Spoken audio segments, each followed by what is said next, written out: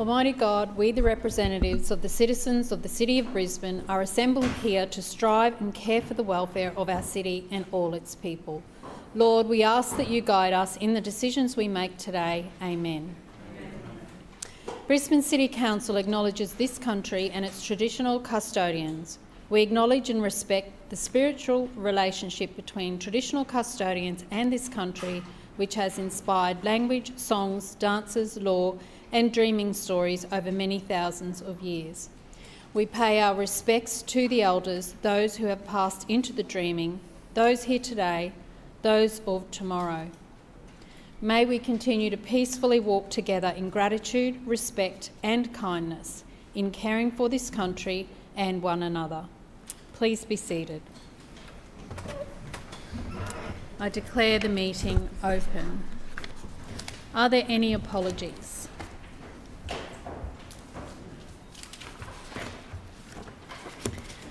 I would like to now call on Mr Luke Nixon, who will address the Chamber on Council's LGBTQIA+ inclusion journey and success in the Australian Workplace Equality Index. You can either sit or stand. You can either sit or stand, whatever you're comfortable doing. Thank you. Please proceed, Mr Nixon. You have 5 minutes. I would also like to acknowledge the traditional custodians of the land in which we meet and pay my respects to the elders, those who have passed into the dreaming, those here today and those of tomorrow. My name is Luke Nixon, a proud Brisbane resident and member of the LGBTQIA+ community. I am the former Principal Inclusion Coordinator of Brisbane City Council and former Chair of River City Pride, Council's LGBTQIA+ employee network.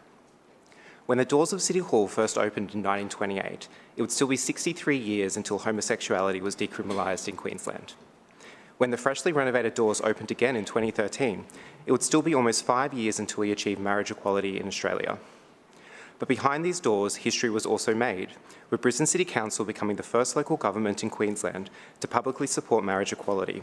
And just last year, our Lord Mayor of Brisbane, for the first time, raised the rainbow flag on City Hall, alongside and in partnership with the LGBTQIA+ community of Brisbane. But this isn't where the first stop for Council. With Council in 2018 becoming the first and only local government to achieve Gold Employee status in the LGBTQ+ Inclusion Awards. But it did not stop there. Council went on to win gold in 2019 and 2020 and was recognised in 2019 as the top government employer nationally. This was no easy feat. Sitting here today, I am now proud to announce that on the 31st of May 2024, Council was again awarded Gold Employee status at the Australian LGBTQ+ Inclusion Awards in Sydney. Congratulations on this impressive achievement. I'm proud to also announce that this year Council was the second highest ranking government authority nationally. When we started River City Pride back in 2013, we never thought we would achieve Gold Employee status once, let alone 4 times. River City Pride is now 11 years old and boasts 150 members and is still growing strong under the leadership of Sarah Tell.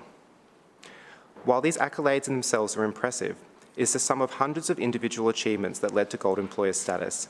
While there are far too many to squeeze into today, for me, my favourites are reviewing and amending dozens of policies and procedures to ensure they are inclusive of LGBTIQ+ employees, raising over $20,000 in staff and donations to Open Door Youth Service, training over 150 LGBTQI+ allies, marching in uniform at the annual Brisbane Pride March, and becoming the first government authority nationally to develop a gender affirmation guideline. What an impressive list, and that only just scratches the surface. But it's important to note that these achievements were not possible without the dedication and commitment of countless employees. And on that note, I'd like to give a special thank you to David Marn, who in 2013 founded River City Pride. David, you told me that Pride was more than just a party, and that through education and training, we could shift the dial. And if we worked hard enough and for long enough, queer employees in Council would no longer feel afraid to bring their authentic selves to work. You truly exhibit courage to make a difference in all that you do. And to Councillor Vicky Howard, you've been the staunchest ally of River City Pride and the LGBTQ+ communities across Brisbane for many years. Without your unwavering commitment and support, Brisbane's journey to inclusion would have been a little bit harder and perhaps a little bit slower. Thank you, Councillor Howard, from the bottom of my heart.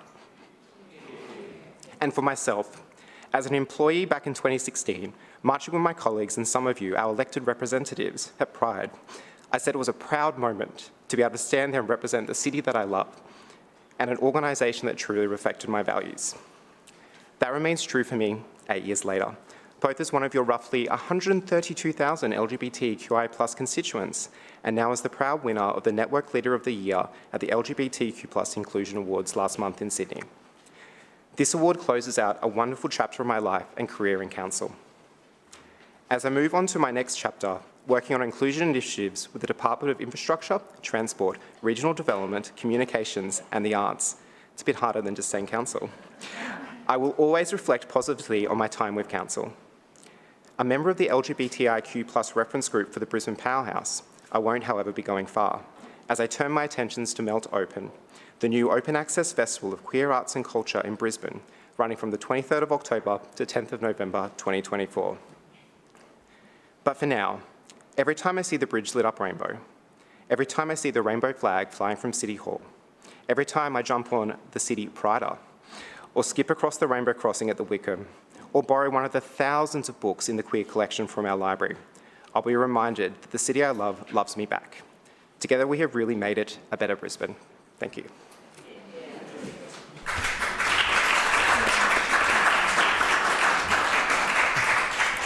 Thank you, Mr Nixon. I'll now call upon Councillor Cunningham to respond. Thank you, Madam Chair. Luke, firstly, I want to thank you for your presentation to the Chamber today. You can be so proud of what you have personally achieved here at Council in recent times and in your career so far. Council continues to work hard to foster a culture where diversity is valued, inclusion is intrinsic, and people feel that they can bring their whole selves to work. This is cemented through our people strategy, the inclusion blueprint, the communities of inclusion, and leadership here at Brisbane City Council. I know that across your 13 years at Council, you've contributed to an incredible amount to making our city a better place and to making our organisation a better place to work. Your time as the sole chair of River City Pride saw it transform from what was just a small employee network to now a leading employee resource group, which is recognised nationwide. Having now won Gold Employer status 4 times, we can proudly say that we are a leading government employer in LGBTIQ+ inclusion in Australia. We are the only local government in Australia to have achieved this status. This is in no small way thanks to your dedication. And again, on behalf of Lord Mayor Adrian Schrinner, the Civic Cabinet and Brisbane City Council, I want to sincerely thank you from the bottom of my heart. I know you've now taken up a role with the federal government, and I hope that you can contribute to making change at that level. On a personal level, Luke, your kindness, your warmth, and your dedication is something that does stay with me, and I want to thank you very much for everything you've done. Cheers. Thank you, Mr Nixon, for coming in today. Now I'd like to call for confirmation of minutes, please. Chair, I move that the minutes of the 4,737th meeting held on Tuesday, the 4th of June 2024 be received, taken as read and confirmed. Seconded. It's been moved by Councillor Dixon and seconded by Councillor Givney that the minutes of the 4,737th meeting of Council held on the 4th of June 2024 be received, taken as read and confirmed. All those in favour say aye. Aye. Those against, no? No. The ayes have it. Question time. Are there any questions of the Lord Mayor or a Civic Cabinet Chair of any of the standing committees? Councillor Wolfe. Thank you, Madam Chair. My question is to the Chair of City Planning and Suburban Renewal Committee, Councillor Allen. Councillor Allen, the federal and state governments have been caught out falling well short of their targets to build more homes. Can you please update the Chamber on some of the dire statistics coming from these reports? Councillor Allen. Thank you, Madam Chair, and thank you to Councillor Wolfe for the question. So, Madam Chair, it's not just the state government who are falling behind on their housing targets. Last week it was uncovered that the agency tasked with delivering the federal government's affordable housing fund, Housing Australia, spent $24 million on external consultants and a further $6 million in executive salaries last year. $30 million and not one single house has been completed under the scheme. It is clear that the Housing Australia Future Fund will struggle to complete any new social or affordable houses within the Federal Labor's first term due to the lack of accredited builders eligible to work on government-funded projects. But, Madam Chair, why is this federal program relevant? Because Queensland, like their counterparts, has agreed to the housing targets. For Queensland, this includes 5,600 affordable and social homes to commence before the 30th of June 2027. On top of that figure, the state government has also committed to delivering 53,500 new social homes by 2046. This equates to approximately 2,500 new homes per year. Many might think this target isn't outrageous or that it is not unreasonable for 5,600 homes to be delivered within 3 years. But let's look at the state track record on building social houses. Since the 2017-18 financial year, a total of 3,220 social houses have been built, an average of about 500 homes per year. But those figures can't be relied on because in the same period they have sold 1,000 public houses and nearly 250 vacant parcels of residential land. Madam Chair, it's evident they cannot meet the targets they have laid out for them. The Property Council recently unveiled their Stacked Against Us report, calling on the state government to review the state's prohibitive tax settings that continue to compound our housing supply and affordability issues. Last week, Brisbane surpassed Melbourne to become the second most expensive capital city in Australia, with the median value for a house in Greater Brisbane now at almost $1 million. The Stacked Against Us report highlights that 32% of the cost of a new house and land package in Brisbane is taxes. In 2004, the median house price was $310,000. Now, 20 years later, that figure alone is the cost of the taxes on a new home. But the most alarming statistic out of this report was that the state government received $3.5 billion in transfer duty receipts alone over the last 3 years. $3.5 billion in 3 years. Let that sink in. And has more money reinvested in our housing? No, none of that money has gone into housing. It doesn't appear to be the case anyway. Over the weekend, the state announced it was increasing the threshold for the first home buyer concession on transfer duty from $500,000 to $700,000. A very similar idea was floated by the LNP in January and then rubbished by state Labor. Minister Scanlon took to her social media, minus her usual get-up of high-vis vest and squeaky clean hard hat, to say that a nurse who wants to buy a property for $700,000 on the northern Gold Coast won't have to pay stamp duty, saving them $17,000. Thank goodness Minister Scanlon isn't in the health portfolio, because I am quite sure that most registered nurses in Queensland earning approximately $85,000 per annum will not be able to afford a $700,000 property. Perhaps our nurses and teachers will be seeking a career change to the construction sector, where under best practice industry conditions, they might be able to afford such a house. Construction costs have skyrocketed under state Labor, with exorbitant labour costs, lack of productivity and Queensland's Big Build program resulting in many residential projects across the city no longer being feasible or viable. While the Brisbane Council is doing what it can to encourage housing construction, the big levers are with the state government and they are not pulling the right ones. Thank you, Madam Chair. Further questions? Councillor Cassidy. Thanks, Chair. My question is to the Lord Mayor. Lord Mayor, we've now seen the state government announce that they are either reducing or freezing every fee or charge as part of their cost of living measures, all supported by the LNP at a state level, I note. Will you freeze or reduce rates, fees and charges in tomorrow's council budget to assist struggling ratepayers and renters? Lord Mayor. Thank you, Madam Chair. Well, that is an interesting change of tune from the Leader of the Opposition, because it wasn't just too long ago when Labor's Lord Mayoral candidate was asked a question about rates. What will you do if you're elected? And the question was, what's more important to you, service delivery or keeping rates low? What do you think the answer was to that question? From the question that we've heard today, you would expect it would be keeping rates low. But no, it wasn't. It was service delivery. And in fact, it said, the Lord Mayoral candidate said, if people see value for their money, then rates aren't so much of an issue. Yeah. So read between the lines. We'll keep spending. We'll make big promises, and we're just going to put up your rates. And you'll be okay with that. That was the view of Labor just a few short weeks ago.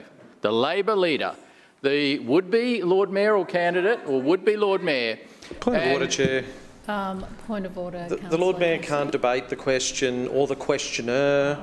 He's required under the meeting's local law to answer the question, and it was a specific question about what he is going to do. Yeah, I don't uphold your point of order, and I do warn councillors, Councillor Collier, about calling out while councillors on their feet speaking. We remain quiet. Lord Mayor is answering the question. Thank you, Madam Chair. It must be nice to live in the magic pudding world that these people live in. The fantasy land where you can promise $3.5 billion worth of commitments and somehow also freeze rates. Because this is what... One moment, please, Lord Mayor. Councillor Cassidy, I have already asked you to stop calling out and speaking over the top of the Lord Mayor while he's answering the question.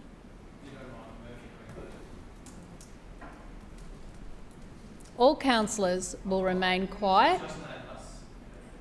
Thank you, Councillor Cassidy. Lord Mayor. Thank you. So there was a question about what I might do in the budget tomorrow. And context is important here, because what I can and can't do in the budget depends on things like what commitments have been made in the lead up to the recent election. And I can tell you, we made a number of important commitments to the people of Brisbane. Very important amongst them was doing everything we can to keep the budget balanced and to keep rates low. And in fact, we did something that was unprecedented. 6 months out from an election, we went out there and said we are going to reduce spending by 10% across the board, by $400 million, to keep your rates down and to make sure that you don't pay more in the future. And what did Labor do in response to that? They opposed every single savings measure, every single sensible savings measure they opposed. And yet the Leader of the Opposition has the temerity to get up here in the council chamber and then expect rates to be frozen. They didn't promise to freeze rates in the election. What we did is we promised to keep rates as low as possible and to deliver sensible savings to keep the budget balanced. And that's exactly the budget that we'll be delivering tomorrow. What we do know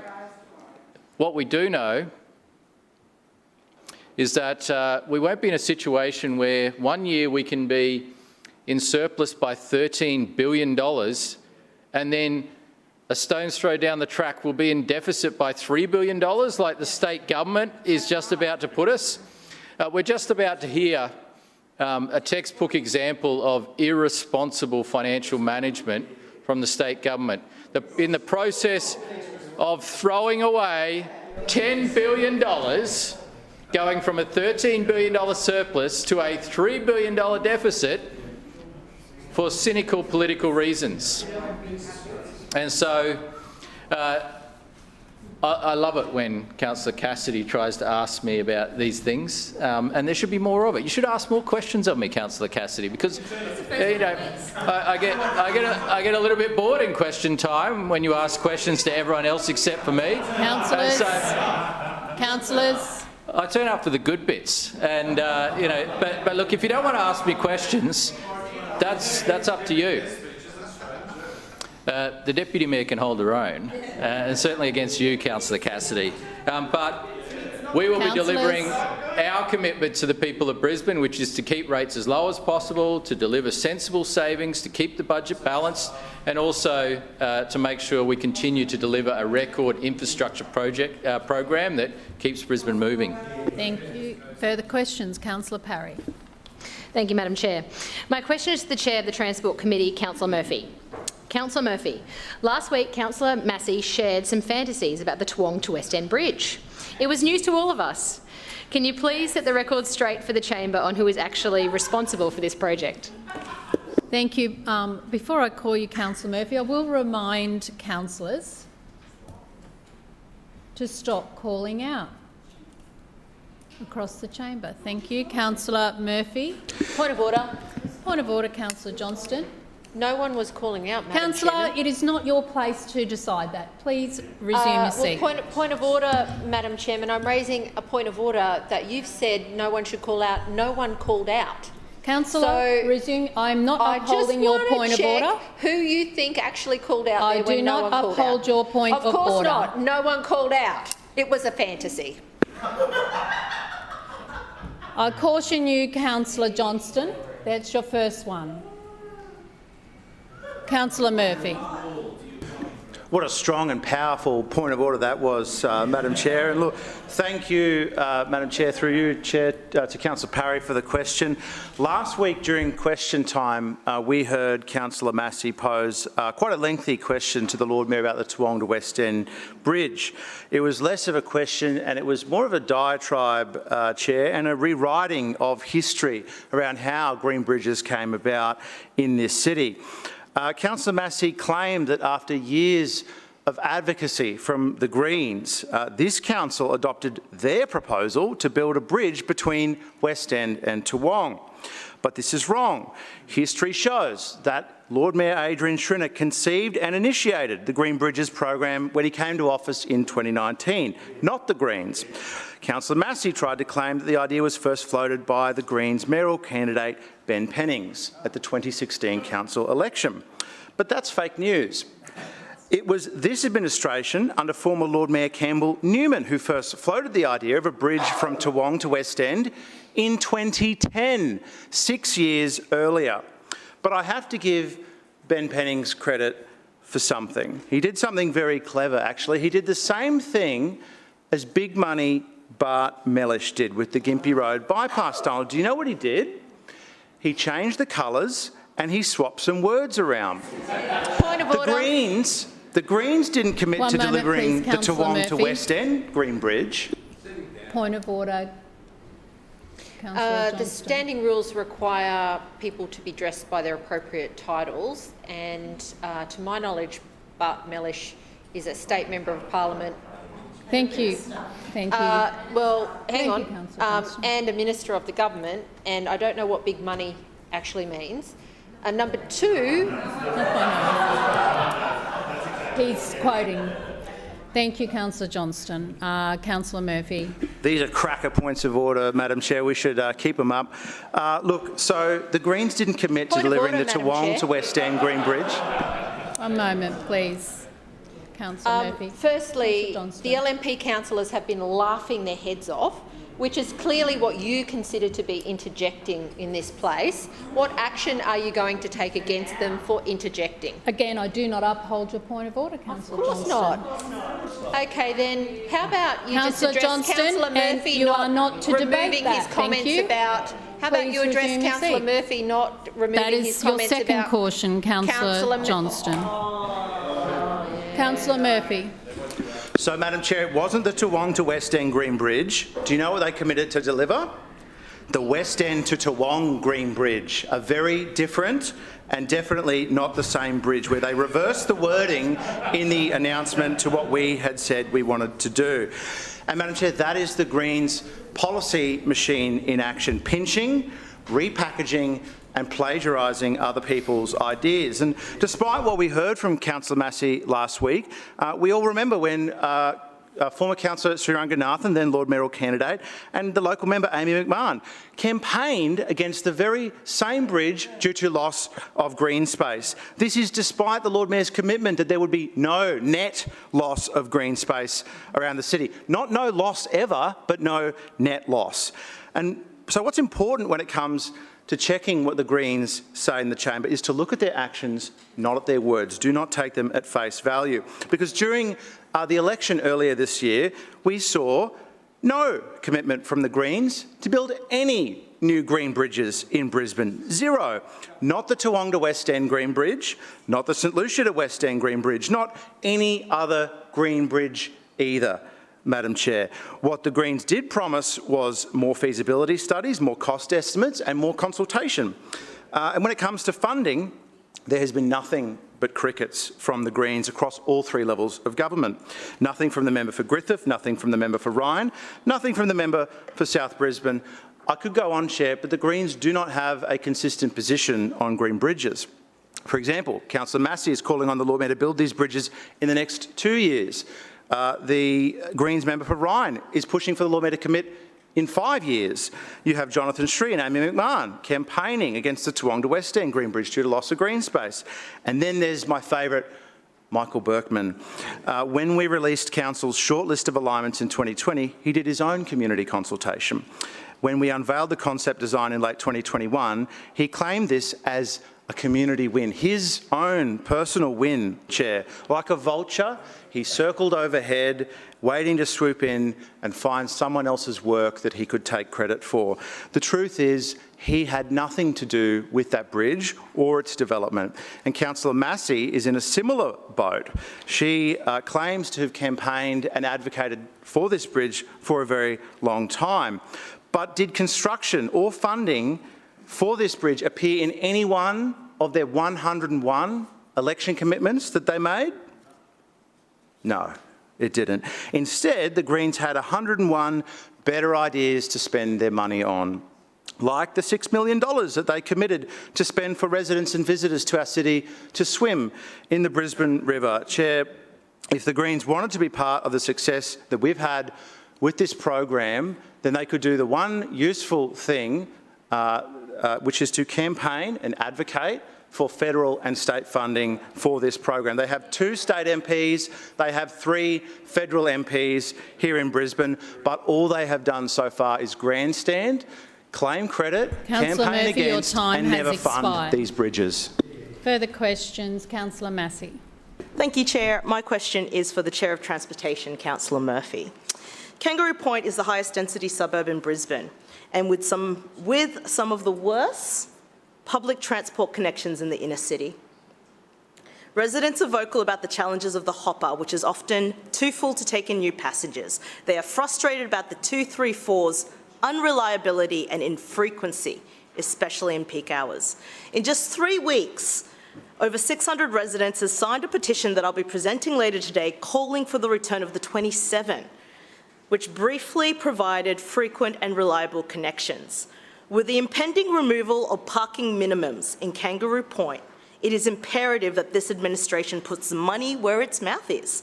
So, Chair, my question is, what do you say to the residents and ratepayers of Kangaroo Point who have vocally believed that Brisbane City Council administration, this LNP one, has abandoned their basic transport needs? Well, Councillor Murphy. Wow, Madam Chair, what I would say is a big wow. I am shocked to hear that from Councillor Massey, because there has been no council in the history of Brisbane City Council since 1925 that has done more for the residents of Kangaroo Point than this council, than Campbell Newman, Graham Quirk and Adrian Schrinner. It was this council, this administration, who has delivered and upgraded terminals all through the Kangaroo Point Peninsula. It's been this council that has weathered 2 floods in 2011 and then again in 2022 and repaired and restored the entire network through Kangaroo Point. It's been this council that has delivered the Deacon Street Bikeway and connections through Woolloongabba Bikeway. It's been this council and this Lord Mayor who committed to build the Kangaroo Point Green Bridge, a transformative piece of infrastructure for our city that has been talked about since the early 1800s, and it's taken till 2024 for it to be built. One moment, Councillor Murphy. Order, Councillor The question was on basic transport need, including public transport. Councillor Murphy. Well, Madam Chair, I know I've got 5 minutes to answer the question, but I'm so flabbergasted that the question was even asked. And I need to remind the councillors opposite of this administration's historic commitment to the people of Kangaroo Point, and that commitment is out there in the river right now being built. One moment, please, Councillor Murphy. Councillor Johnston, point of order. Just until you gerrymander the rules, the meeting's local law require you to make a ruling on a point of order. Councillor Massey asked for a ruling, and all you said was Councillor Murphy. That seemed to be calling him and not addressing the point of order. So could I ask for your ruling, please? Yes, Councillor Johnston, I believe he is getting to his question, answering the question, and he still has several minutes to do that. Councillor Murphy. Thank you very much, Madam Chair. I simply remind Councillor Massey that the Greens never went to an election committing to deliver the Kangaroo Point Green Bridge. Not that we expect thanks from Greens councillors when it comes to delivering enormous amounts of infrastructure for their wards, but at the very least you would expect to potentially not be attacked in the way that we've just been attacked for not delivering for the residents of Kangaroo Point. We are delivering. We have upgraded, just most recently, the Dockside Ferry Terminal. We're now upgrading the Mowbray Park Ferry Terminal. Construction of the Kangaroo Point Green Bridge is now over 90% complete, and we'll open that late this year. And it will take 80,000 cars off the road. It will take over 6,000 cyclists and scooter users and pedestrians each and every day. Now, to get to Councillor Massey's question, there was, I think it was very much a loaded question. We acknowledge and have acknowledged through the Green Bridges program itself that public transport in Kangaroo Point is not what we would want. We want to see more people able to use public transport and active transport in Kangaroo Point. One of the best ways that we can do that is by connecting that peninsula to the CBD, which has access to the richest public transport in all of Brisbane, in all of Queensland. They will have effectively a 400-metre walk or ride to the best public transport that the city has to offer as a result of that bridge. They'll also have access to the new Route 26 when Brisbane's new bus network comes online at the end of this year at the commencement of Brisbane Metro, a project which, if the Labor Party and the Greens were to win the last council election, would have been cancelled. Because we know that, because Tracy Price said that there would be nothing more in respect of Brisbane Metro if they got into office. And we know the only way they would have got into office is with the support of Councillor Massey and her comrades within the Greens. So the only improvements that have been made to public transport in Kangaroo Point in the last decade have been made by the LNP. Now, that doesn't preclude the state Labor government from making improvements to public transport in Kangaroo Point. Have they done that? No. No, Madam Chair. So I'd simply ask the question, what has been the use of having a Green State Member of Parliament in South Brisbane? Has she been able to deliver any tangible improvements to public transport in her time as a Member of Parliament? What does she tell her constituents that she does for work? It's certainly not improving public transport for her community, but it is great that the one party, the one team that is doing so much for public transport and active transport in Kangaroo Point, the LNP, is criticised by the Greens for not doing enough. Now, on Route 27, we know I wrote to Bart Mellish, the Lord Mayor has written to Bart Mellish, and we have asked for the state to fund that route as a revenue route. They have refused. We are not going to simply continue to maintain a free shuttle for the people of Kangaroo Point for time immemorial. That was there to replace the Dockside Terminal, and that was taken out of action. Councillor Murphy, your time has expired. If the state agrees, we'll reinstate it. Further questions? Councillor Marx. Thank you. My question is to the Chair of Environment, Parks and Sustainability Committee, Councillor Davis. Councillor Davis, Brisbane is the koala capital of the world, but there's always more that can be done to increase our koala population. Can you please update the chamber on the latest work happening in this space? Councillor Davis. Thank you, Madam Chair, and through you I'd like to thank Councillor Marx for the question, and I know Councillor Marx is very interested in the topic of koalas, and I think even more so now that you're the Deputy Chair of the Environment, Parks and Sustainability Committee. Madam Chair, I'm always excited when I get the opportunity to update the Chamber on the work that we're doing to keep Brisbane the koala capital of the world. And I'm pleased to advise today that we've now reached yet another milestone and finalised a funding agreement with the University of Queensland to work with Council to deliver this administration's Koala Recovery and Resilience Project. This important initiative was something that the Lord Mayor announced during the election campaign, and I know that there was great enthusiasm for this announcement when it was made. So it's fantastic to be able to share that important news with the Chamber today. As you know, we've had a partnership with the Koala Ecology Centre at the University of Queensland for many years, and through this work we've been able to deliver the first successful koala population re-establishment in Brisbane's history at Pooh Corner, and today I'm delighted to advise that thanks to this program, another koala named Sean, not to be confused with the lead researcher, Dr. Sean Fitzgibbon, was released last week into the Wacol bushlands. It's wonderful to see that Pooh Corner's population is doing very well, so much so that they're starting to expand organically into the new areas, which we saw when Lady Jane and Glenda migrated over to the Wacol bushland, which is just next door from Pooh Corner.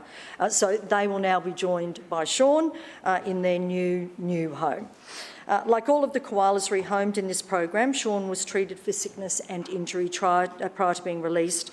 But going forward under this new funding agreement, we can proactively vaccinate every koala rehomed under the program for chlamydia using the QUT vaccine, which has been developed right here in Brisbane. And this is really very exciting, Madam Chair, because not only will we be re-establishing new koala populations, we can do so in a way that ensures that they have the very best chance to thrive. And whilst the registration of the QUT vaccine is progressing, we're not sitting on our hands. We're getting on with the next phase of this important work of rolling out the Koala Recovery and Resilience Project. We'll take the knowledge that we've gathered through our research projects and apply it to our first citywide population recovery initiative. And while we will continue to invest in protecting and maintaining Brisbane's koala population, like the thriving population at Whites Hill Reserve, this ambitious project seeks to expand the successful work that's been happening over at Pooh Corner. Not only does this mean more koalas in more parts of Brisbane, but it also helps to improve genetic diversity and the sustainability of koala populations in the long term. We'll continue to leverage the expertise from our partnerships with UQ and QUT to rehabilitate and re-establish koalas in their new homes, but of course we will also be coordinating with the RSPCA and the Mogul Koala Hospital. Now that the funding agreement has been signed, work can commence to undertake further investigations into koala re-establishment at 4 key priority sites, which are understood to have had koala populations in the past but are not present now, or in very low numbers. And the 4 sites we'll be looking at are at Mount Cootha Reserve, Mastela Road Reserve in Mount Crosby, Bayside Parklands in Wynnum, Manly and Lota, and Karawatha Reserve. Through many years of habitat acquisition and restoration that we've undertaken, we can now contemplate reintroducing our iconic koalas on this scale. All of the sites have been acquired, expanded and enhanced through the programs that we fund through the Bushland Preservation Levy, including, of course, the Bushland Acquisition Program, but also the ongoing work that we do to restore the habitat that we do acquire.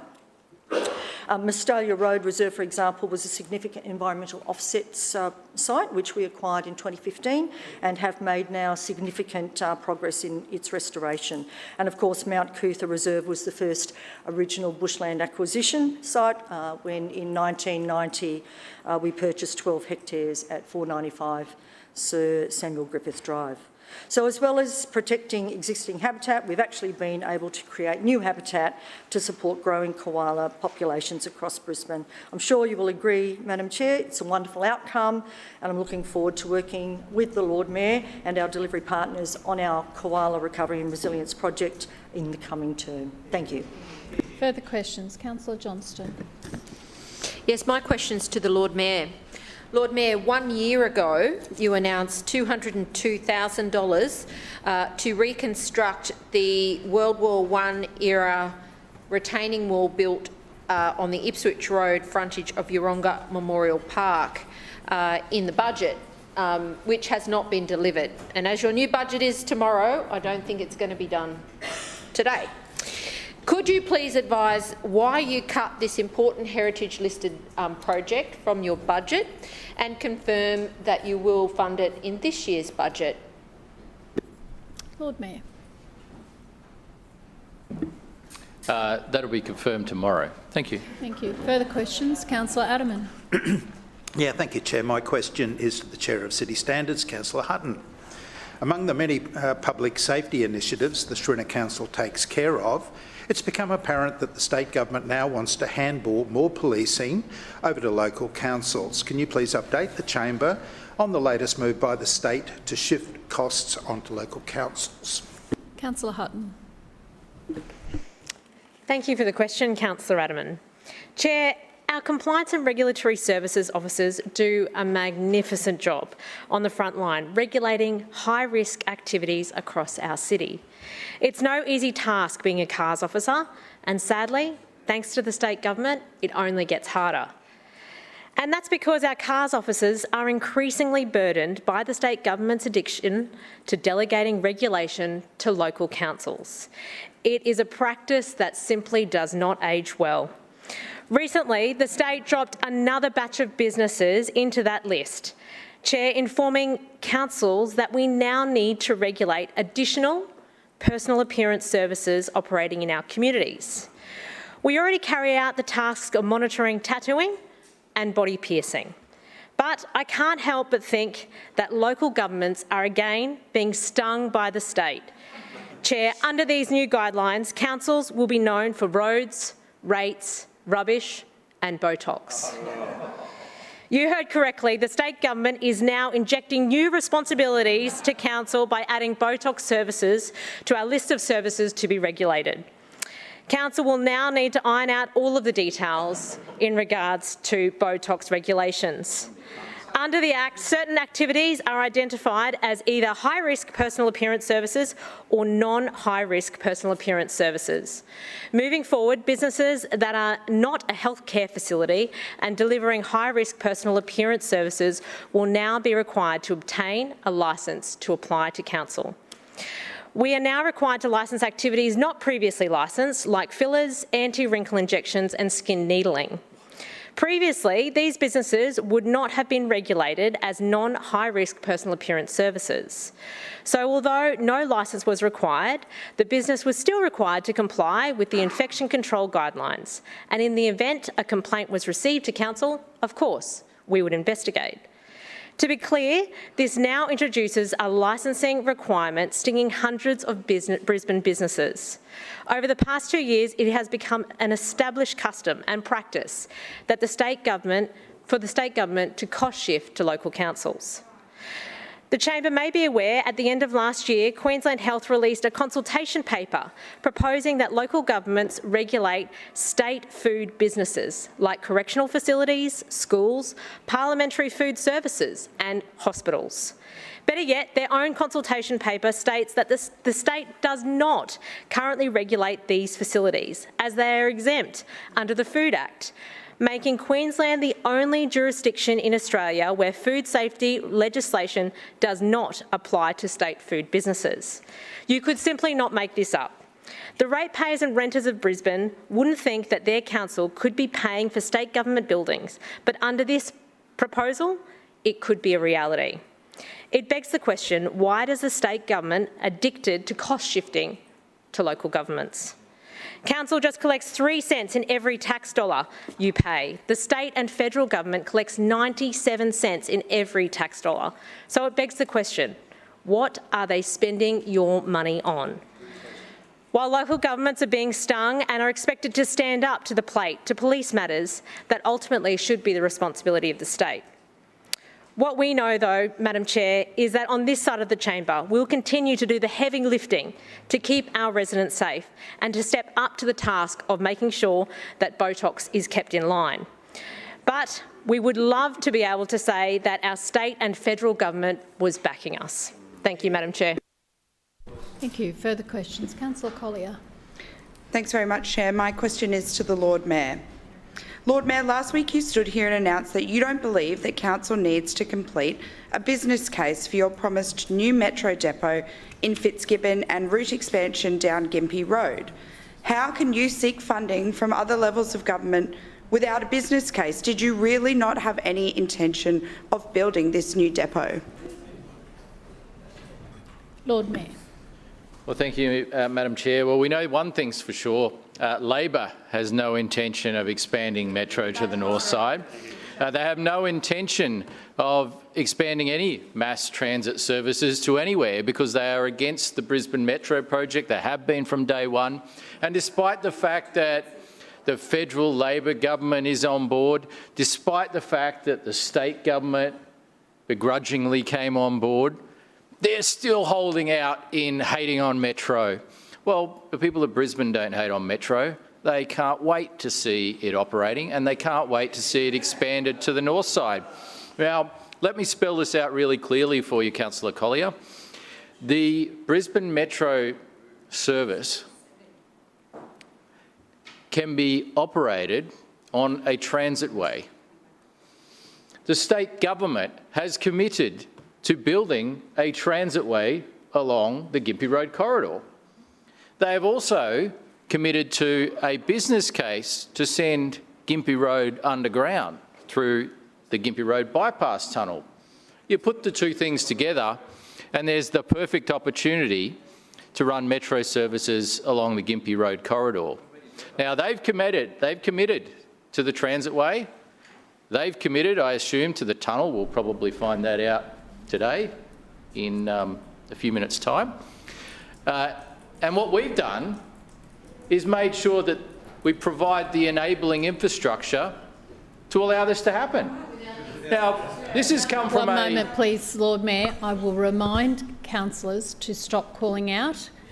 I have told you before, supportive interjections are fine, but calling out, and if you don't particularly like the answer, that doesn't mean you can continue to yell out your question or to call out. Speakers will be heard in silence. Lord Mayor. Now, this has come from an opposition that just last week was trying to accuse us of buying too many metro vehicles. Yeah. Never mind that from day one, when we signed up for the vehicle, we always said it would be 60 vehicles to start with the opportunity to expand from there. Never mind that. They think we bought too many metro vehicles. Their policy is to put more dirty, old-style buses onto the road. We heard that in the election. Their only plan for public transport is to put more regular buses onto already congested roads. That's their genius plan. And in fact, the state government told us that they wanted zero-emission buses, but now they've just ordered 200 dirty diesels. This is the Labor plan for public transport in Brisbane. We have an alternative plan. Turn up and go. Fully electric metro services, not just along the first two lines, but to other parts of the city too, like the Gympie Road corridor, like to the Brisbane Airport, and like to the eastern corridor along Old Cleveland Road. These are the ambitions that we have for a mass transit service that can be expanded.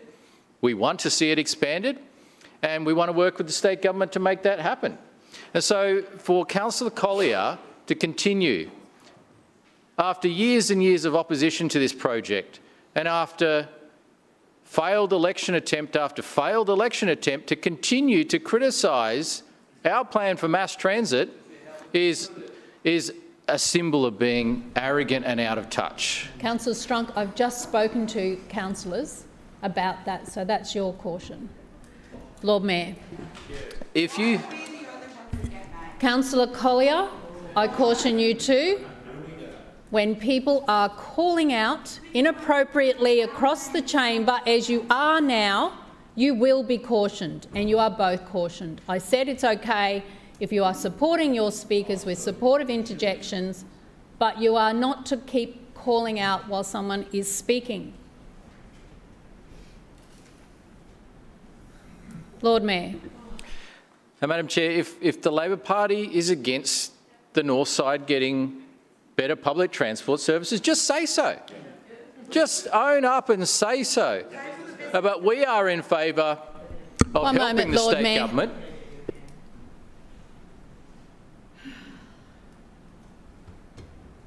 I couldn't be clearer, Councillor Collier and Councillor Cassidy. So I do caution you again for the rest of the meeting not to be calling out inappropriately, showing unsuitable meeting conduct. Lord Mayor. Thank you, Madam Chair. We are in favour of helping the state government to make the best possible use of the infrastructure that they have committed to build.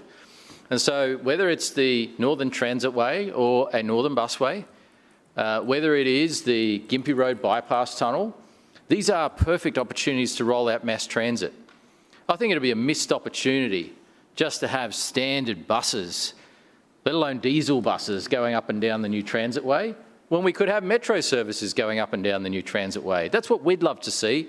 We're doing our part, and we'll continue doing our part. But it's really clear that you don't need a business case to show that this expansion is not only something that stacks up, it is much needed. It's something that has been endorsed by the people of Brisbane at the recent election really clearly, by your residents, Madam Chair, by Councillor Davis' residents, by Councillor Parry's residents, by Councillor Allen's residents, by Councillor Wines' residents, by Councillor Howard's residents.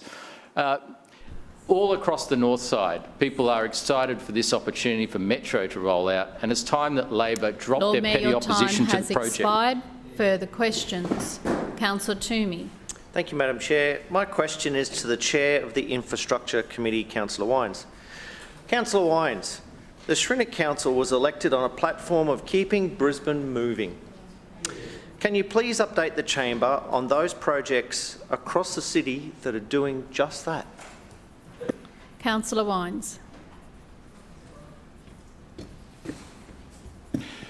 Thanks, Madam Chair. Can I begin by thanking Councillor Toomey for his question and recognise his keen interest in ensuring there's a high quality of infrastructure for not only the Gap ward but right across Brisbane. The Infrastructure Committee and our plan to keep Brisbane moving focuses on a whole range of infrastructure elements, whether it be small community projects or in Councillor Toomey's area, we're doing a lot of work to ensure Mount Nebo Road reopens and is safe to use, both in the near and, importantly, the long term, improving its resilience as access to communities like Pee-wee Bend and beyond in that area, showing once again our focus to service the whole city. But while I say there are a range of projects, both big and small, let me spend some time considering and discussing some of the smaller projects. So there are a host of smaller projects through our local and district projects delivered right across our city. While they might not be necessarily super glamorous, they are very important to the communities that they're in. I note that two projects we wouldn't normally take time to reflect on, but I think it's important that we do at this particular instance: Paradise Road and Savages Road culvert reconstructions. Now, Savages Road, I believe, is in Councillor Adamans' ward, and it is a really interesting work to ensure that a culvert crossing in, I believe, Brookfield is protected for the long term. So we've had some discussions in this place, and we will later today, about ensuring that communities that can be isolated more easily in our city find access points and have their access in and out of their communities, be more resilient in natural disaster events, in particular flooding. And the Savages Crossing is a good example of what would appear to be basic work, a culvert reconstruction, but I would take, and I encourage, thank you, Councillor Adam, and I take the opportunity to encourage councillors to reflect on these basic works which have created both an improved drainway and an improved bridge over in that particular area. And I know that the Paradise Road and Willawong is also a comparable, I believe actually larger project that also services the outer southwest. In a similar vein, those sorts of projects that protect our infrastructure against natural disasters. One in the northwest was completed this last fortnight. It's a bridge called Burwood Street Bridge, which connects Councillor Davis's community of Everton Park to my own community of Mitchelton. It is the bridge that I would say it's the bridge out of the back of Brookside that takes you to Everton Park. Now, that bridge suffered significant scouring, with some question marks over the reliability of the foundations after the 2022 flood event. We have recently completed works, both we did short-term works early on, and we've completed our long-term works now to protect the abutments and piers beneath that bridge to ensure that it does not require replacement in the near term and should endure if a flood at the 22 level or higher were to occur in that location again, that bridge would be protected and would be able to be used by the community almost immediately once it was cleaned up after.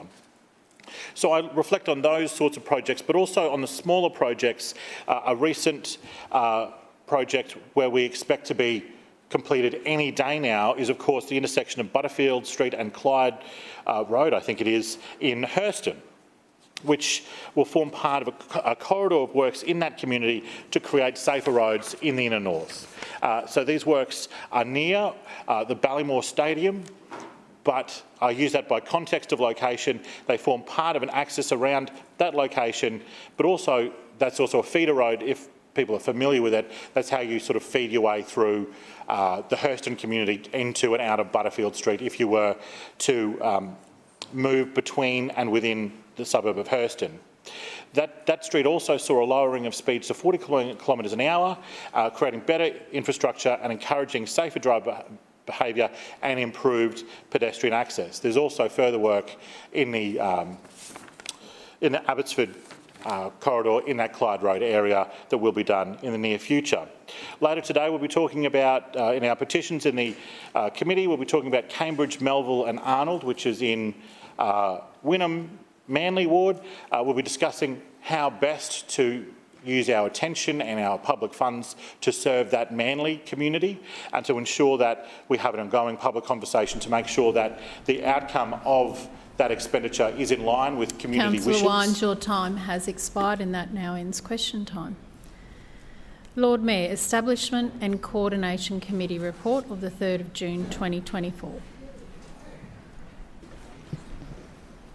Madam Chair, I move the report of the Establishment and Coordination Committee meeting held on Monday, 3rd of June 2024 be adopted. Seconded. It has been moved by the Lord Mayor and seconded by the Deputy Mayor that the report of the Establishment and Coordination Committee meeting dated Monday, 3rd of June 2024 be adopted. Is there... sorry, Lord Mayor.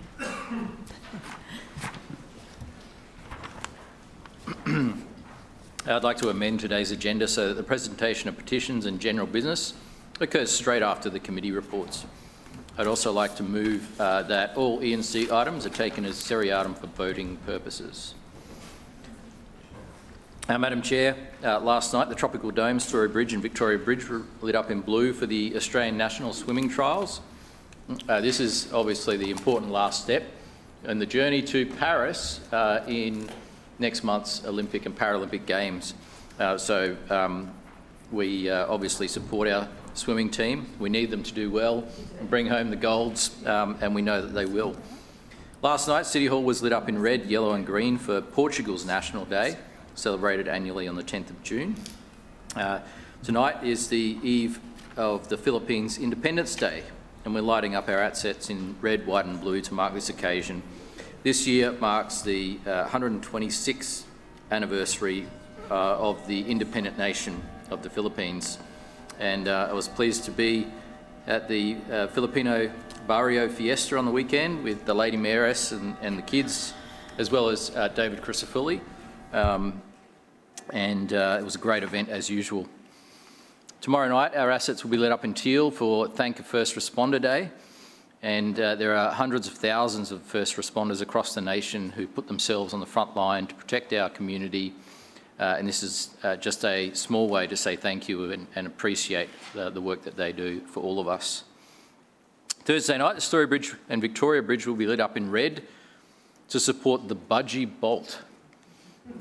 Now, this is a fundraiser for Young Care, which sees hundreds of Young Care supporters walk or run 5 kilometres in their budgie smugglers in New Farm Park.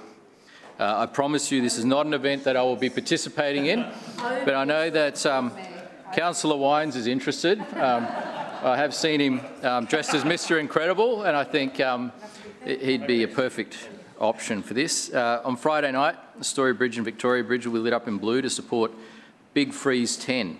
This event shines a light on those who are battling motor neurone disease, MND. Finally, on Saturday, all our assets will be lit up in purple to support World Elder Abuse Day. This day provides an opportunity for communities around the world to promote a better understanding of abuse and neglect of older people and raising awareness of the consequences of these actions. Before I move on to the reports, I also wanted to table, in accordance with the City of Brisbane Act, the Queensland Audit Office interim report for 2024, not the final report, the interim report, and so I'll table that, Billy. Now, the first two items in front of us relate to the current housing shortage that Brisbane, Queensland, and in fact the whole of Australia is experiencing right now, but is part of our response in terms of making housing supply more feasible. Now, we know that there's a shortage of every kind of housing that's required in the community. We know that the state government has promised us that they've got it all under control with social and affordable housing. They're on to that. They've got big plans to do all of that. Our responsibility is to facilitate the 96% of housing provided by the private sector in the general housing market. And these two submissions help in that respect. Item A is an amendment to Brisbane City Plan 2014 for the Stones Corner Suburban Renewal Precinct. Now, this precinct is the first official opportunity to move forward on a suburban renewal precinct. We've obviously been talking about our suburban renewal program for some time, but one of the things we've been waiting for from the state government is a more streamlined planning process which allows us to respond quicker to the immediate needs of the community for more housing. And as I've mentioned many times before in the past, the current planning scheme amendment or neighbourhood plan can easily take 2, 3 or even 4 years to go through all of the appropriate planning processes and approvals. And 4 years is just unacceptable in the midst of a housing crisis. 4 years does not allow local governments to respond flexibly to the needs of the community today. The needs of the community in 4 years' time may be different, but right now we know there is an urgent need for more homes. Our suburban renewal precincts are an opportunity to unlock some housing opportunities in targeted locations that either have underutilised land, such as commercial and industrial areas, where there's a great opportunity to create some mixed-use communities with new residential opportunities. Now, this one is particularly a wonderful opportunity because Stones Corner has such great access, not only to great public transport, but also to incredible green space and parkland with the Hanlon Park precinct right on its doorstep. And so we've got the Eastern Busway with a station at Stones Corner. We have a train station at Buranda, which is right next to Stones Corner. So they've got bus rapid transit options, they've got rail options, there are good active transport options, and there's great green space and parkland that we have invested in to create a thriving community. And so this plan will unlock the opportunity for up to 1,300 new homes in the Stones Corner precinct. And that's an opportunity to see more people living in an area that's well serviced by infrastructure and facilities such as green space and parkland. So it makes sense. It fundamentally makes sense. We have reached out to the local state member, Joe Kelly, on this one and briefed him just recently. We are looking forward to the support of the state government in this process. But the other thing we need from the state government is a fast-track approval process for this plan. Because if it takes 4 years, then there won't be a single new home unlocked under this plan. But if it can be done within 12 months, then that's a great opportunity for homes to be delivered as part of this plan. So we would call on the state government to please consider a fast turnaround for this particular proposal. We think it ticks all the boxes of a high amenity area, which is something that they have put out in their new draft regional plan, which is areas that are well serviced by infrastructure and transport and facilities are suitable for more homes to be built in them, and this is one of those areas. The second item, item B, is the tailored amendment to Brisbane City Plan 2014, the Inner City Affordability Initiative car parking. This is something that I flagged just recently. We're now going through the process of making it official. Now, when it comes to building new homes, particularly in some of those higher density areas that can accommodate significant numbers of new homes, one of the key issues that takes away from the affordability and feasibility of a new building is the provision of an oversupply of car parking, which can cost easily $100,000 per car parking space. Now, if you're building in a basement down in Hard Rock, it could cost even more than that. If you're building in a podium environment, so above street level, above the ground floor, in podium parking, that has two impacts. That costs money, but it also takes away from the ability to provide more actual homes, because those levels above ground where there's podium parking could also be used for new homes. And so getting the right number of car parks in a particular new development is really important, given that each car parking space can cost easily $100,000 to build. And so what we're doing here is effectively taking what already applies in the CBD, has been in place for many, many years, and has been accepted as a good approach to some other high density areas around the CBD. And so these include Kurilpa, which we've already introduced this into. It includes Fortitude Valley, it includes Newstead, it includes Kangaroo Point, and it includes Milton.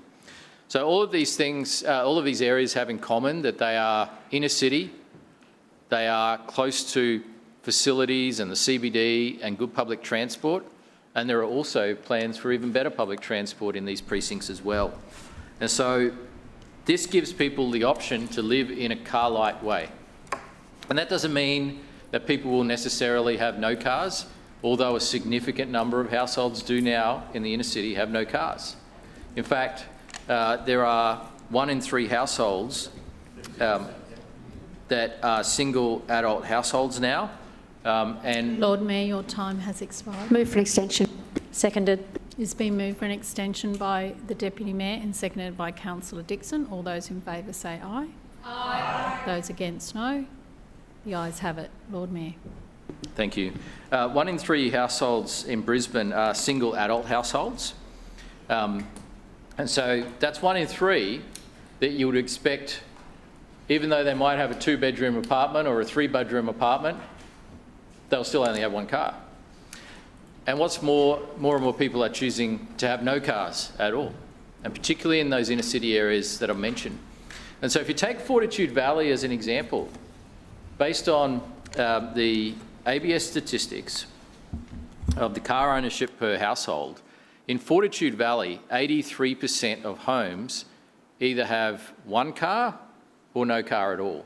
That's 83% of all homes in Fortitude Valley. And so at the moment, if you're building a 2-bedroom or 3-bedroom apartment, then you're required to provide 2 car parking spaces, whether it's needed or not. You may only have 1 car, but the developer has to build 2 car parking spaces for you. And what happens? Well, sometimes people try to rent them out to other people who might want to use them. Sometimes they're used as storage. And you see they keep their bikes or other equipment in that car parking space. But the fact is, this is coming at a cost of $100,000 extra over what it should have been.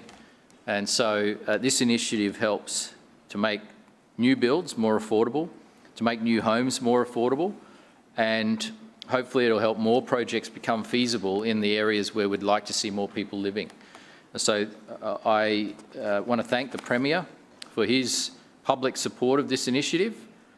He, in fact, not only supported it on the first day it was announced, but he said there's probably other areas where it could go as well. I imagine he'd be thinking about places like his Woolloongabba or a precinct or his priority development areas. But the Premier was very supportive, and we thank him for the support that he's given on this. He understands that if we don't take actions like this, the housing shortage will only get worse, and the housing crisis will only get worse, because it is simply unaffordable to build many of the proposals that have development approvals at the moment. We have 9 years of approved supply in Brisbane. And do you think that developers or builders are sitting on these approvals waiting for a better time? The Greens think so. The Greens, they're in this la-la land where they think that developers are waiting for a better time to build. There is no better time to build than now when it comes to demand. The demand now is more than it has ever been. You are literally in la-la land if you think that people are sitting on land waiting for a better time to build. They are not building because it is not financially feasible to build, because the bank won't lend them money, because the finances don't stack up, not because they're sitting there waiting for a better day to build. The demand is here now, and it keeps coming, and the federal government keeps letting more and more people into the country. The demand is there right now. If you had an approval and you could make it stack up, you would be building it right now. There is no doubt about that. And so we need to make these projects more feasible. Now, we control some of the levers, but there's also some really important levers controlled by the state and federal government. And if everyone does their part, we can get more homes built sooner. The third item on the agenda, item C, is the meetings amending local law 2024. I'm aware that a number of councillors attended the briefing this morning, which provided an opportunity to understand the detail that these changes are bringing forward. The amending local law includes a number of changes as a result of the state government amending their model meeting procedure, which has required us to amend our meetings local law. More than half of the amendments in this reflect the state government's changes, and they relate to things like conflicts of interest and unsuitable meeting conduct by councillors and the chair of council, among other things.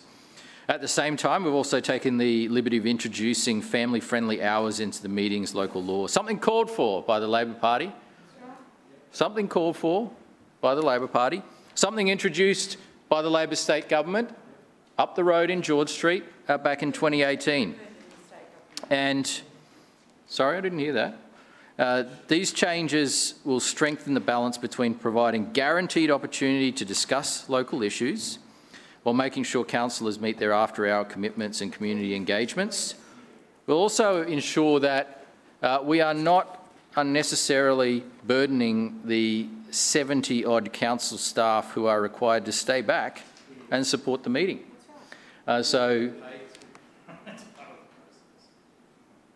Well, Councillor Griffiths doesn't care about those officers, obviously. One moment, Councillor Griffiths, do not call out.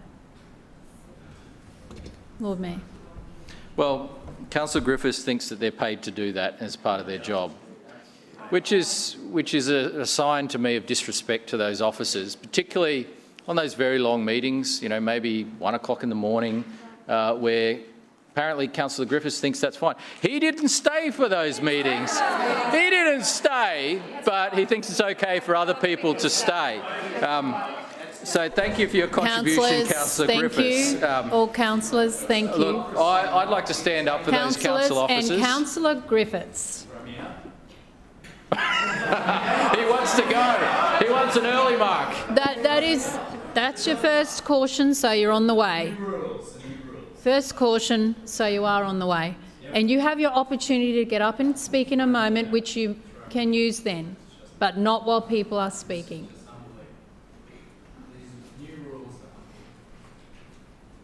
Not calling out across the chamber has always been the rule in this chamber. Thank you, Councillor Griffiths.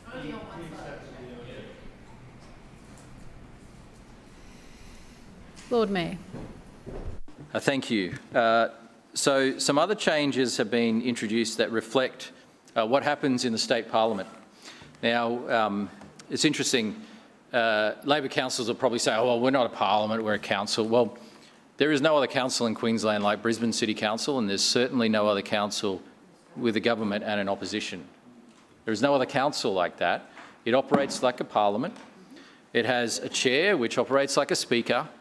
No other council has that kind of environment, and in fact, in most other councils, it's the Lord Mayor who chairs a meeting.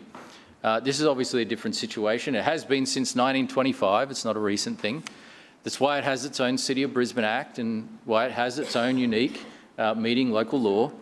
And so, in my mind, it will be perfectly acceptable to adopt a number of the things that the state parliament does, because it's been proven to work.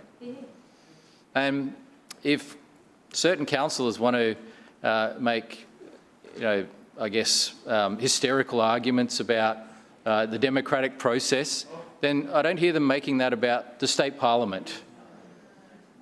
They haven't said such things about the state parliament because we know how they operate. It's one rule for them and a different rule for us, and it's the way it's always been. But these changes are really reasonable, and it does something which I can see there's demand for. It provides some guaranteed time for the opposition to raise their motions. They've obviously found a newfound love for motions, and so we're going to guarantee that every meeting they have a time to raise their motions.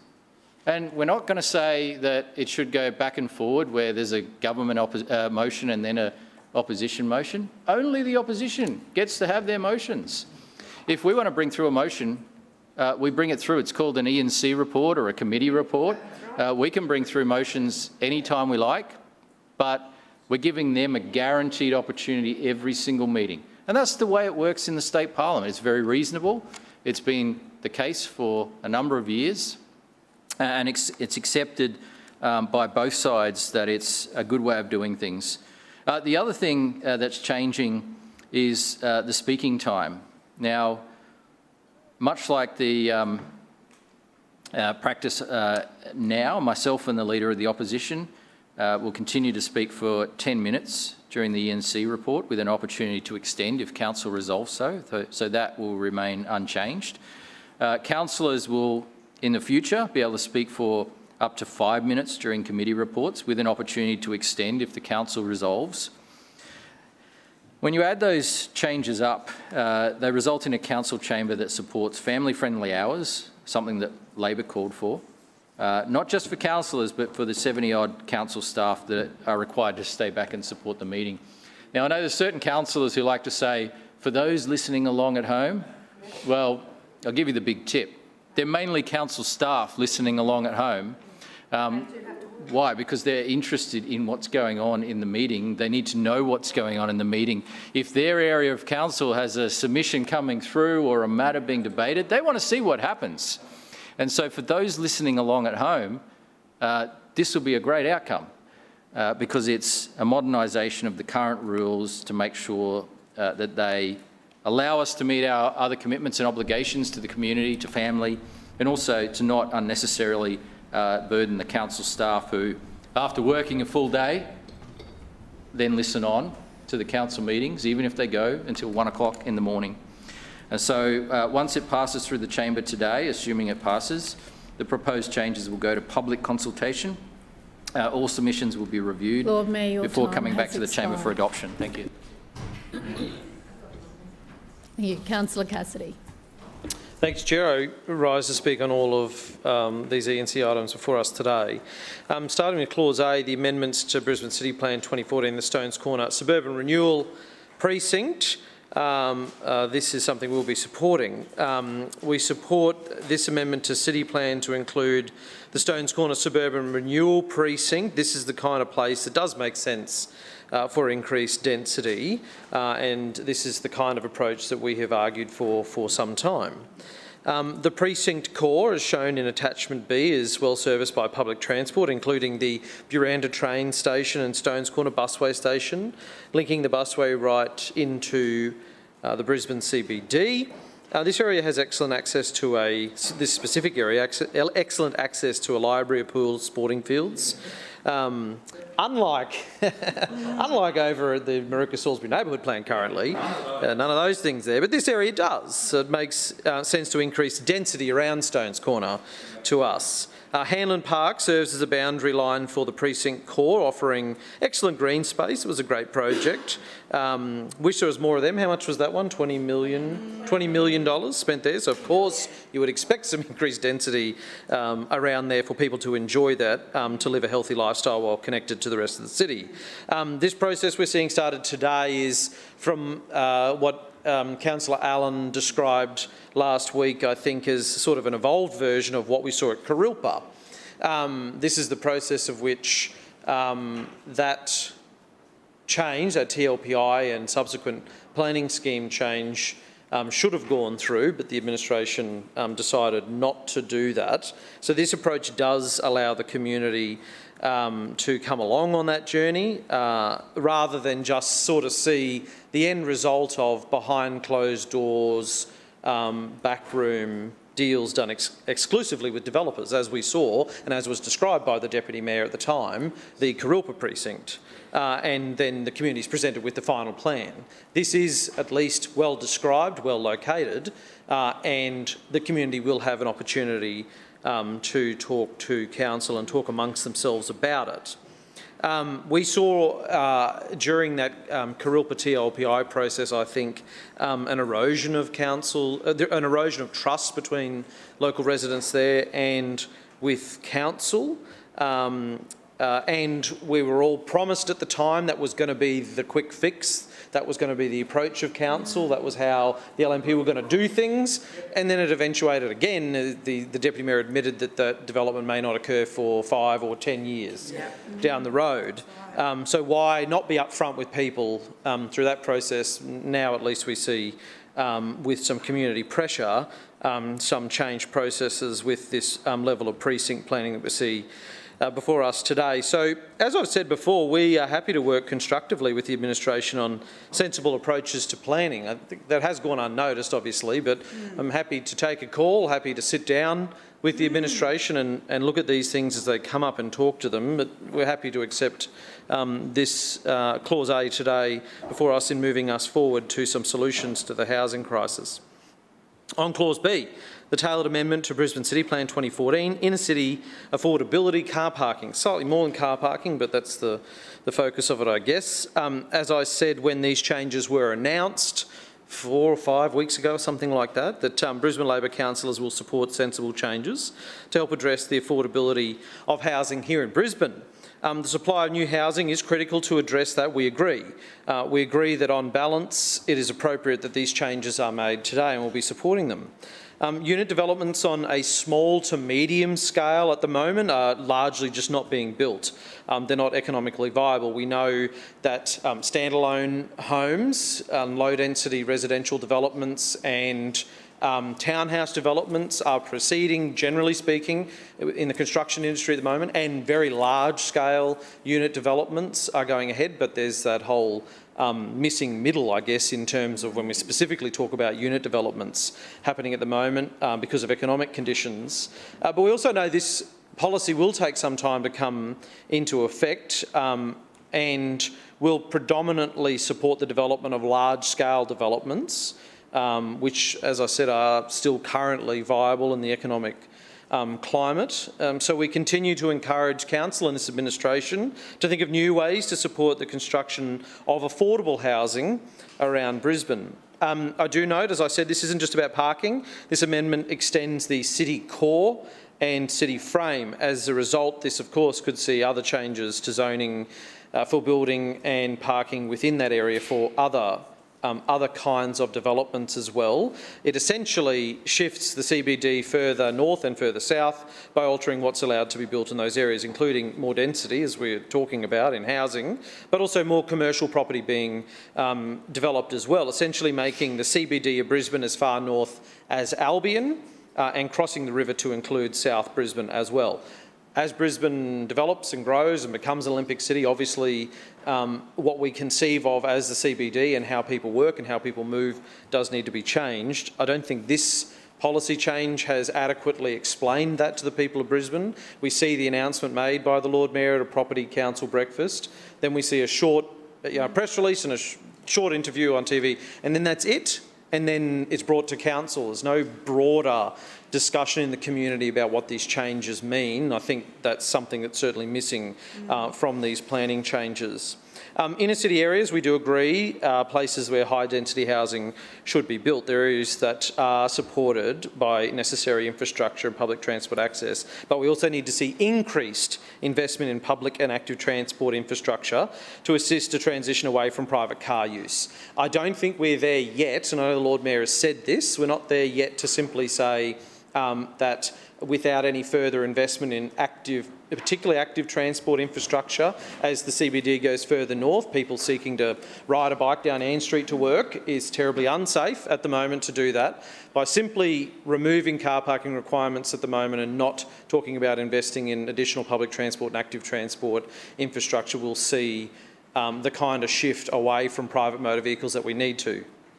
This is obviously a step in that direction, but what needs to happen with this is an investment in, as density increases, an investment in that infrastructure to support the mass movement of people for short distances. It's not going to be the metro. There's no metro stop in Fortitude Valley to get people to work in a public sense or an active sense, so we need to be talking about that as well. Council planning in these areas as well, we should see more city plan changes around development conditions and associated council infrastructure upgrades through the LGIP for this kind of infrastructure as it's rolled out.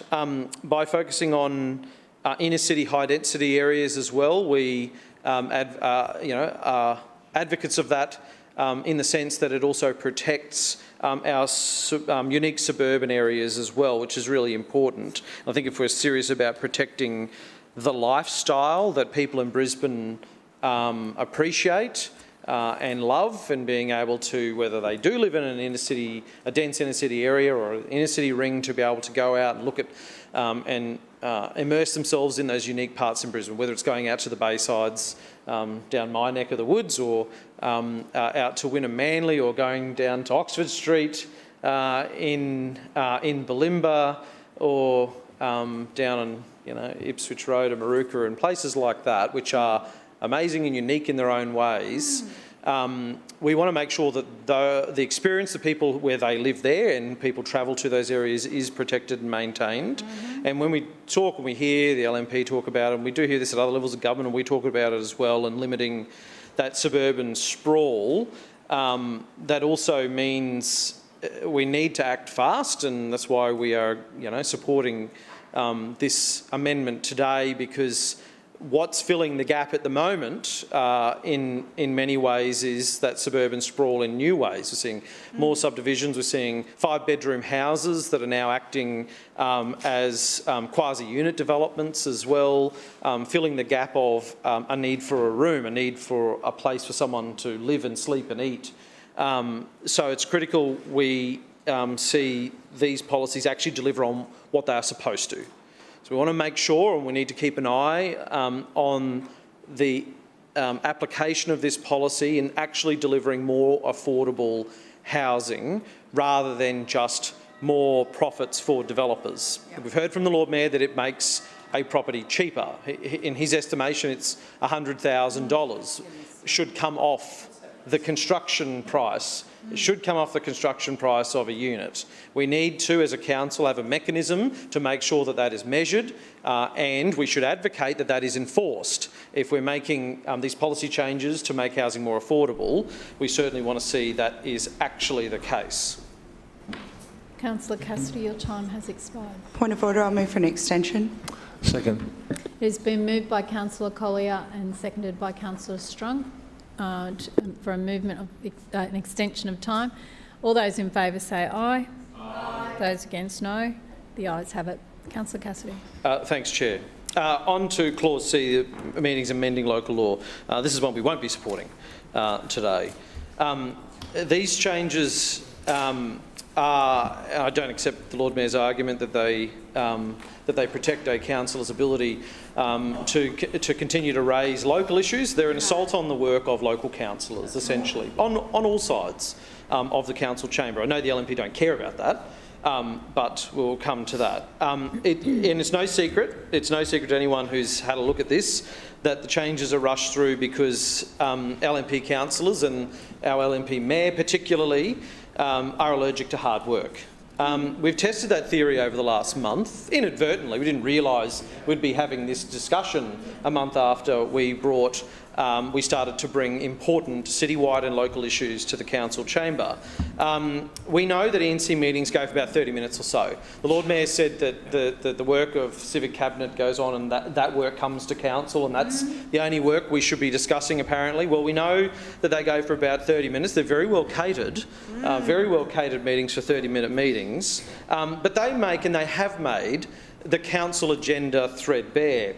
We've brought many motions to debate here in the council chamber, and of course the standard response from the LNP has been no. That's their answer, no, to those motions. And last week we decided to leave it to the LNP to run the agenda again in the council chamber. And I don't know if the Lord Mayor was here last week, I can't remember, but the meeting got to 4:30, I believe, 4:30 p.m. And that was after extensive discussion of all of the things that came to the council chamber from the LNP. Labor councillors, Greens and the Independent Council didn't bring any additional items for discussion last week, and the best this LNP administration could do was a couple of hours, including an afternoon tea break. So I think that does show how out of puff the LNP administration in here now is. They have no new ideas, and when there is a new idea, when they're forced to have one, like these planning changes we've seen there, they go slow because they really don't want to raise a sweat. The proposed changes to the meetings local law that have not, well, there's a whole lot, sorry. Some of these have been required as part of the Local Government Act and part of the model meetings model rules, model meeting rules. But there's a whole lot in here that are not required as a result of that, and that's nothing more than this LNP administration trying to shut down democratic debate. It restricts the opportunity for councillors to represent their local communities, and that does, of course, include LNP councillors. Lord Mayor seemed quite happy and proud about that in restricting LNP councillors. He obviously sees all of you, and you accept that as LNP councillors, as rubber stamps, just as rubber stamps of what he and his office want to do. You're not allowed to submit notified motions anymore. We note that the LNP councillors are still able to get up and suspend standing orders at any time. So I suppose we could probably start a book on how often they're going to use that to bash the state and federal governments over the next few months, use those politically. You know, that's obviously going to be part of the meetings. That's the only thing they talk about, really, broadly, because they don't really bring much else to the council meetings. But we are elected representatives here. We have a dual responsibility to represent our local community and make decisions on behalf of the city as a whole, collectively. The changes that are here before us today ultimately mean less critical issues will get debated or addressed in the council chamber. It'll mean that the vast majority of councillors in here will be treated as rubber stamps and are expected to keep their views to themselves. That's probably how it operates in the party room, the LNP party room, I imagine. Certainly is extending into the council chamber, that LNP councillors are not to bring up local issues that are pertinent to their communities in the council chamber, whether that's about footpaths or housing or transport, reconciliation, addressing DV, or other local issues as well. They're not to bring those things up. This is the Lord Mayor saying there's no place, there's no space for that debate, unless you're in his civic cabinet, as he says. But even then, we know that nothing is discussed in NC meetings outside of what he and his office decides to be discussed. There's never any general business in those meetings there, because we know that because we read the minutes. The Lord Mayor is trying to control councillors, opposition councillors, and we see that through how the meetings local law is currently being exercised. And that will get worse, and that also extends to his own councillors as well. And the proposed changes here before us today come from a party, the LNP, that's embarrassed, I think, that we've been leading the agenda for the last 4 or 5 weeks in here as well. As I said, some of those have come from the model meeting rules in the Local Government Act, particularly regarding conflict of interest, and we accept that they have to be included. But in the briefing we received today from City Legal, and I thank those officers for coming, it was very instructive, particularly when they told us which of the changes they were instructed to make on behalf of the LNP. I find it instructive too, Chair, that you, the Chair of Council, told us in the briefing that City Legal was not there to answer questions about why the LNP instructed them to include certain changes in the amended meetings local law.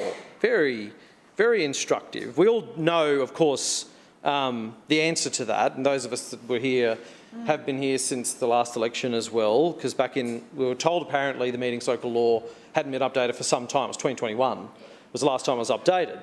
So we remember, those of us who were here, the LNP got sick of councillors speaking in general business and moving urgency motions.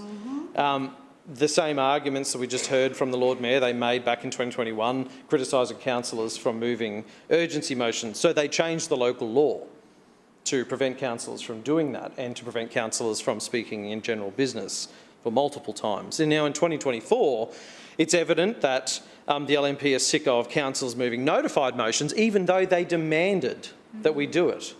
The LNP said, stop moving urgency motions, you should put them on the notice paper. So we did. We gave LNP councillors lots of time, lots of notice, days and days notice, so they obviously got sick of that, and they got more and more sick of Councillor Johnston. I think there's two things that these changes are largely about. It's about Councillor Johnston, and it's about me, and largely me and Councillor Collier for moving all those pesky motions that the LNP didn't like. So the LNP instructed council officers to restrict the time councillors can speak on committee reports and in general business. The LNP instructed council officers to limit discussion on motions, and the LNP instructed council officers to limit how many important local issues a councillor can bring to the chamber, and that is the problem we have with these changes. Including today, we've brought forward over 30 motions since the beginning of this council term, and the LNP have refused to support all of them as proposed. As elected representatives, that's fine, they can do that, and that's part of the democratic debate. But they obviously, after 4 weeks, got a bit sick of it. As elected representatives, it's our job to represent, as I said, our local communities and have citywide discussions and make decisions on behalf of all of the people of Brisbane.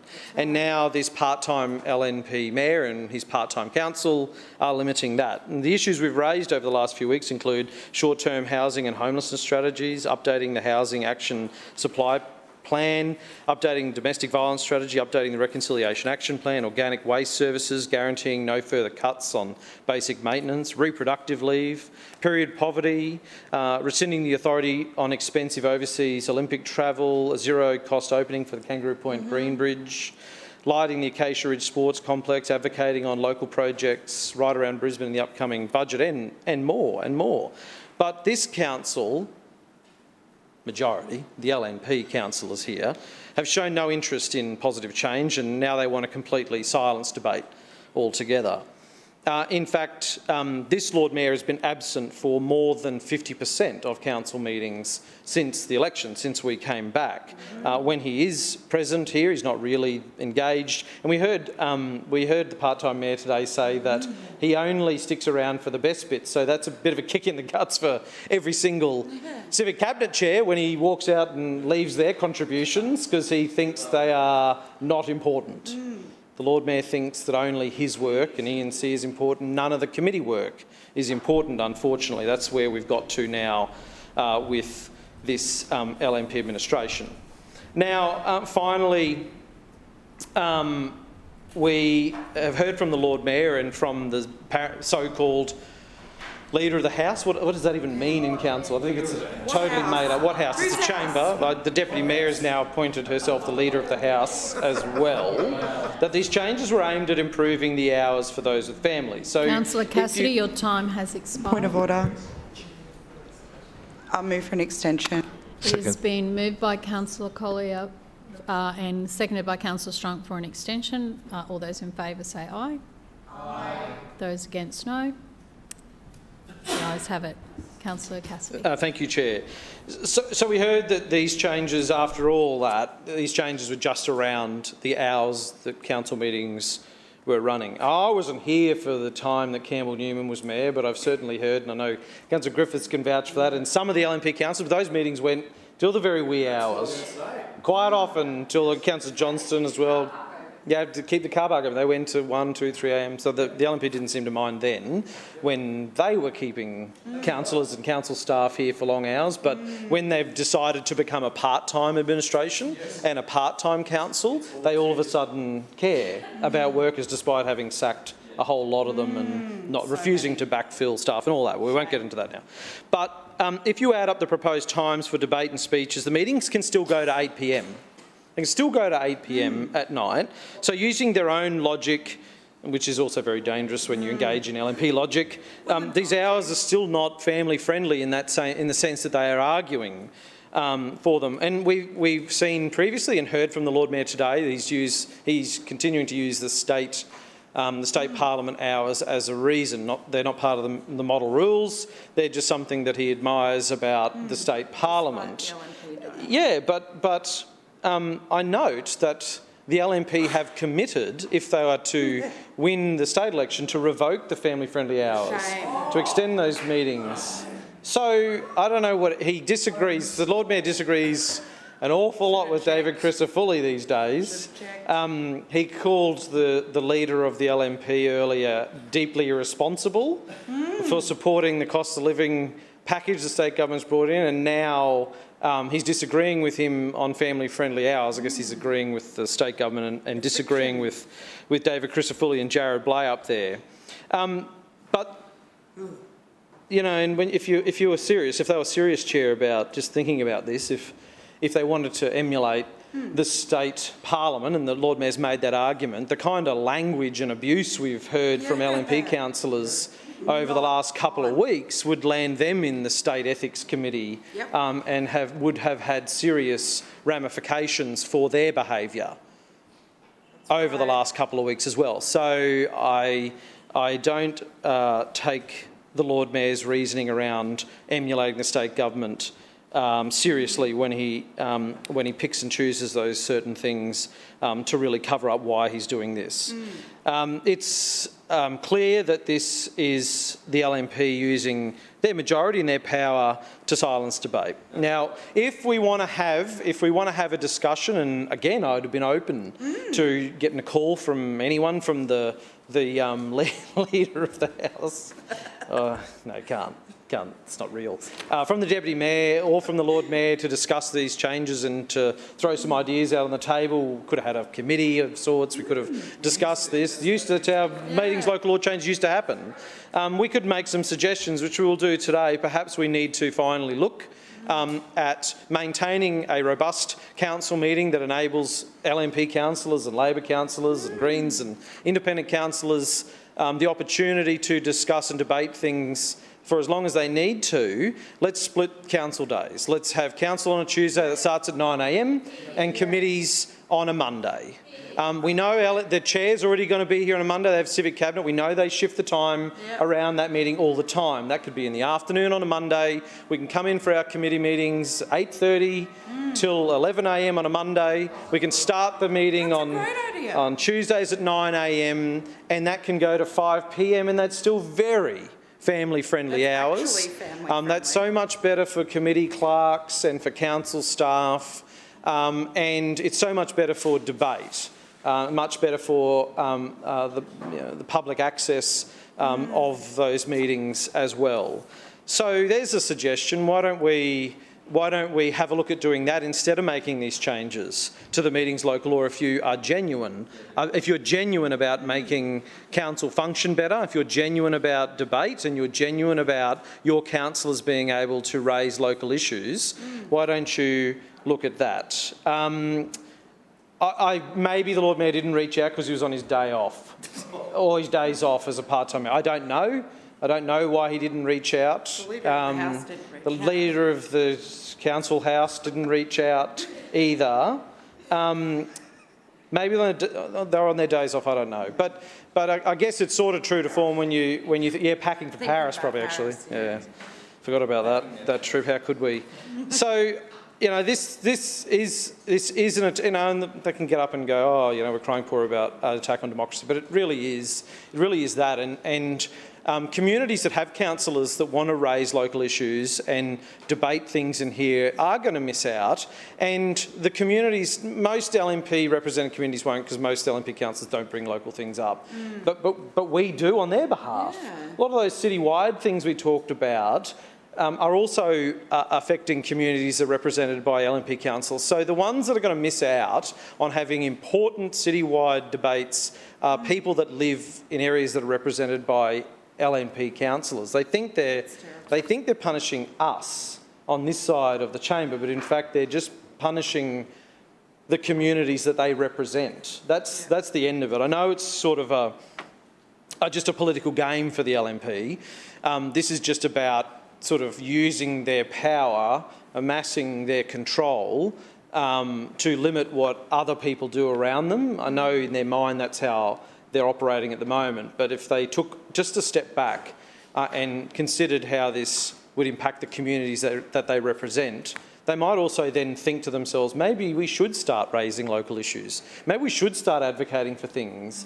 Maybe they should be more forceful to the Lord Mayor and demand better outcomes in better drainage, better footpaths, better roads, better parks, all that sort of stuff. If the LNP councils took a step back out of the little box that they've been put into by this Lord Mayor, we might have better outcomes right around the city.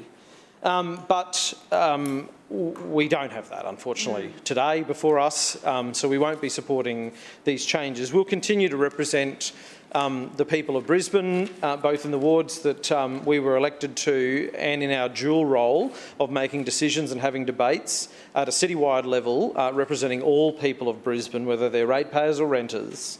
And we frankly don't care if the LNP don't like it. You have failed LNP in silencing debate. You tried in 2021 to silence that debate and you failed. You are trying in 2024 to silence debate and you will fail.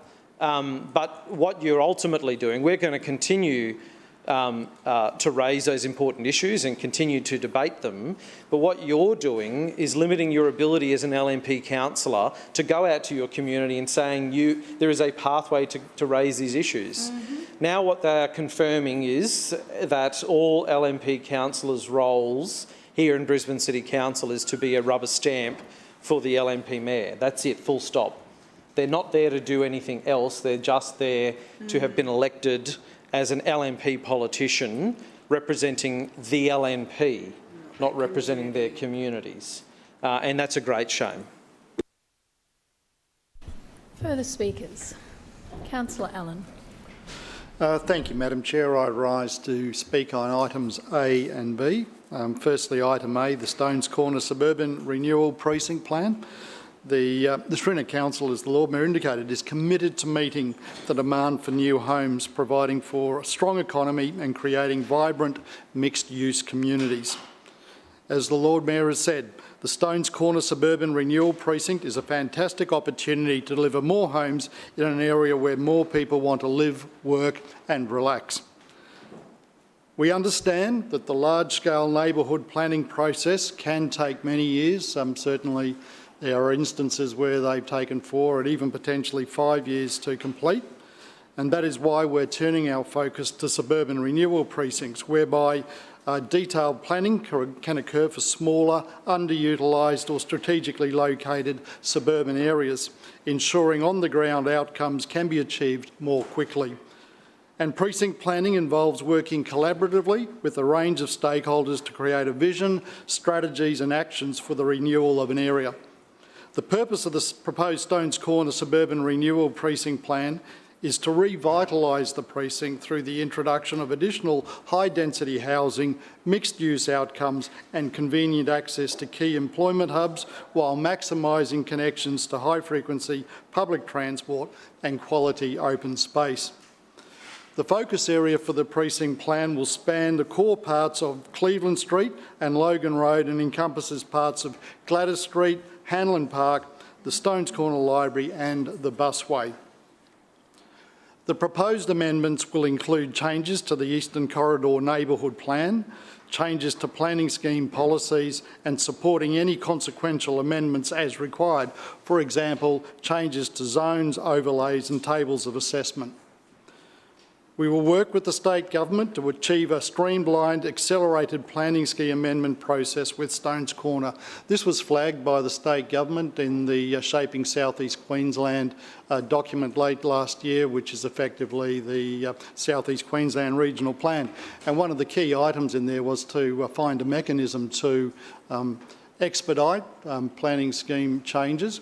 And in this particular instance, we'll be using Section 18 of the Planning Act, and the state is supportive of us adopting this approach. Madam Chair, of course, we will work with the community and the industry so the right type of housing can be delivered in the right area while still maintaining the village feel and community and amenity of Stones Corner. Once state government approval has been given, community consultation on the proposed amendment will be undertaken. This is a fantastic milestone as the first of the Shrinner Council suburban renewal precincts to progress, and I look forward to bringing forward other precincts to the chamber later this year. I commend this item to the chamber, and I'm glad that Councillor Cassidy is also supportive. It will be very interesting to see what the Green members do. Now, turning to item B, the tailored amendment to Brisbane City Plan 2014 Inner City Affordability Initiative for car parking. Last year we introduced the Housing Supply Action Plan, which focuses on fast-tracking the delivery of new homes by reducing infrastructure charges. In this action plan, we also highlighted the need to progress options to lower car parking requirements for attached dwellings in inner city growth areas. The Housing Supply Action Plan and the Inner City Affordability Initiative work hand in hand to make much needed homes in existing inner city high density areas more affordable to build and buy or rent while preserving Brisbane's character and low density areas. The Shrinner Council believe these initiatives will reduce construction costs, providing more space for housing, encourage greater public and active transport use and reduce congestion across the city. As the Lord Mayor said, under the Inner City Affordability Initiative, we are reducing mandatory car parking requirements in designated inner city areas. This initiative looks to reflect what is currently in place in the CBD and the Kurilpa Sustainable Growth Precinct and expand it to other inner city areas including Fortitude Valley, Newstead, Kangaroo Point and Milton. These designated areas have been selected given the close proximity to areas close to high-frequency public transport, active transport options and amenities. The proposed amendments will update the Transport Access Parking and Servicing Code to extend the boundary of the city core and the city frame parking areas. No changes are proposed to the car parking standards and associated rates. These are set out in a separate planning scheme policy, the Transport Access Parking and Servicing PSP. As the Lord Mayor stated, we are seeking an accelerated approach for this amendment as well. This was envisaged under the South East Queensland Regional Plan, very similar to the Stones Corner approach. We're using Section 18 for an accelerated amendment process. The state recognises that we need to be responsive, we need to be agile, we need quick approvals, and they are supporting us in this. As I noted, or we've noted previously, the Premier has supported this reduction in parking ratios in these inner city areas. So with the Premier's support, we're very, very hopeful that this will be turned around quickly down the road, and we'll bring it through as an amendment to City Plan. Now, the timelines that we're envisaging on both of these amendments are for delivery in the middle of next year. Quietly, we're hopeful that we might be able to do better than that time frame, but certainly the way this has been sort of mapped out at the moment, we would expect to have these amendments through by the middle of next year, and certainly we are grateful once again that Councillor Cassidy is supporting this particular submission. So thank you. Further speakers? Councillor Massey. Thank you, Chair. I rise to speak on all items A, B and C. Look, for the amendment to the City Plan with Stone Corners, there's a lot of words on this document, and it talks very specific about demand for new homes, providing strong economy, creating vibrant mixed-use communities, additional high density. And we have seen in this area what investment in green spaces like Hanlon Park can deliver for communities. But of course, a concern that will always be raised by us is the fact that we need to constantly be keeping up with the infrastructure that high-density communities need. And so while the suburb itself, or the precinct plan itself, is well placed with the busway and also the train station, history has shown us over and over and over again that the LNP Council can actually not keep up with the infrastructure deliveries that are needed for high-density communities. And we've seen that again. I mean, West End, Kangaroo Point, etc. We'll keep going on later today about that. But of course, we've received little information. This is very similar to what I would call the blotched Kurilpa TLPI. So we've just received a map and some words, and I understand that maybe this is a better process for precinct planning than the blotched TLPI was. But we are seeing the same kind of words from that last paper that received at the end of November. And this is something that we have to put on the record. And it's the conversation about a streamlined planning scheme amendment process that still has no information of what that looks like, how that's going to happen, what are the timelines for the amendments, how residents and community will continue to be engaged. And it's important for us to recognise that these communities where we are making laws about should be engaged, because that is actually a part of our role.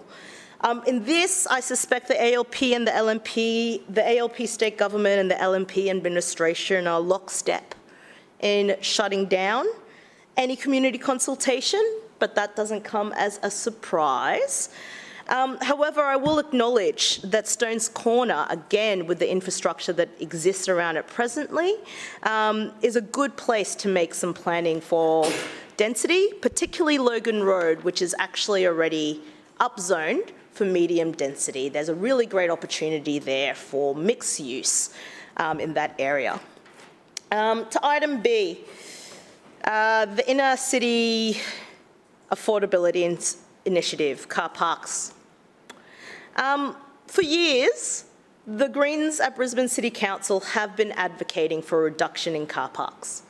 This has been directly connected to our call for increases in infrastructure charges, so that we just don't build extra car parks, but we get developers giving more money for infrastructure charges.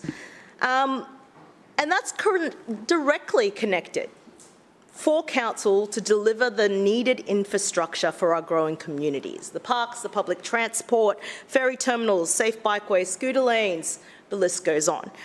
And had that been implemented hand in hand, these changes could have significantly improved our community's quality of life, making them more livable, sustainable, and accessible. Of course, this item before us isn't connected to any of those principles, though it's kind of taken parts of that idea, especially since the LNP Council, again, just last year, gave tax breaks to developers. Those tax breaks to developers that we see now completely decimating our budget here in Brisbane City Council is directly connected to something that is pretty known about the LNP Council, and that is about handing out tax breaks to developers, be it cutting infrastructure charges or rewarding them with hyper-density zoning like in the TLPI. With the expansion of the city core and the city framework, what we could see is a continuation of these handouts to developers, because there are no guarantees that any savings private property developers make will be ever passed on to renters and new homeowners. And the thing that we should be worried about is the signal, because this has been applauded by property and development groups. For the Gabba ward, the areas of most concern with the expansion of the core and the city framework are, of course, West End and Kangaroo Point. Over the past 10 years, the increase in density in each of the suburbs have led to massive gaps in public transport and infrastructure. And while these suburbs are not near train lines, you can see in the map before you, they're not serviced equitably by ferries. Yes, West End has a good rapid transport buses like the 60 and the 90, but Kangaroo Point does not. There is no city cat in Kangaroo Point, and the second ferry terminal for West End has been sitting in the city plan now for 11 years. And that was an infrastructure delivery that the LNP decided to put in there with their neighbourhood plan. And so, while we are supportive of reducing car parking, it is not anywhere close to why we were supporting it. And what's yet to be seen is if this LNP Council will actually step up and ensure that the proper public transport is delivered. And I stand up not only for this LNP Council, but we also call on state government to make sure that these areas receive proper public transport, because without that, we're looking at a potentially really bad situation. All right, so lastly, on to item C. The LNP Council, in a display of unchecked power, is actively suppressing debate and accountability. With their use of instruction for changes for the local meetings law, a move that those instructions have come not from any stakeholders or any opposition councillors in consultation or community members. It's clear that what's happening here today with this item is a direct assault on our democratic processes. Within this chamber, we are witnessing the implementation of severe restrictions, which I can only describe as draconian. These measures are systematically eroding debate and the democratic process. The LNP administration and the Lord Mayor are employing a very Machiavellian strategy. The proposal for family-friendly hours is thinly veiled as an attempt to curtail any sort of accountability, robust debate, transparency, or the recording of stances of all political parties involved, including the LNP councillors, the Greens, the ALP independent councillors, and the Lord Mayor themselves. A prime example of this, and I will only use one, is the limitation of 3 hours for debate for all 9 committees. That's 120 minutes in total to debate decisions in the largest council in Australia with a budget of over $4 billion. If divided equally across the 9 committees, that's a mere 20 minutes per committee, a maximum of 4 speakers. That's not democracy. That is an unfair and unjust attack on the democratic rights of people in Brisbane. We have clearly seen in this term the erosion of debate, ideas and accountability. We are watching it in real time. And I wonder if it could be something about the 8 LNP seats that are under 4% that are now marginal. Could it be something about the complete mismanagement of the 2023-24 budget, which has gone through 2 amendments without clear and transparent information about where the money is going to? Could it be about the silence of administration councillors who enable things and their parties and policies and motions and amendments to go on check that hurt their own communities and constituents? Of course, there are many other examples of the changes here. And frankly, I'm going to call this cowardly behaviour. I know other people will speak on it also. But we only need that one example, especially when you understand the unsaid and you say it out loud. The current mega majority the LNP has means that they can vote everything down. It's a gross but purposeful misuse of power. Councillor Massey, your time has expired. Let's see if it works. Point of order. Point of order. Point of order, Councillor Dixon. I move for an extension. Chair. First point of order. Oh, sorry. I move for an extension. Chair. Seconded. It has been moved for an extension by Councillor Chongwan and seconded by Councillor Johnston for an extension. All those in favour say aye. Aye. Those against, no. No. The noes have it. In real time. Councillor Point of order, Chair. Councillor Dixon. Chair, I move that council now adjourn for afternoon tea for 15 minutes, which commences only when all councillors have vacated the chamber and the doors have been locked. Seconded. It has been moved by Councillor Dixon and seconded by Councillor Givney that the meeting adjourn for a period of 15 minutes, which commences only when all councillors have vacated the chamber and the doors have been locked. All those in favour say aye. Aye. To those against, no. The ayes have it. The meeting will be adjourned when all councillors have left the chamber. Also, councillors, if you ordered a photo, I believe they're at the back of the room. Those councillors who ordered that, you might want to collect it from the back now. Thank you.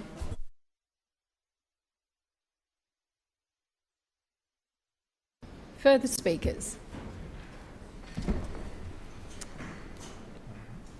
Sorry, Councillor Strunk.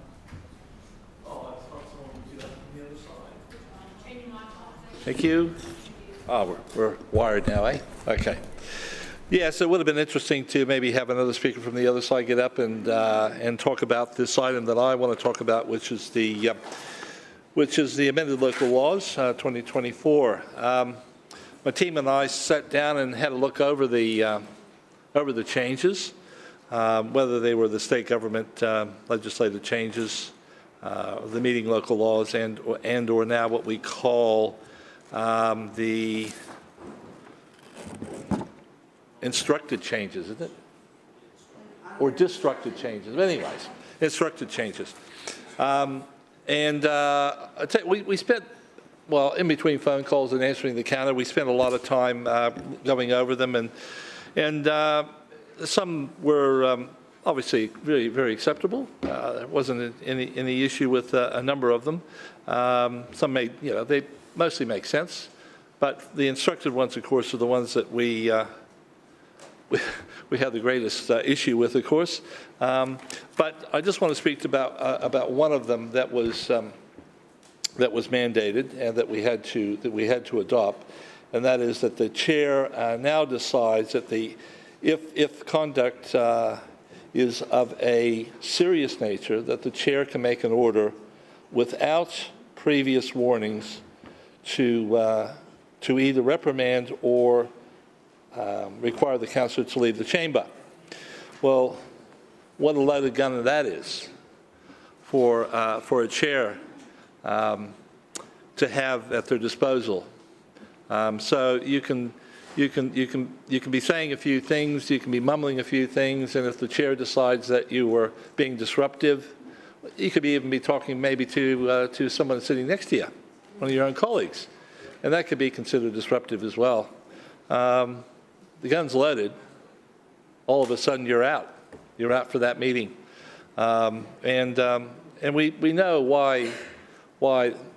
I'm sure the chairs, the current chair and the chairs of the future would be loving that one because one of the councillors here stands up for her community very passionately, and they don't like it. They just don't like it. They hate it. Well, I'll take that interjection. Thank you. So that was under 21.3, and. But the ones that I really want to focus on as well is the instructed ones, right? And the no limit for okay. So under what is it? Under 35.13.14, the 3-hour limit to committee for ENC and committee debate, and this is the one that. I was really surprised about because you would think that the administration of the day would want to be able to facilitate the ENC as well as all the committee reports and make sure that every one of them is completed, giving those chairs the opportunity who spent a lot of time and energy and hours probably apart from their duties as councillor. And they are paid to do this. They are paid to do this, but it would be a shame that for them and for people from councillors on this side not to be able to debate those committee reports as well as the ENC. Now it's and also we're now going to be restricted to 5 minutes as. Not the chairs. The chairs will get their 10 minutes, but will be restricted to 5 minutes. And I think that's not really good for democracy or debate in this chamber. 5 minutes is really not a lot of time, especially with some of those petitions that come through. You know, it's not the presentations, it's those petitions. And guess what's going to happen? If we restrict that to the 3 hours, those petitions that the residents have put up to come in for the debate, you know, it may be in any number of the programs, right?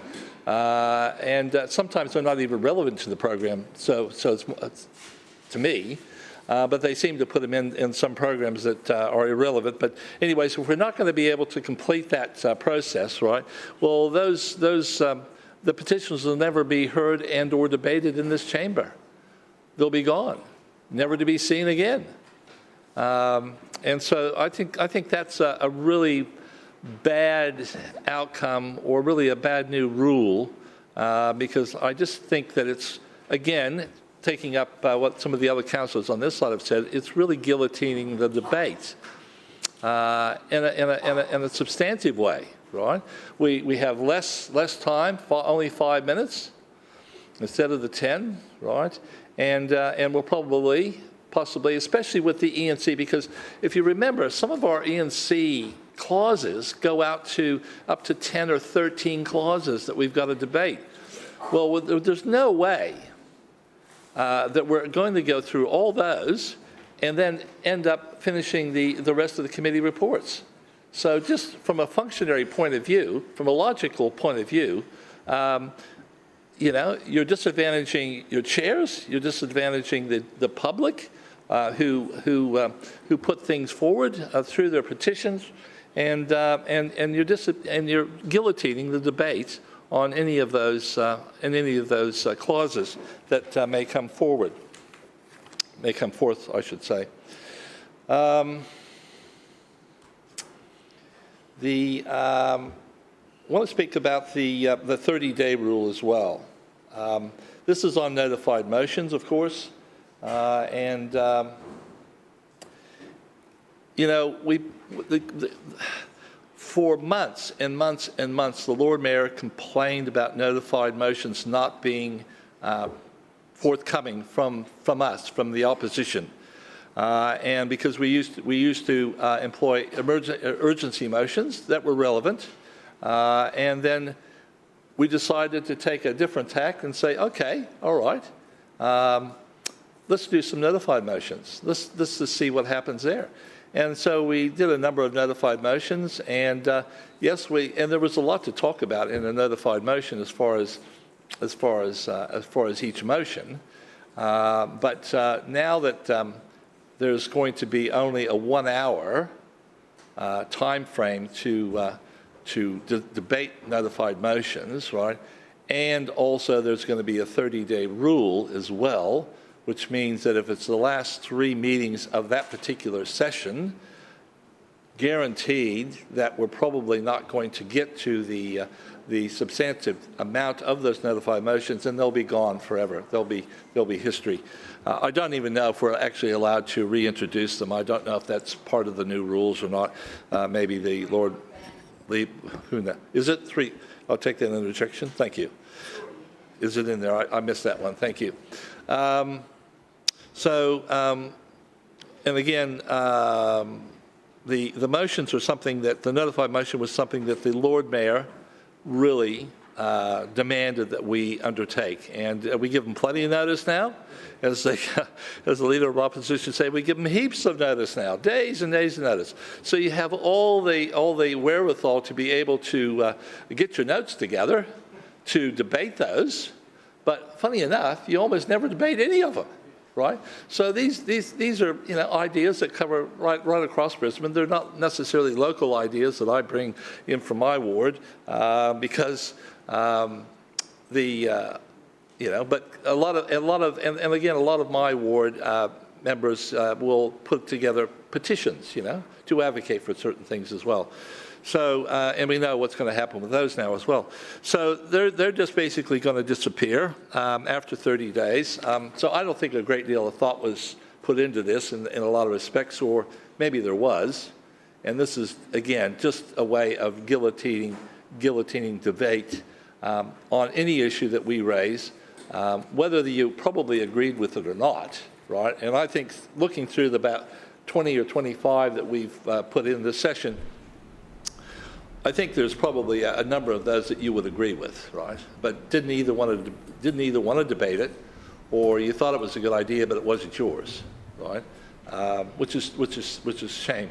Now, lastly, of course, general business, we're being cut down to 5 minutes. Now, it's okay for the chairs because they can actually do general business in their reports, actually, right? And I know Councillor Howard does a pretty good job of this. Councillor Strunk, your time has expired. Thank you. Further speakers. Councillor Cunningham. Thanks, Madam Chair. I rise to speak on items A and C, but first to item A. I often think of my ward as a patchwork of villages, each with their own distinct characteristics. Stones Corner, as one of Brisbane's oldest suburban destinations, has a distinct identity, with an iconic main street and a collection of independent shops, cafes and other local businesses. I remember when it was once a packed retail precinct, home to a range of factory outlets and fashion stores, before the concept of large-scale DFOs came to Brisbane.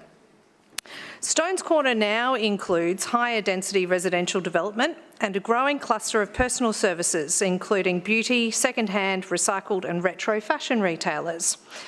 The precinct is in close proximity to a range of destinations, including major health, employment, sport and entertainment facilities such as the Princess Alexandra Hospital and Greenslopes Hospital, Eco Sciences Precinct, Woolloongabba and Southbank.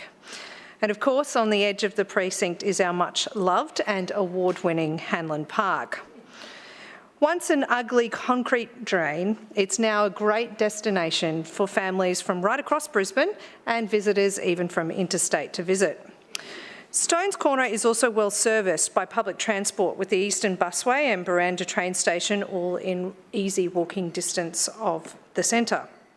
As this chamber knows, the Buranda Busway is currently being upgraded and extended to cater for Brisbane metro services.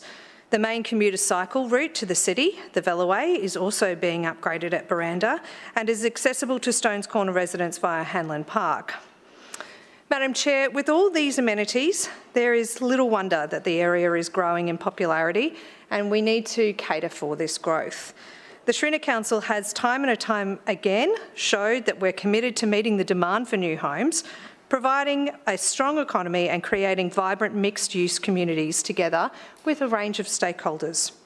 As part of our response, I'm pleased to have the Stones Corner Suburban Precinct Plan to be the first plan to be prepared through the Suburban Renewal Precinct Program. This is about unlocking the potential of Stones Corner. It will provide guidance to the local community and the development industry about a vision for future development to ensure it happens in a consistent way within the village. It will consider opportunities for the building and construction industry to provide housing supply and diversity in what is a very well-serviced location. Through the plan, we will also look to use existing and planned infrastructure within and in proximity to the precinct, such as the public and active transport connections that I've already mentioned. By undertaking this full precinct approach, we'll also ensure infrastructure capacity can meet the potential increase in demand. Madam Chair, in summary, this is a fantastic opportunity and there is so much potential for Stones Corner. I've met with our Stones Corner President as well as local state MP Joe Kelly, who also share my optimism for this village. Following approval from the state, I look forward to working with residents, businesses and the wider community as we engage with them through this first process. In summary, not only does it unlock opportunities for housing, employment and education, but I hope it will see Stones Corner reborn and once again emerge as a vibrant mixed-use destination with a very distinctive high street, and I commend it to the Chamber. Turning to item C. Over the course of the last few years, Labor councillors have talked about how they want council to be a progressive organisation, one that indeed reflects modern Brisbane. The item before us today delivers on that, both in a social sense and in a workplace sense. There are two parts to this local law change. The first part reflects amendments the state government made to their model meeting procedures, a set of rules which was updated in March this year and needs to be reflected in our meetings local law. These changes are specific to conflicts of interest, as well as unsuitable meeting behaviour by councillors and the Chair of Council. The second part introduces family-friendly hours, and it does so in a genuine way, Madam Chair. To make sure we are operating in a fair and reasonable fashion, we have made a point of using the same reforms the Queensland Parliament used in 2018 when they did the exact same thing, which I note had the full support of the Greens at the time. So the changes before us strengthen the balance between providing councillors set, guaranteed opportunities to discuss local issues, while also making sure we meet our after-hours community obligations, of which there are very many, as we all know. So, here's how we'll achieve these modern standards. Debate on all committee reports, including E&C, will last for no more than 3 hours. At the 3-hour mark, any debate underway will end and all remaining items will be put to a vote, just like what we do on budget debate at the end of the second day. Time limits, and I'll speak slowly. Councillors have a maximum of 5 minutes when speaking to an item, unless speaking to an item, Councillor Strunk, unless the council resolves to extend that time. This doesn't include general business, where the 5-minute speaking limit cannot be extended. So, having said this, the speaking limit excludes the Lord Mayor and the Leader of the Opposition, who can speak for 10 minutes each during the E&C report on each item, if they need to. The council can resolve to extend time if required. When it comes to notified motions, the ability for majority councillors to lodge notices of motion is removed. We are giving this up. Instead, the meeting schedule will include an hour dedicated to debating minority councillor notices of motion, and these motions will be allocated on a pro rata basis, just like question time. Importantly, any notices of motion appearing on the agenda will be automatically removed after 30 calendar days from the day on which the notice was lodged. This is another Queensland Parliament rule. Also, suspending standing rules by way of a motion will now be treated as a procedural motion. Again, another Queensland Parliament rule. Chair, when you package all these things together, this is what family-friendly hours look like. It's how a modern council can function while simultaneously dealing with the business of the day. But it's not just family-friendly for us as councillors. It's family-friendly for the dozens of council employees who are required to stay behind after our dinner break to support the council meeting. Not just the 26 councillors and the 3 clerks who remain here. There is a whole workforce of council employees staying behind to support the council meeting. Around 70 officers. So when we finished work at 1 a.m. the other week, so did 70 other council officers. It's about making sure that we're in line with modern workplace standards. Something, actually, you think that the Labor Party would be jumping at. We've already seen the Labor Party's talking points on this item, and we saw them coming a mile away, Madam Chair. But are we removing any rules that prohibits a councillor to speak? No. No. Has question time changed? No. Can you still scrutinise and debate cabinet submissions and petition responses? Yes, you can. Can the opposition still bring motions to the chamber if they want to debate a specific topic? Yes, of course they can. And just through you, Madam Chair, to correct Councillor Strunk, it's 5 minutes for chairs as well, not as you said. And importantly, you can still take each item for debate and seriatim for 5 minutes each. When you think about it, Madam Chair, these changes overall are actually pretty minimal, but they support our vision of council having a modern workplace standard that we can all get behind, something that should be a priority for all councillors. And I commend this to the chamber. Further speakers, Councillor Johnston.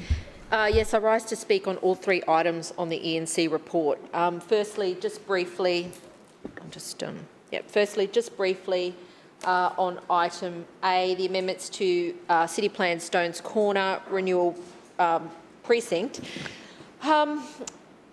This is about the 3rd time there's been an attempt at renewing Stones Corner. Council has put enormous amounts of money into upgrades into that precinct in the time that I've been the local councillor, while other parts of this city are intensely neglected. This is yet another attempt for the LNP to engage in support for developers. I do not trust the LNP when it comes to city planning anymore.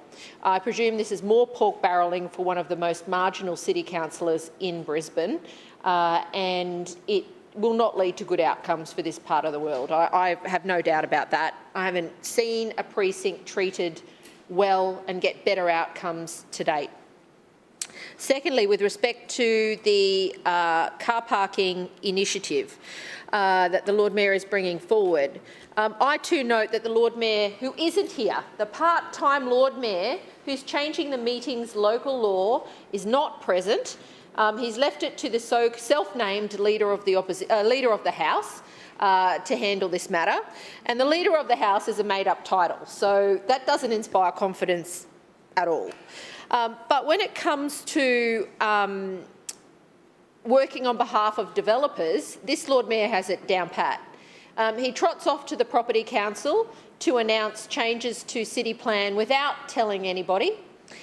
He doesn't bring them here to council, he doesn't consult on them, he doesn't do any of those things. He just promises developers who've been asking for this change for a long time that he'll do what they want. And the worst part of all of this, the really dishonest part of all of this, is that the Lord Mayor has stood up time and time again and said that apartments will be $100,000 cheaper. That's his justification for this change. Now, I wasn't born yesterday. I don't know any developer that's suddenly going to make their housing stock $100,000 cheaper. And the other part of this that is really appalling, so that's just untrue. It's just not going to result in savings. Units are not going to get cheaper in Brisbane. It's just not going to happen. The second part of this that is just appallingly bad is that the LNP are allowing developers to have no car parks.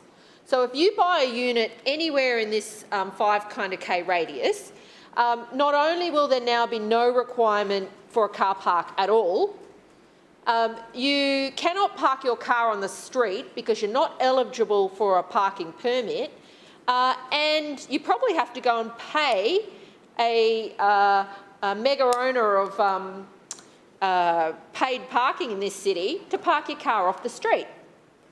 So this is a double whammy. The LNP are helping the developers and the car parking moguls, who we know are very supportive of what they do. So there is a really big problem with this policy. It's not good policy at all, and I don't support it. Yes, it'd be better if we had less cars, but corporate welfare for developers is not the way to do it. They will pocket the profits and they will not pass them on to the community. In no way, as the Lord Mayor has said, does this guarantee units will be cheaper in Brisbane. So with respect to item C, the meetings local law changes. I think this is the 5th time that the meetings local law have been changed in the time that I've been the councillor. And I think it's fair to say that a lot of these changes have been directed at me. I don't think they all are this time. I actually think this is partly petty payback for the Labor Party moving these motions over the last few weeks. That's how petty the LNP are. But the big problem with what the LNP are proposing is their decision to unilaterally change council meeting rules with no consultation is designed to entrench a quasi-dictatorship. Now, before anybody stands up and says that's hyperbole, I'm just going to read a little note about what a dictatorship is. A dictatorship is an autocratic form of government which is characterised by a leader or a group of leaders who hold governmental power with few or no limitations. Politics in dictatorships are controlled by a dictator, and they are facilitated through an inner circle of elites that includes advisors, generals and other high-ranking officials. Dictatorships can be fought through a number of ways,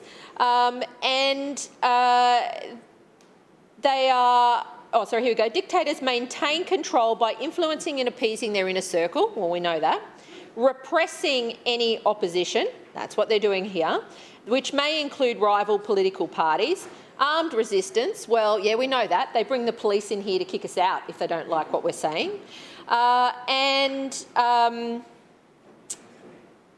getting rid of disloyal members of the dictator's inner circle. That's a dictatorship. There is no better description of what is happening in this council chamber than describing this Lord Mayor and the people facilitating these changes as quasi-dictators. Now, the fundamental problem with what the LNP are proposing here today is it is in direct contrast or opposition to our statutory responsibilities under the City of Brisbane Act. Councillors must serve the overall public interest of the whole of Brisbane. Now, we know they're not doing that because they are limiting the time for debate and discussion of city matters. They are limiting the time for debate and discussion by opposition councillors, including myself. If you'd listened to Councillor Cunningham, you would think that we were getting more time to discuss things.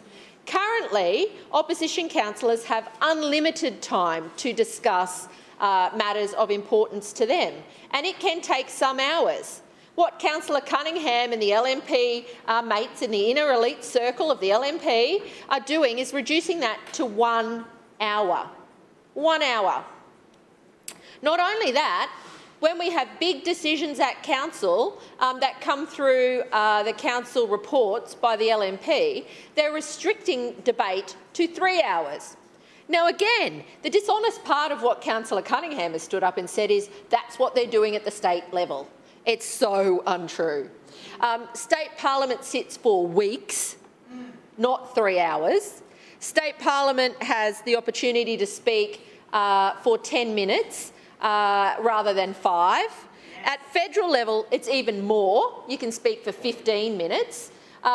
You have a robust committee system which investigates any kind of legislation before it comes to the House. You have committees held on different days to the day of sitting for the council. They rotate their clerks in and out of council meetings, so they're not being asked to work long hours. There are so many things that this LNP administration is dishonestly hiding and saying this is about modernisation. It isn't. This is regressive. This is going back to the bad old days where this LNP administration removed councillors' right to speak. Removed councillors' right to speak. And when Councillor Cunningham also dishonestly stands up and says we're not removing anybody's right to speak, yes, you are. From now on, procedural motions you can't move the suspension of standing orders because it's a procedural motion and you can't speak to it. So before, you had 3 minutes to speak to a procedural motion. That's gone. So there's the finance chair of Brisbane and the person responsible for the governance of the city giving false information to the people of Brisbane. Porkies. Yeah, you can't say that word anymore. It's false and dishonest information. That's just one example. Now, the other big problem we've got with respect to the City of Brisbane Act is that councillors have an obligation to participate in the meetings of council, to participate in policy development and decision-making and the matters being considered in a meeting of council. Now, under the new regime of the inner-city elite LNP quasi-dictatorship, you will no longer be able to debate issues if the 3 hours finishes. So it may be the case where we have multiple motions that just get guillotined. That is wrong. What the LNP is doing here is regressive. It's not family friendly. There are multiple other options to do this. It won't hurt me. My vote goes up every time they try and change the rules. It's their vote that goes down. And they continue to try and restrict democratic debate in this council. That is dishonest, that is weak, and these part-time, Councillor Johnston, your time LNP has expired. extension. Further speakers. Councillor Parry. Thank you, Madam Chair. Second that. Point of order, Chair. Point of order. I moved for an extension for Councillor Johnston. No. Oh, sorry. Second that. It has been moved by Councillor Massey and seconded by Councillor Chong-Wan for an extension of time. Those in favour say aye. Aye. Those against no. No. The noes have it. Councillor Parry.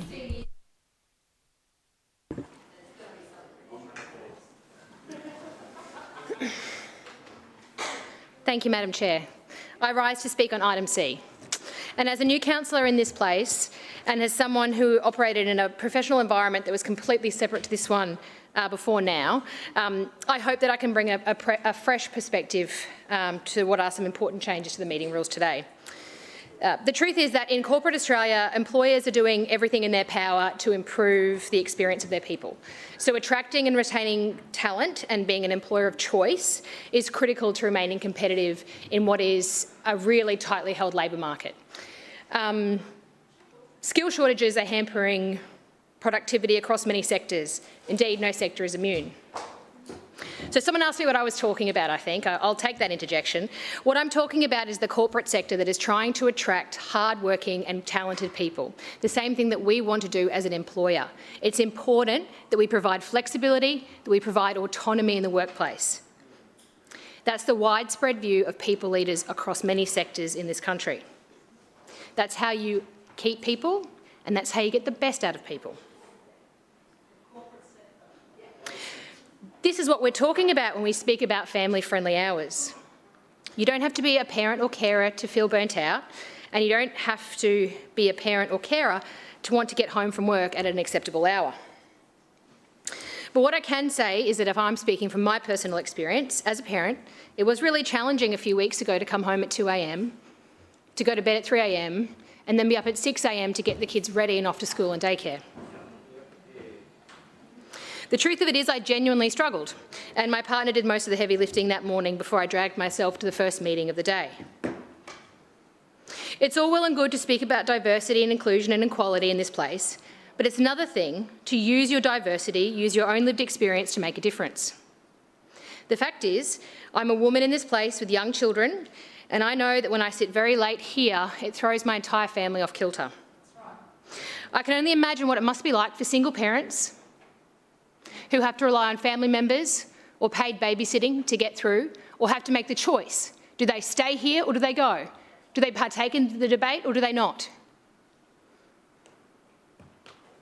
I also think about the partners who are at home and have to muddle through dinner time, bath time, bedtime on their own, and then have to back it up the next morning to do everything else because their partner's been kept up late. Debating things like thanking the Mayor of Moreton for doing something we'd already done. This goes for councillors and council officers alike. People out there might argue that this is what politicians sign up for, but do they? Is it? We want to attract and retain the best talent out there. We want diversity of thought, we want diversity of lived experience so we can truly represent our constituents. So sitting in here listening to 14 points of order from the same member is not representing our constituents. Being at a PNC meeting is, being at a Scout AGM is. Or maybe it's going home, getting to bed on time so you can go to a business breakfast the next morning.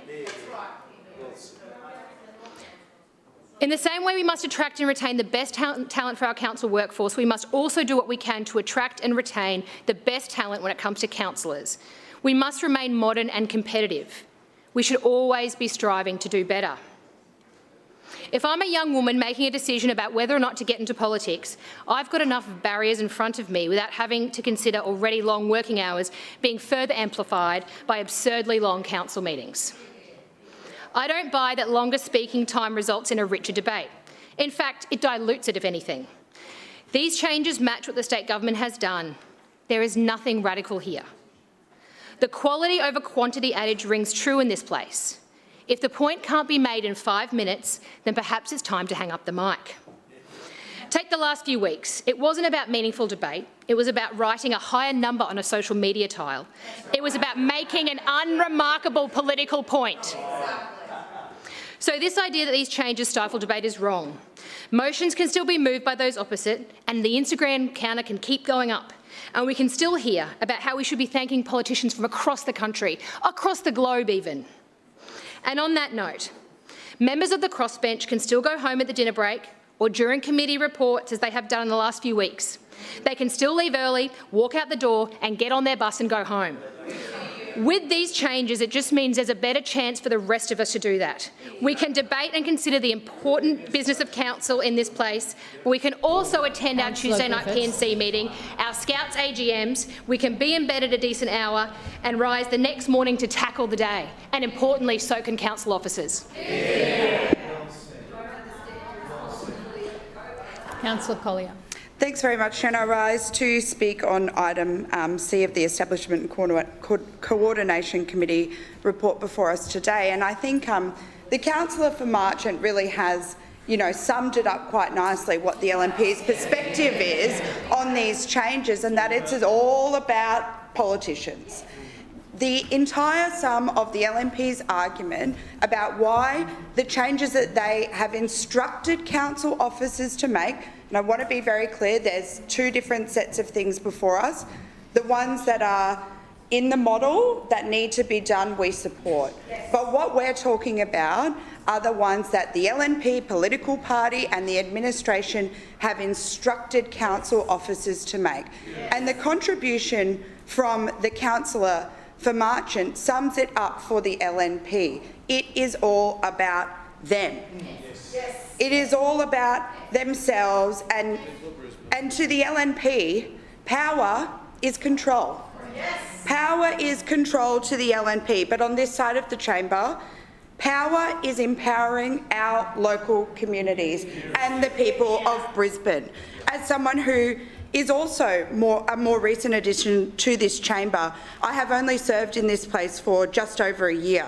And from the outset, I have the deepest respect for this place. It is, of course, the people's place. I respect the opportunity that I have been afforded to advocate for the community that I was elected to represent.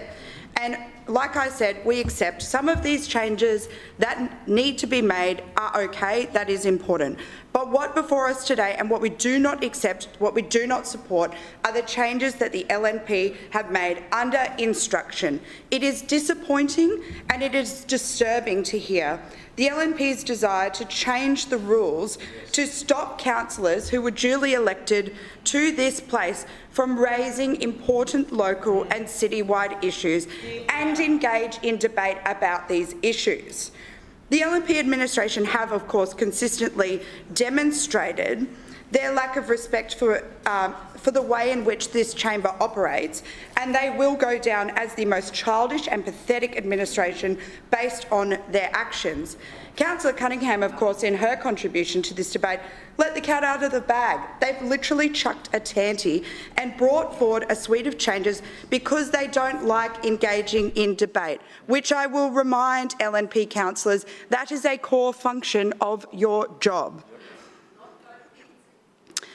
They don't like doing their job, which is working for the people of Brisbane, and I feel like sometimes the LNP forget that. I do, of course, feel sorry. I do feel a little bit sorry for the LNP backbenchers who have effectively been silenced by these changes. They are effectively now unable to advocate for their community. But I suppose upon reflection, their communities won't see much change because it's not like the LNP councillors come in here and stand up and fight for their communities anyway. They are rubber stamps. Yep. The LNP councillors just toe the party line, say the slogans and fail to create meaningful and real change for the constituents and the communities that they represent. And now, because of these changes, they will have no chance to speak up in the people's place. And I guess that's because when they do, they face years of systemic bullying. Most importantly, these changes are bad for the people of Brisbane. I am not convinced that these changes before us today are better for the people of Brisbane. All of these changes by instruction are all about the LNP feeling uncomfortable to have their real values on the record. We know their record. We will not stop talking about your record. We know that the LNP do not support reproductive leave. You do not support increasing pathways out of homelessness grant scheme. You don't support ending period poverty. You don't support guaranteeing no further cuts to basic maintenance. I can understand why you would be afraid to have that out there in your communities. These changes under instruction were not created out of any real process. They were cooked up in the LNP party room because they don't want the people of Brisbane to know the truth. I want to talk a bit about family hours because if the council administration was genuinely committed to making it family-friendly hours, make the meetings start earlier and put committee meetings on a separate day. If you are making the argument that you are modelling these changes off the state, that is what they do. They start their Parliament day at 9:30 and they go through till 7 p.m, 3 days in a row, sometimes even more. Their committee meetings are separate and they are a genuine process that they go through before, and they debate and they engage with the community, and then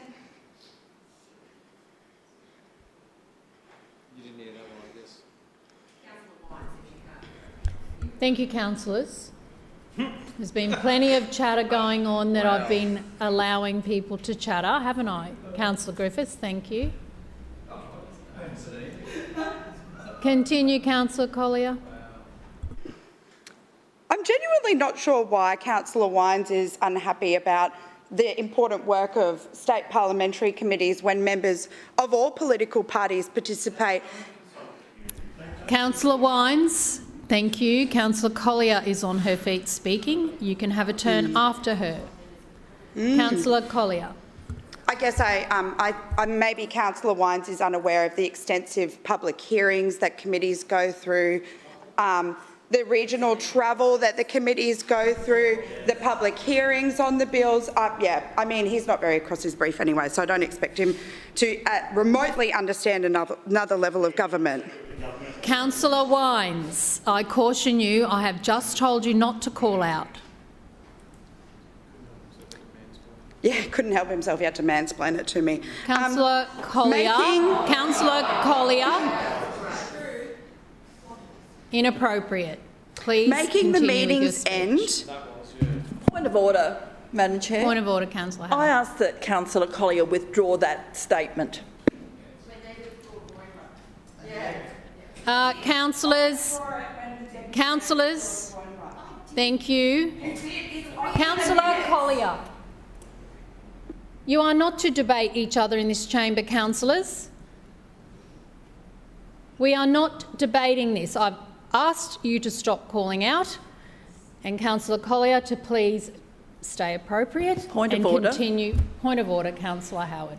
Madam Chair, I asked a very simple question, that Councillor Collier withdraw the word mansplaining, which was totally inappropriate, and I ask again that she does that. Councillor Collier, would you withdraw? Please continue. The solution to making council meetings family-friendly is not simply shutting down debate. If you are unhappy about the meetings going till 1 in the morning, then make them start earlier and put committee meetings on a different day. If we started council meetings at 9 a.m, we could be, have a very robust agenda, have contributions from councillors of all political persuasions, participate in genuine, meaningful debate, and still be finished by 5 or 6 o'clock. Much earlier. So if Councillor Cunningham wants to make the argument that these changes are modelled off the state, then I'm sure that there will be bipartisan support for our proposal. Councillor Cunningham said that Labor has called for these changes. Please listen to our calls and implement those changes to make the meetings earlier so that they can finish earlier and put the committee meetings on a separate day. Be better for the clerks, be better for the process. I'm genuinely, in the spirit of bipartisanship, I am genuinely very proud to be a part of a council that is made up of the majority of women, and I will say a lot of us are working mums. I do think it's also worth mentioning that in the Finance Committee, the vast majority of us are women and most of us are working mums too. That's a good thing. But I would be lying if I didn't say that long days are hard on families. Of course they are. But I also know that as elected politicians, we don't work a normal 9-to-5 job. We're not a big corporation. And these changes that are proposed today still won't get you home in time to put your kids to bed. They won't get you home in time to go to the PNC meeting that starts at 6:30, because under the changes proposed by the LNP, meetings could go till 8. So that argument is incorrect. We are not a corporation. And I will say this, it hasn't, of course there are so many barriers to women participating in politics, but I think it is a remarkable thing. Council is the most family-friendly level of government, and it has attracted lots of young working mums, and that is a good thing across all political spectrums. It is a good thing. These changes, of course, will now go to consultation, and on this side of the chamber we will be encouraging all people to have their say. We cannot support those changes proposed under instruction by the LNP Council, by LNP politicians.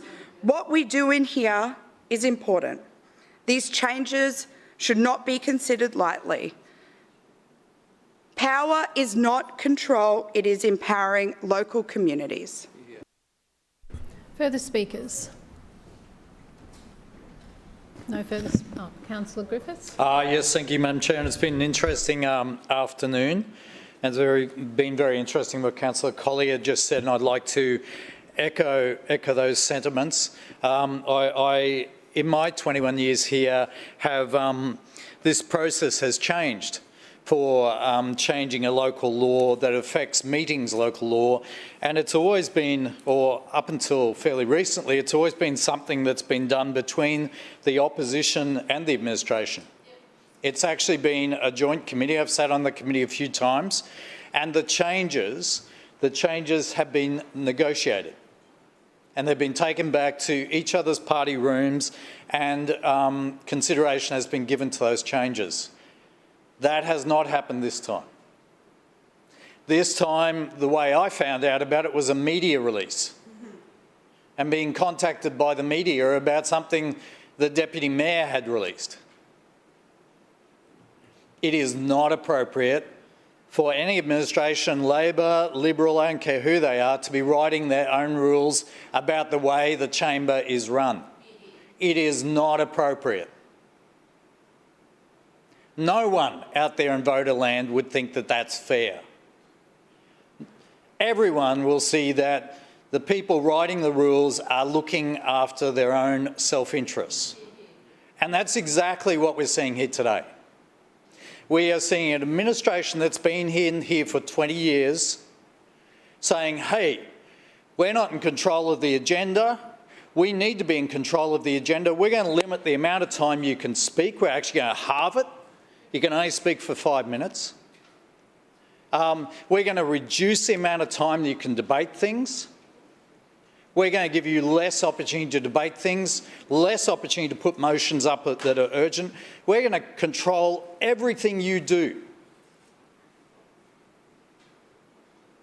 I understand that this is a Conservative party who runs Brisbane.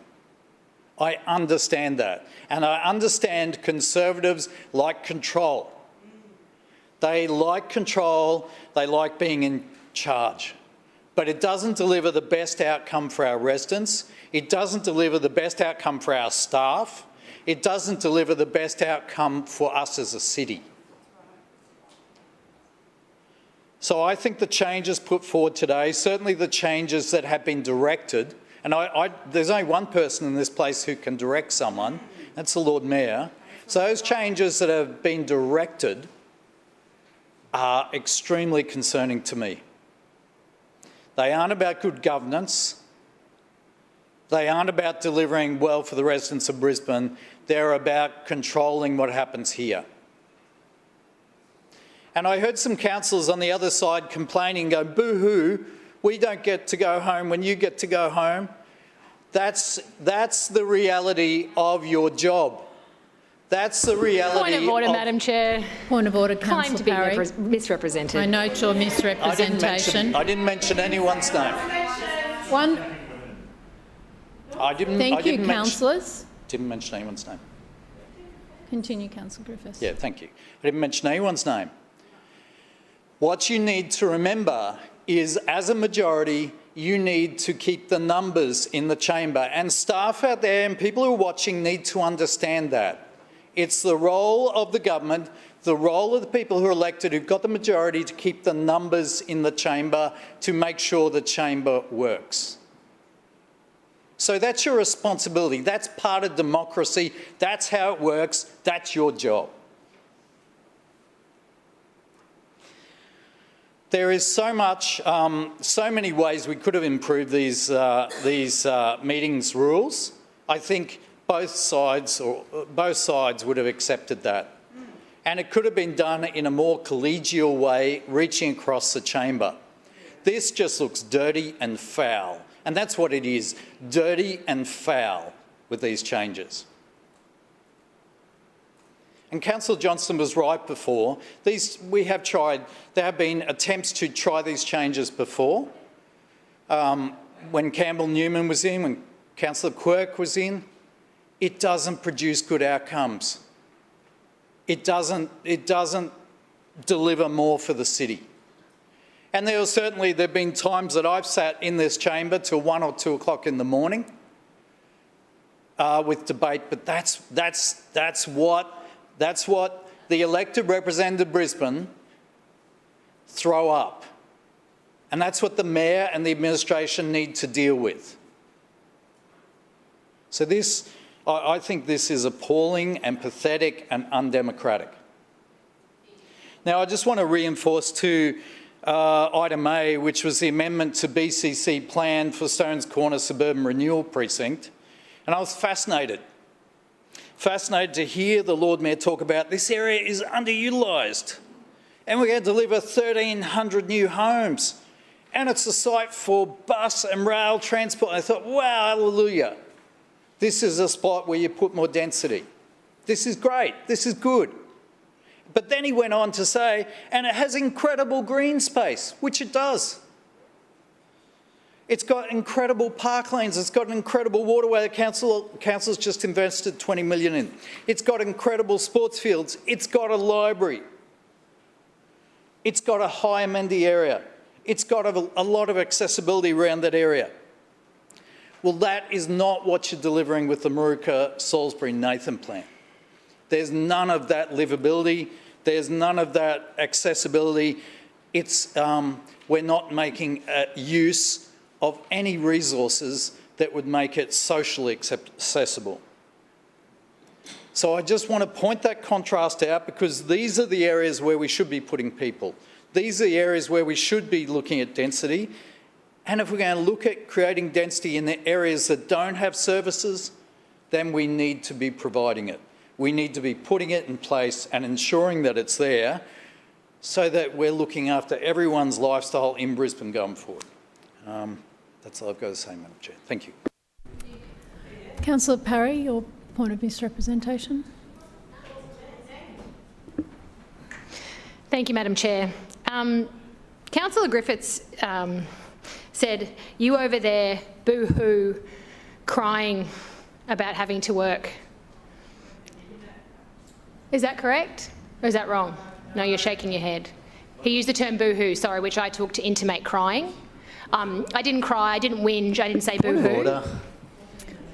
One point of misrepresentation first. Thank you. Councillor Parry. Sorry, Councillor Griffiths, you did use the term boo-hoo, which I take to mean crying. Sorry, which I take to mean whinging and complaining about my job. Always, sorry. That's not sorry.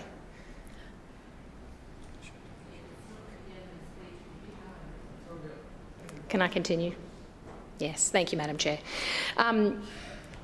I didn't complain about my job. I didn't complain about doing what I have to do. What I did complain about was being in this place until early hours of the morning, discussing things that were not in the best interests of my constituents, like congratulating the Mayor of Moreton Bay Shire Council. That is what I'm talking about. Thank you, Councillor. Further speakers? Councillor Griffiths, did you have a point of order first? Thank you. Yeah, I have a point of order. I understood you only responded to a point of order if you were named in the speech. You didn't have the opportunity of responding if you weren't named. When they quoted Councillor, where he was quoted and directed, it was actually, thank you, Councillor Griffiths, it was like a taunt and it was quoted, so we understood that. Further speakers? Councillor Massey. Sorry, that was my point of order.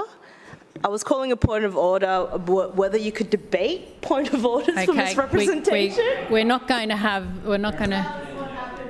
thank you very much. Are there any further speakers? No? Lord Mayor. Right. Thank you, Madam Chair. Well, it's interesting how things can change so dramatically in a relatively short period of time, how they can change from when one person in the team opposite is working for a state government minister as a spin doctor, justifying these kind of changes being brought into the state government, and then backflipping in incredible gymnastics to now oppose these changes. It's incredible how things can change when another councillor is representing Morningside Ward and championing family-friendly hours, and then suddenly she's not here and their whole team changes their position. It's also interesting to hear different perspectives on hard work. I think if you went out and polled 1,000 Brisbane residents and asked them if hard work is congratulating other politicians in the middle of the night, what do you think they'd say? Is that the work that we are gainfully employed in doing? Or is it actually delivering for the community out in the community? Is actually delivering for your community? Being at the community events and meeting with residents and... One moment please, Lord Mayor. We'll wait until councillors are quiet.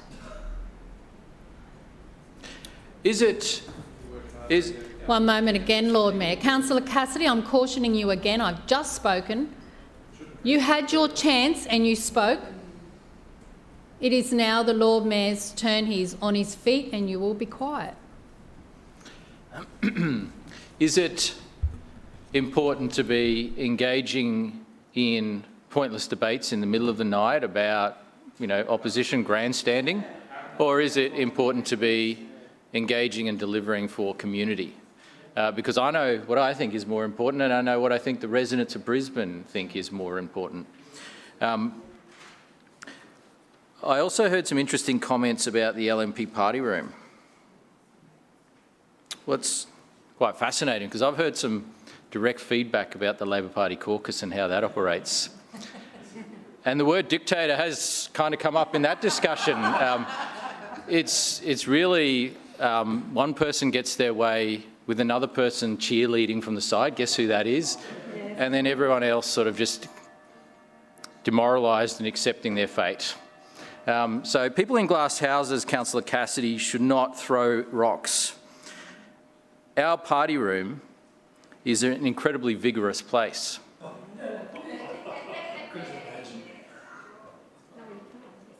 It is an incredibly vigorous place, and I can assure you that as much as you would like to think that these changes are the work of one individual, in fact, these changes were very democratically discussed and debated in our party room.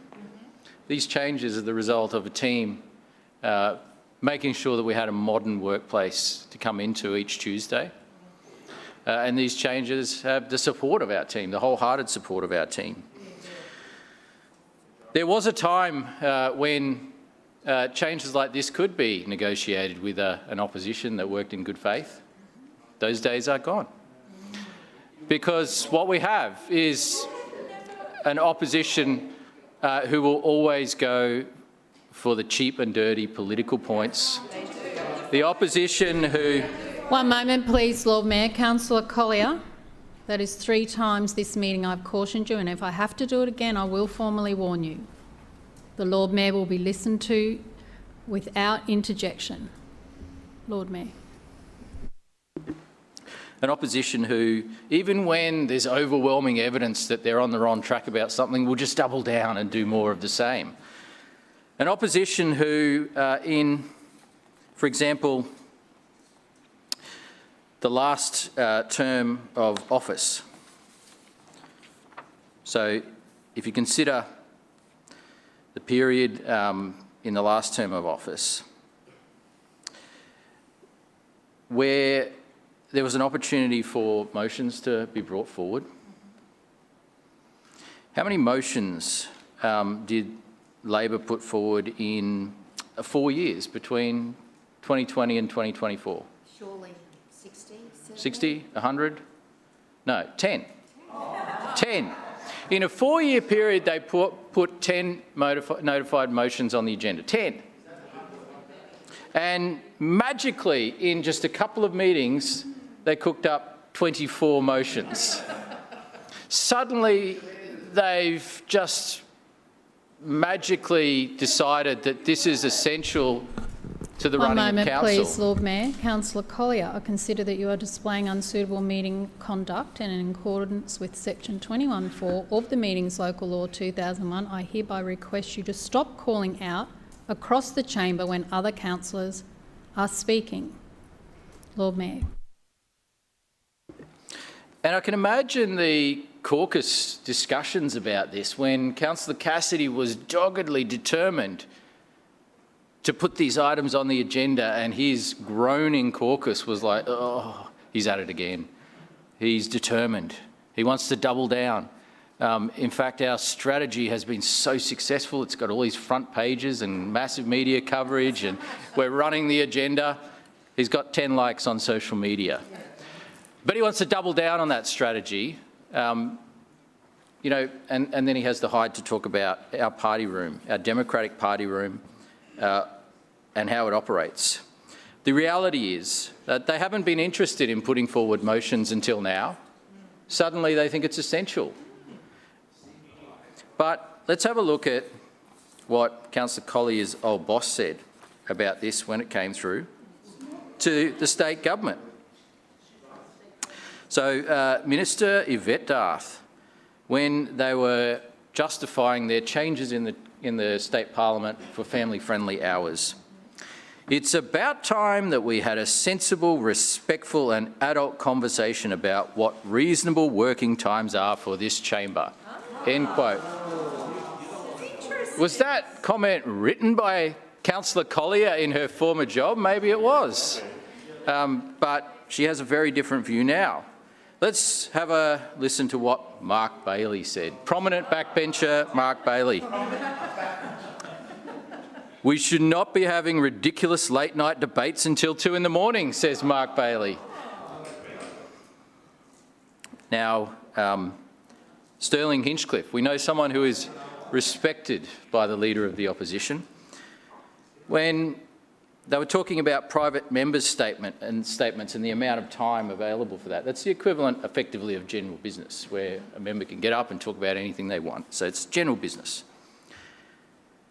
When we look at private members' statements, what this is all about is opposition grandstanding. So this is what Sterling Hinchcliffe said about the opposition. Does that sound familiar?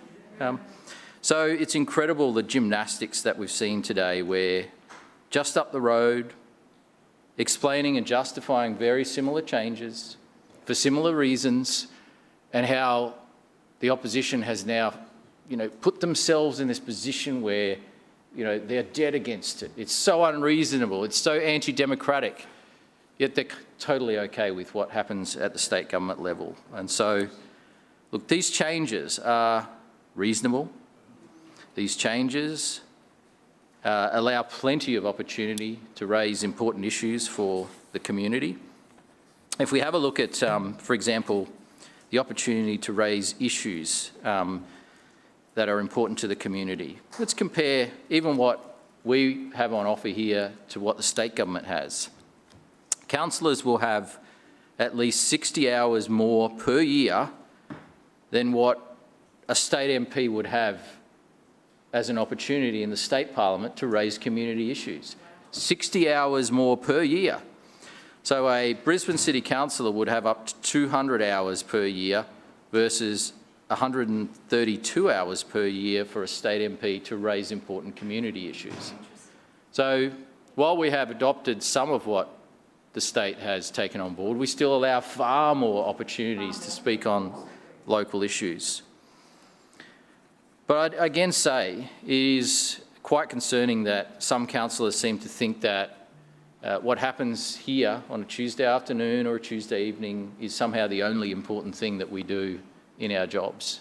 It is one part of what we do in our jobs, and it has an important approval and debate role, but it is one part of a very complex and big role that we all perform. And we also have great support from a whole range of council staff and support people who, when we meet long, are all, after they've worked long days, doubling down, eating into their personal lives, into their family time, and it doesn't have to be that way. Now, Labor councillors have suggested that somehow we can change and just sit for 2 days instead of 1 day.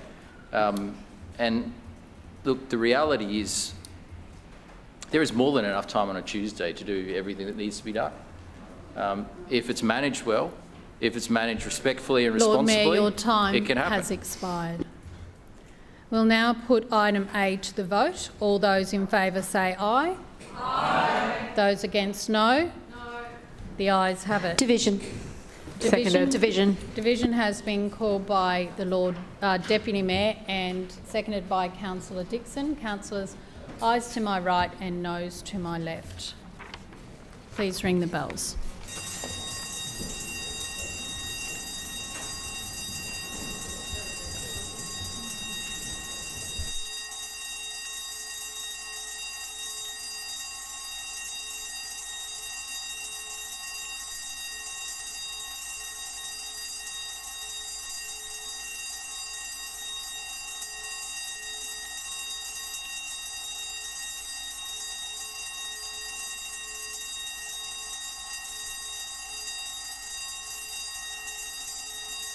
Clerks, please read the results. Madam Chair, the ayes have it, the voting being 24 in favour and 3 abstentions. The motion is carried. Councillors, please resume your seats.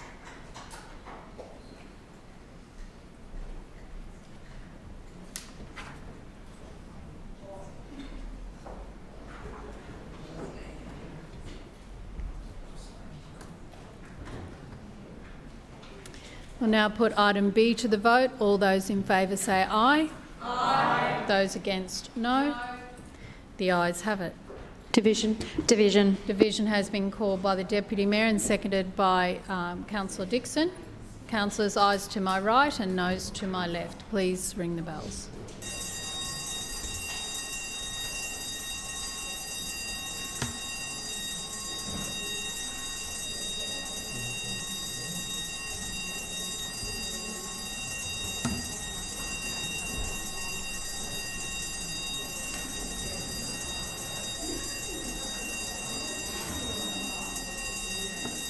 Did you see that you moved over there? Clerks, please read the results. Madam Chair, the ayes have it, voting being 26 in favour and 1 against. Thank you. The motion is carried. Councillors, please resume your seats.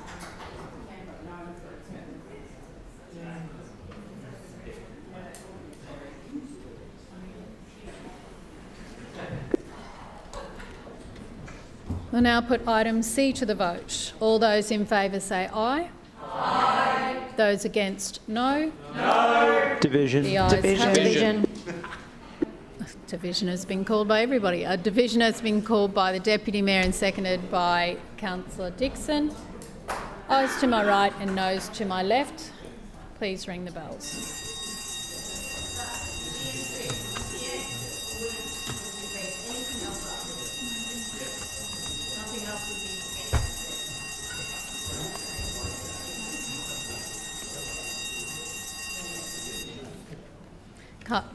Clerks, please read the results. Madam Chair, the ayes have it, the voting being 19 in favour and 8 against. The motion is carried. Councillors, please resume your seats.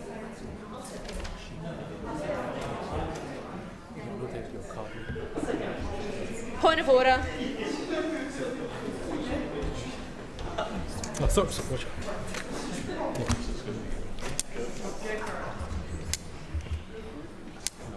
Point of order, Councillor Johnston. Yes, thank you, Mr Deputy Chair. Mr Deputy Chair, I seek leave to suspend standing orders in order to move an urgency motion. Seconded. It is moved by Councillor Johnston and seconded by Councillor Massey. A suspension of order to move an urgent motion. So, Councillor Johnston, you have 3 minutes to establish urgency. Yes.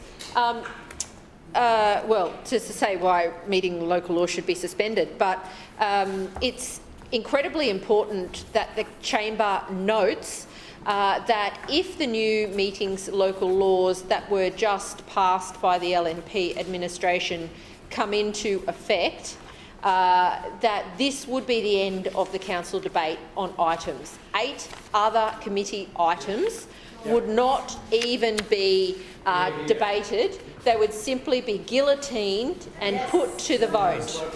This meeting has been, oh, actually it's 4:30. It's only been going 2 hours, but yeah.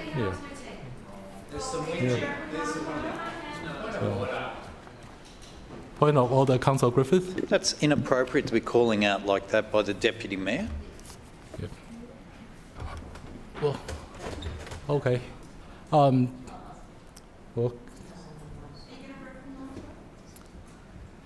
Well, there were lots of noises in the chamber. So, Councillor Johnston. Councillor Johnston. Well, there were noises from everywhere. So. That was the Deputy Mayor shouting very loudly across the chamber. Yeah, there were noises. Are you saying you didn't hear the Deputy Mayor shouting at the top of her voice? I hear lots of noises. So. You didn't hear the Deputy Mayor? I also hear other councillors in the chamber.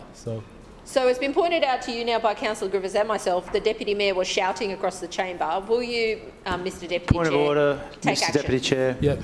Point of order, Councillor Is this Murphy? establishing urgency or just having a chat or what's going on here?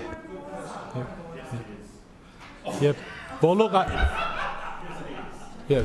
Point of order. Okay. Point of order, Councillor Massey. Point of order, Chair. If it is a point of order, can you highlight which one? Because I think there was a different point of order that still hadn't got any relevance to it or any decision, and the meetings law that has just been passed hasn't been passed yet. Okay, well, I don't uphold the Councillor Griffiths' point of order. So, Councillor Johnston, please continue. Of course not. Deputy Mayor can say whatever she wants. Look, the issue here is that the LNP administration need to know that their decision to restrict debate in this chamber to 3 hours means that committees will not be able to debate and discuss items. We're through one item, one committee report, and there are 8 others to go. The LNP's decision here today to pass this meeting's local law will definitely have the purpose of restricting debate, making sure... Point of order, Mr Chair. Why this couldn't be on the motions before 1 o'clock yesterday is what we're establishing, and we all knew what the agenda was today. Yep. Yeah. Well, I was going to raise. It's not for substantial debates for urgency, but so would you like to move your? Yeah. Would you like to move your urgency and then go into substantial? Thank you, Councillor. Thank you, Mr Deputy Chair. We only got a briefing this morning for 47 minutes, and despite the Chair of Council suggesting that we'd have time for questions, she guillotined that as well. So it is incredibly important that we acknowledge here today that the decision of the LNP will simply be to stop decision-making being debated and discussed in this chamber if these meetings' local laws continue.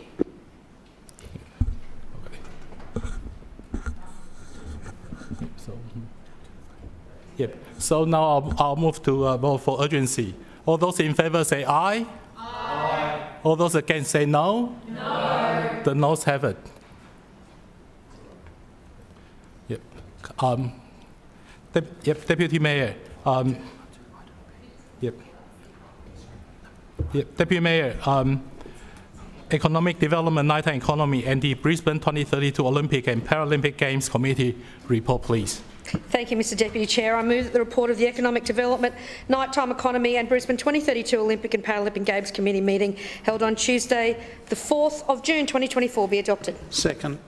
It was moved by the Deputy Mayor, and seconded by Councillor Aderman, that the report of the Economic Development, Nighttime Economy and the Brisbane 2032 Olympic and Paralympic Games Committee meeting dated Tuesday, 4th June 2024 be adopted.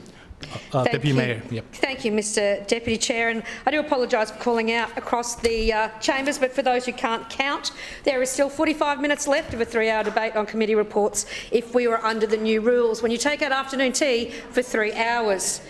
Today I want to speak about our committee report, but also talk about... Deputy Chair. Point order. Thank you. Johnston. Mr Deputy Chair, just a matter of unsuitable meeting conduct. Councillor Griffiths, myself, and now Councillor Adams herself has admitted she was shouting across the chamber. Will you take action against her for her unsuitable meeting conduct? Well, look, I don't uphold that point of order. Deputy Mayor. Thank you, Mr Deputy Chair. I did apologise and clarified why.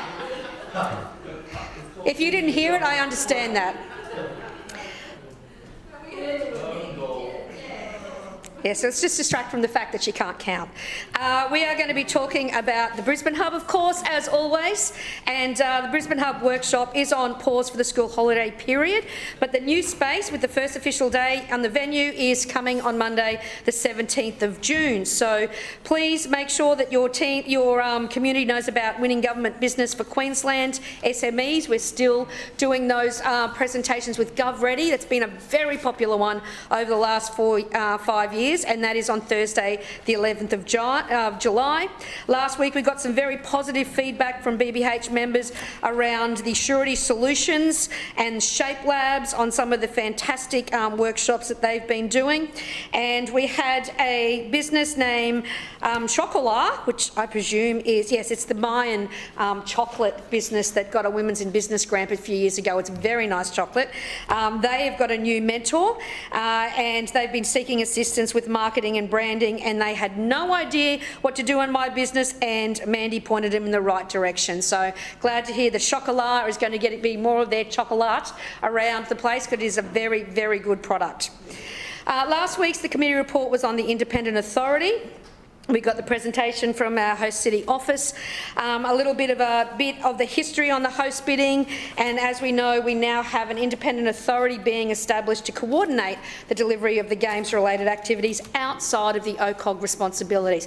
We call them the non-OCOG committees, but that's not what they're going to be called. They're still debating what they're going to be called, so sometimes the name is more important than actually what they do with this state government. But we do know hosting the Olympic and Paralympic Games is a once-in-a-lifetime opportunity for our city and state, but it also carries a lot of responsibility to ensure we get the benefits with hosting the Games being realised as well. So undoubtedly, the critical success factor behind hosting the Games for many of our past host cities was put down to the creation of an independent authority, a body that would work at arm's length of the government with bipartisan political support, tasked with the responsibility to deliver significant programs of new and upgraded venues, transport infrastructure, as well as coordination and oversight of legacy outcomes. So the London Games is a fantastic outcome of how this model can actually work, delivered under budget and a year ahead of schedule.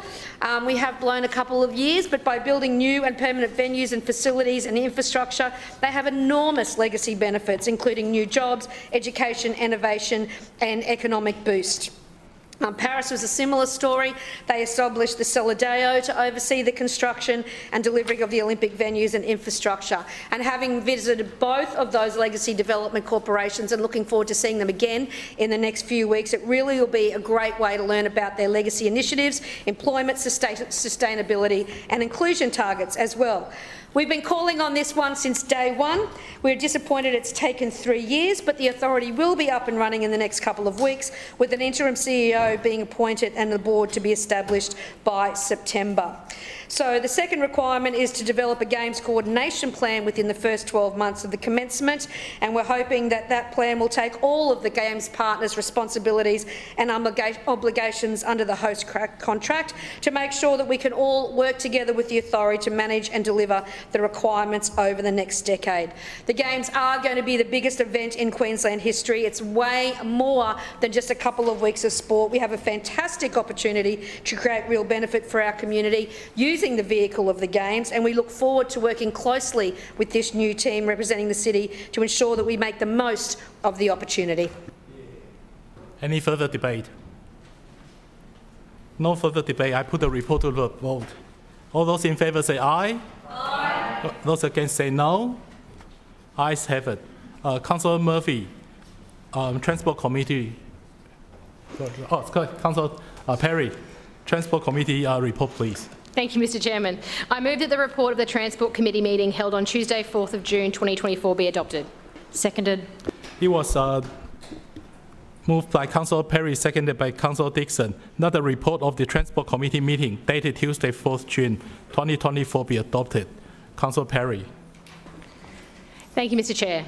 Last week, our final Transport Committee for the session, we had a presentation from the Transport for Brisbane about onboard passenger information systems.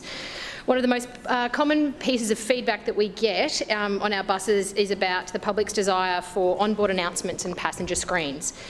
In Brisbane, we have almost 6,000 bus stops, and while having such a large network is great for connectivity, it also means our network can be complex and confusing. If you're travelling somewhere unfamiliar, it can be hard to know exactly where your stop is. If you're travelling at night, it can be even harder, especially when visibility is low. But we want to empower our passengers and make them feel confident using public transport, so we have been exploring onboard passenger information systems for our bus fleet. You will notice that bus fleets are obviously a little bit different to the train line because it all goes in a straight line, so it's a little bit easier to follow than our buses. It makes sense. The key feature is the addition of a screen inside the bus, similar to what you might be used to seeing on heavy or light rail. The screens display upcoming stops and the travel time to each location. They also display popular destinations at each stop and the wait time if you're planning to transfer to another bus. We know that the simple act of ensuring passengers are well informed about their trip drastically improves the customer experience on board our buses.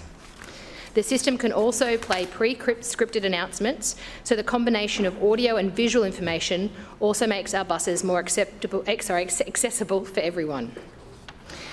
Our drivers benefit too, with better information about their on-time running, live route maps, and a more efficient system for sharing messages with passengers. On our brand new metro vehicles, next stop announcements, hearing loops and information screens are being installed right from the outset. Our electric City Loop buses also came with the onboard systems pre-installed, but on the rest of our fleet, we've got a big task ahead to retrofit this technology onto older vehicles. The great news is over the last few months, we have been rolling out the technology on our Blue City Glider fleet. Route 60 is one of our city's most popular services, so installing screens on our fleet of 18 Blue City Gliders was the most obvious place to start.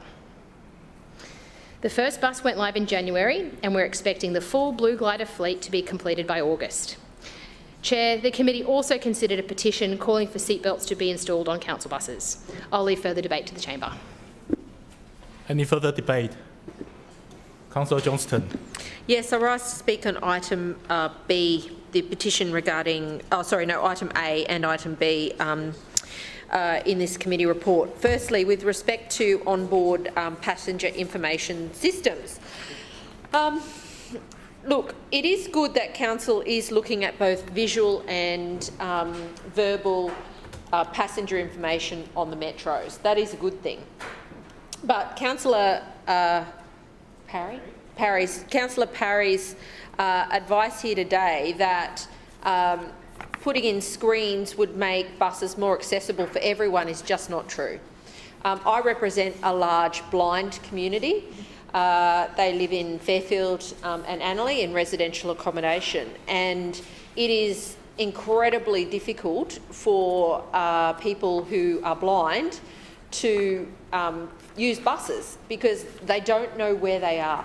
Now, bus drivers are fantastic. If you ask them, they will generally tell you when your stop's coming up. You'll stay near the driver. They know you've got a vision impairment. But there are very simple things Council can do to make sure that everyone who has an impediment can use public transport. The trains do it. You know exactly where you are on the trains. They announce it everywhere you go. But our bus system doesn't. And until we have both verbal and visual stop information for vision impaired and blind residents, they are going to be precluded from using buses. That's just the bottom line. It's so difficult for them to do. Now, the concerning part of this report is paragraph 7, which says, this is with respect to the information about the Blue City Glider, which doesn't come out my way, services the inner city. Installations include a public audio system with a set of pre-recorded announcements for commonly encountered situations and an interface with existing destination signs to provide supplementary information. What's that mean? If it's going to announce every stop as it comes up, why doesn't it say that? So it says to me that that's not what this is doing. It says to me you'll be reminded to tap on and off with your Go card. That's the kind of thing that a pre-recorded, commonly encountered situation is. So I don't think Council is doing all that it can here, and I'm very conscious that some of the most vulnerable people in our community who have vision impairment find it very hard to use public transport. Now, many stations are getting upgraded and it is fantastic as part of the Cross River Rail project. And in my part of the ward, both Link Vision and the Queensland Rail Riding Association have been involved in providing advice to the Cross River Rail teams about how to make the stations being upgraded along the B&Lee line more user-friendly for vision impaired and blind people. I don't think our council's doing any of that. I don't think they're consulting with anyone, and I would really appreciate it if it can be clarified about whether or not each bus stop is going to be announced as the bus approaches it, because that's what needs to happen. There's no point just putting a screen up in some buses in the inner city, and every other bus route in the city doesn't get the signs and doesn't get verbal clues about where they are. So I don't think the council's doing a good job here in any way, shape or form. Secondly, on item B, installing seatbelts on council buses, unfortunately we continue to see horrific bus accidents happening around the country. And whilst there is no mandatory obligation for council to install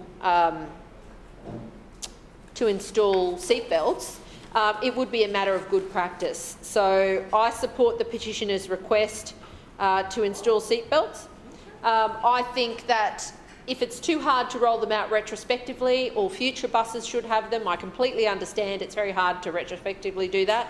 But we need to start thinking about road safety, and I don't want to see more people die on buses in Australia, whether they're privately owned or owned by a public authority. And I think this is something that we should be considering. Any further debate? Councillor Perry? No. I put the vote on the committee report to the vote. All those in favour say aye. Aye. Those against say no. No. The ayes have it. Division. Division. Division called by Councillor Johnston, seconded by Councillor Massey. All those in favour comes to my right, and those against comes to my left. Clerks, please ring the bell.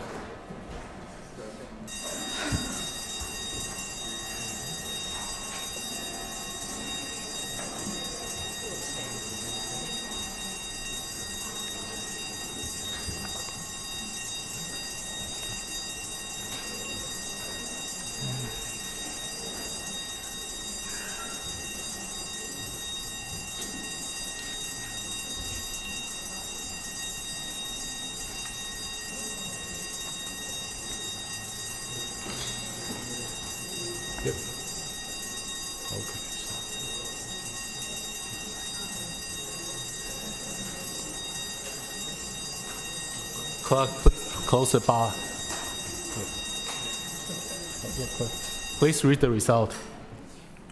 Mr Deputy Chair, the ayes have the voting being 21 in favour, 1 against and 2 abstentions. Councillors, the ayes have it. Please go back to the seat.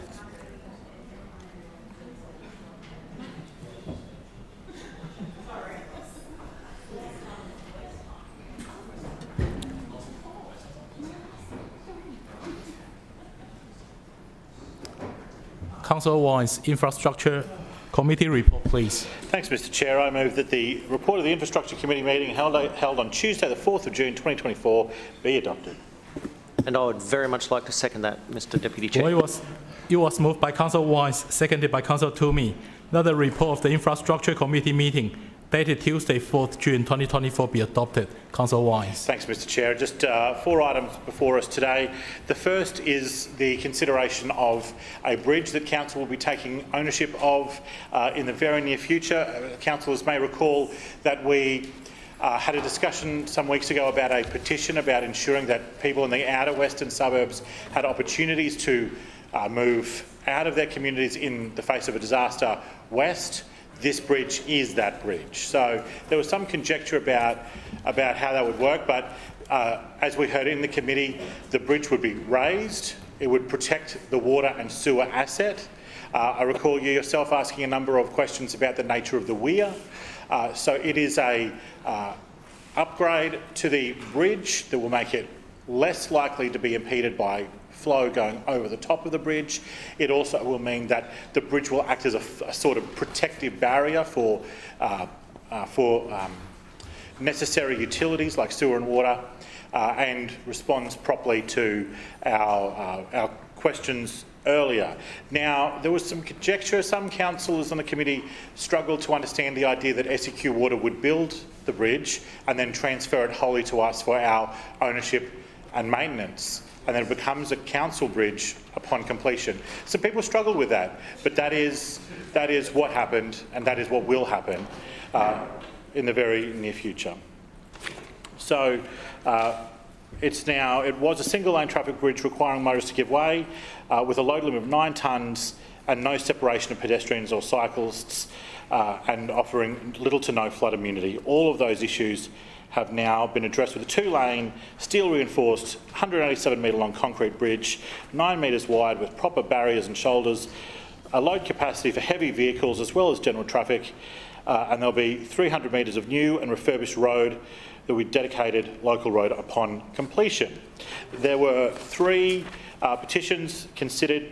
There was the proposed installation of a pedestrian crossing at Cooperoo.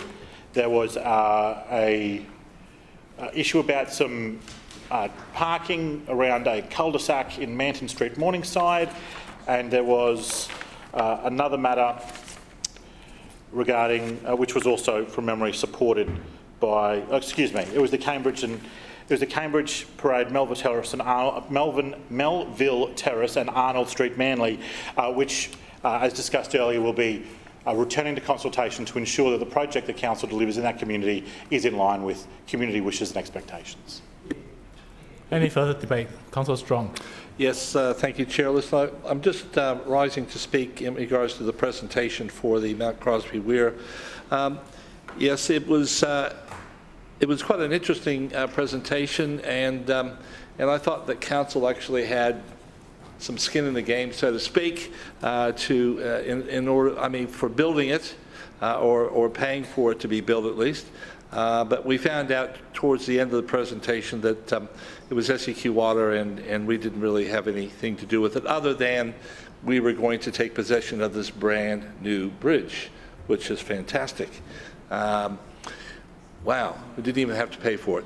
Anyway, so what I would like to suggest to the chair, Councillor Wines, is that when it comes to presentations, and you bring on some pretty good presentations, actually, I must admit, in the infrastructure, but at least with something that we should have either paid for or built ourselves to be the presentation, right? I'm sure there is multiple number of those projects that you could bring in and be very informative about as well, that we actually had some skin in the game other than just to be the recipient of someone else's good work. Now, I know the Colo Bridge would be a good example of maybe one that you should consider out that way. I'm sure the local residents out there would love to see an upgrade of that to mitigate the flooding issues and excess issues as well. So I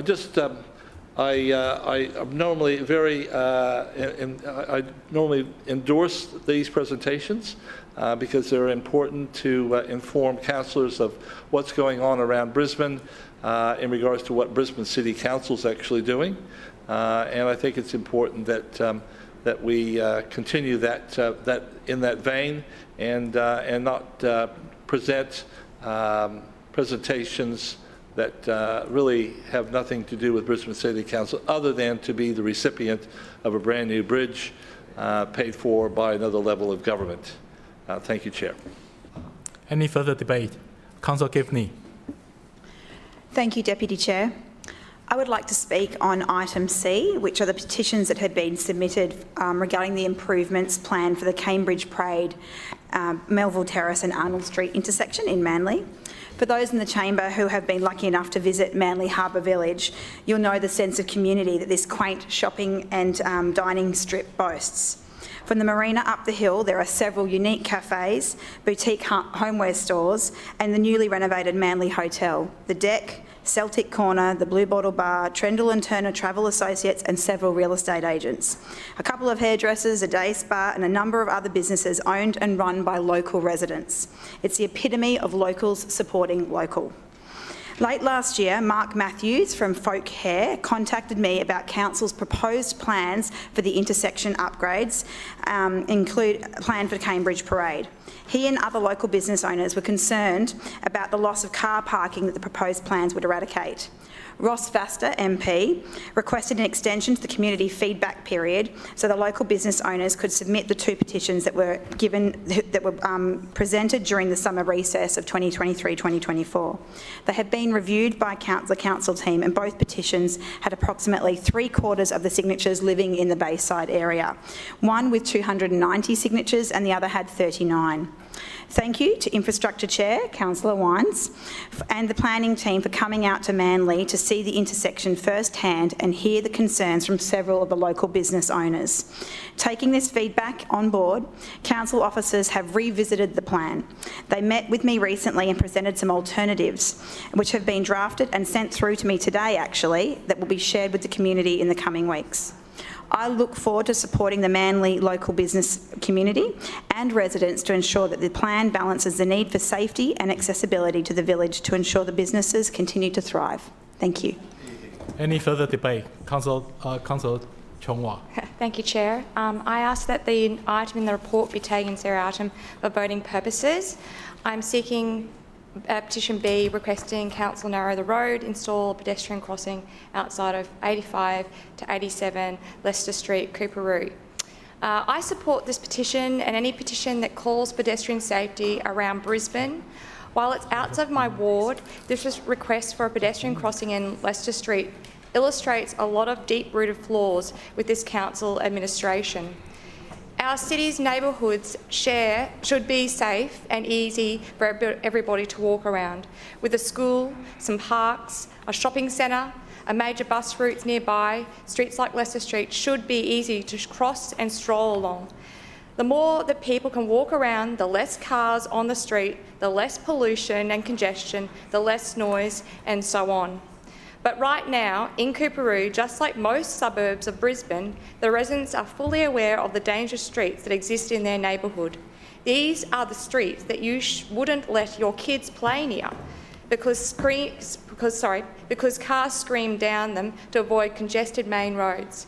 Streets like Leicester Street, in fact most of Brisbane, is hard to walk around and dangerous for pedestrians because this council wouldn't dare to slow down traffic to make pedestrians safe. But Brisbane doesn't have to be like this. Curb extensions, speed humps and other traffic calming devices all make our streets safer. They change how vehicles move and force drivers to slow down. Leicester Street is actually much better designed than most streets in the city, with some artificial curves near intersections to slow down drivers.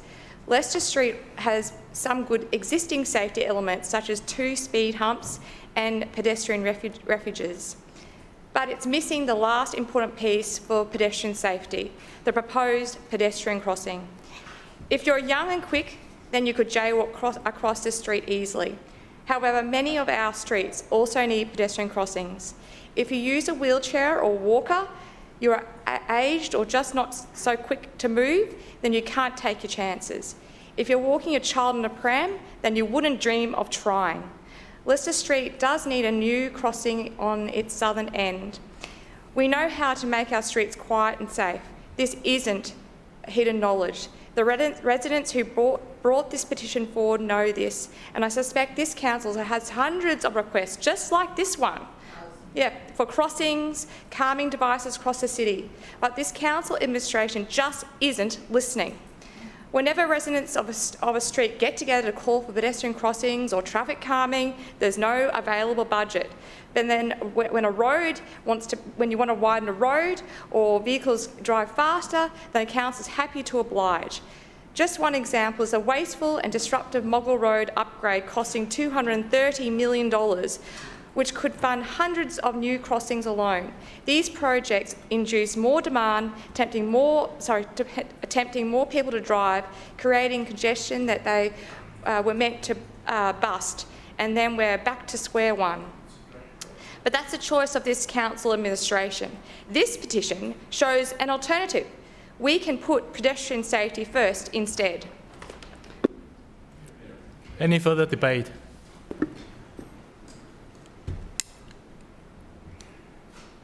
Councillor Johnston. Thank you. Thank you, Mr Deputy Chair. I rise to speak just briefly on a couple of these items, which I did in committee as well. Firstly, just the new bridge at Mount Crosby Weir. I've said this a couple of times, but it's so instructive that Councillor Wines wants to talk about the other levels of government delivering projects, not his own department or division in council.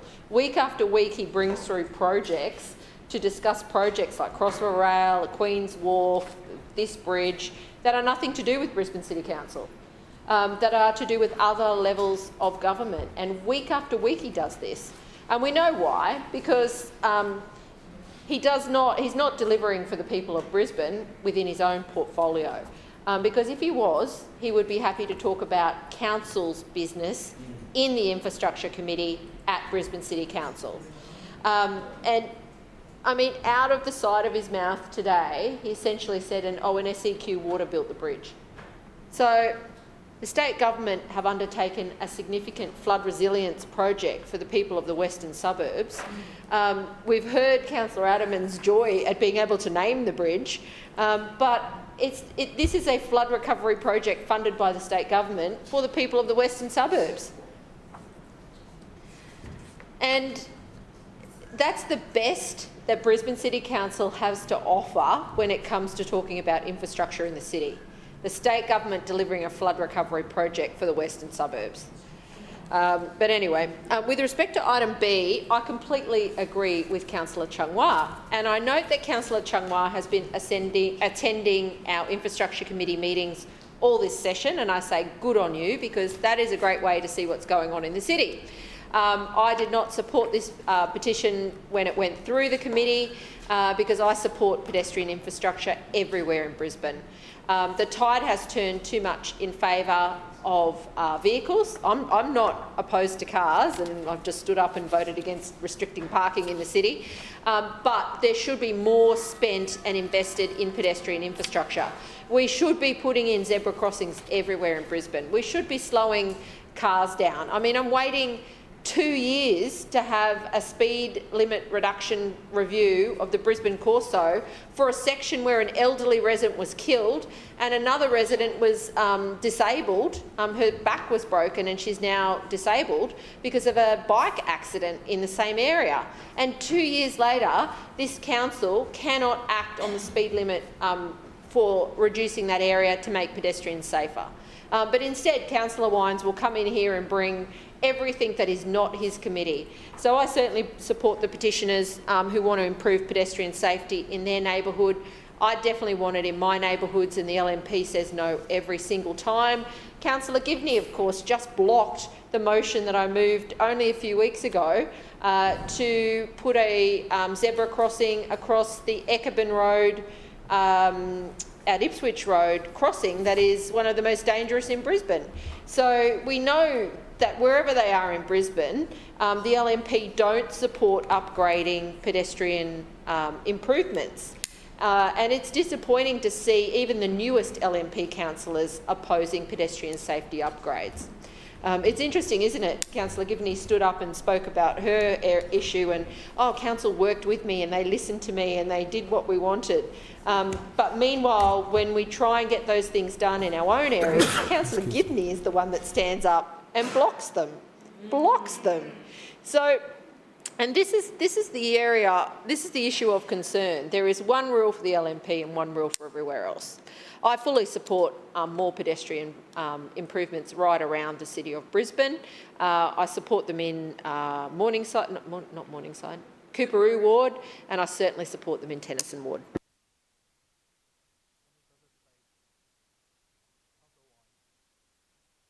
Thanks, Mr Chair. Just in response to some of the comments made earlier, I just wanted to go over this again. This bridge is now ours. Paid for and built by someone else, it is now ours. Right? We get to name it. We must maintain it. It is for the benefit of our communities. It is our property.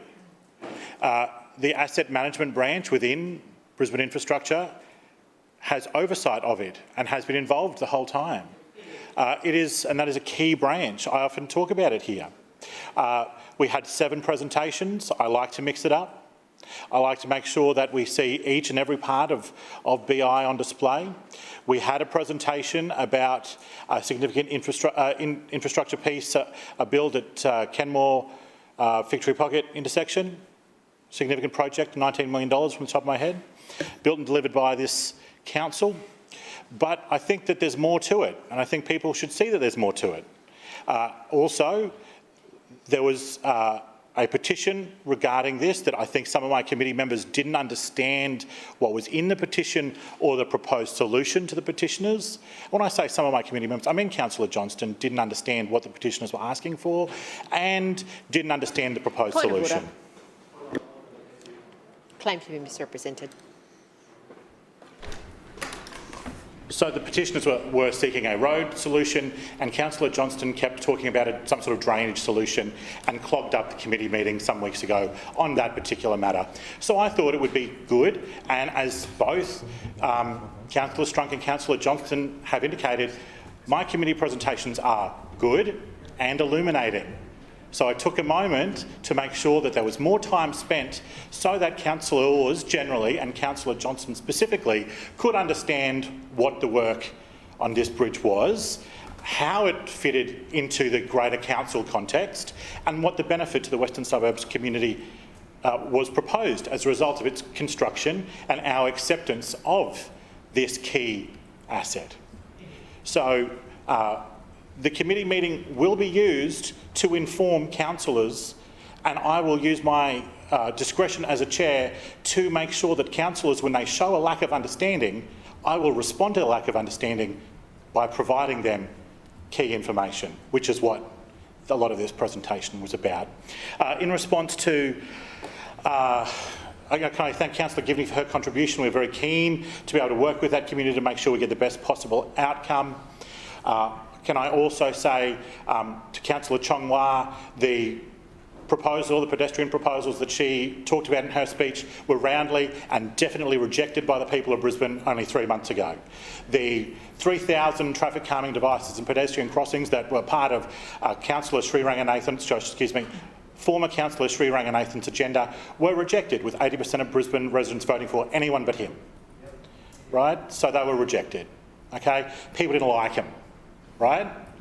I know that Councillor Chong-Wah might like them, but the public didn't care for them. All right, and not only, but that being said, that Councillor Chong-Wah got so heated in her criticism of there not being a pedestrian crossing in an area where there are 2 within 200 metres of this particular location.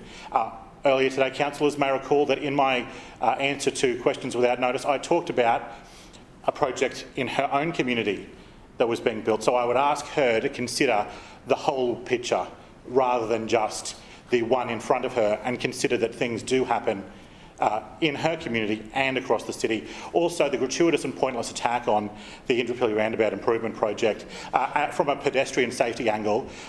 Anybody familiar with the Western Suburbs would know that there was no safe pedestrian movement around that place when it was a car yard and strange roundabout.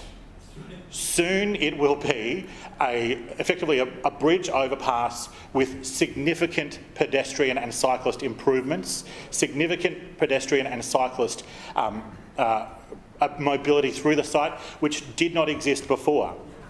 If you wanted to walk to the car yard, you had to park at Indooroopilly Central and run across 3 lanes of traffic, hoping that the road lights protected you. Right? Now you're going to be able to walk there with your own protected pedestrian crossing. The pointless and quite frankly dumb attacks by the federal member for the Western Suburbs, I would tell Councillor Chong-Wah to not listen to her. She is wrong all of the time, and that this particular upgrade will materially benefit motorists of the Western Suburbs broadly, pedestrians in the Indooroopilly area specifically, and cyclist use through that community. And I trust that no member of the Green Party will ever use it And if they show up at the opening, I hope that they show their true red communist faces when they come in, with a sheer embarrassment of being present in that place. Point of order, Chair. Does this chamber accept the term red communist faces? Is that proper? I don't uphold meetings? that point of order. Specifically about the Greens, is that proper meetings conduct, Chair? Well, I don't uphold that point of order. Councillor Johnston, your misrepresentation. Yes, thank you, Mr Chair. Councillor Wines has misrepresented me by attempting to mansplain that I did not understand or lacked an understanding of the Bridge report in his committee. In fact, I'm the one that acknowledged it was funded by the state government, and it's Councillor Wines that seemed unable to admit that. Okay. Well, now I put the item A, C, D of the Infrastructure Committee report to the vote. All those in favour say aye. Aye. Those against say no. The ayes have it. I put item B of the report to the vote. All those in favour say aye. Aye. Those against say no. No. The ayes have it. Call division. Division. Division called by Councillor Chongwa, seconded by Councillor Massey. All those in favour go to my right. Against go to my left. Please ring the bell.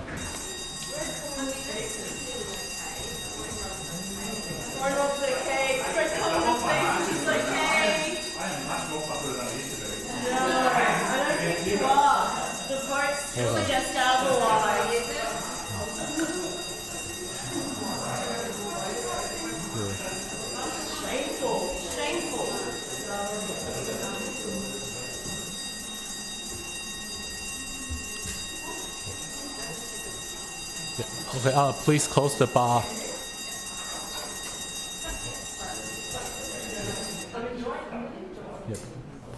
Clerk, please read the result. Mr Deputy Chair, the ayes have it, the voting being 19 in favour and 3 against. The ayes have it. Please go back, return to your seat.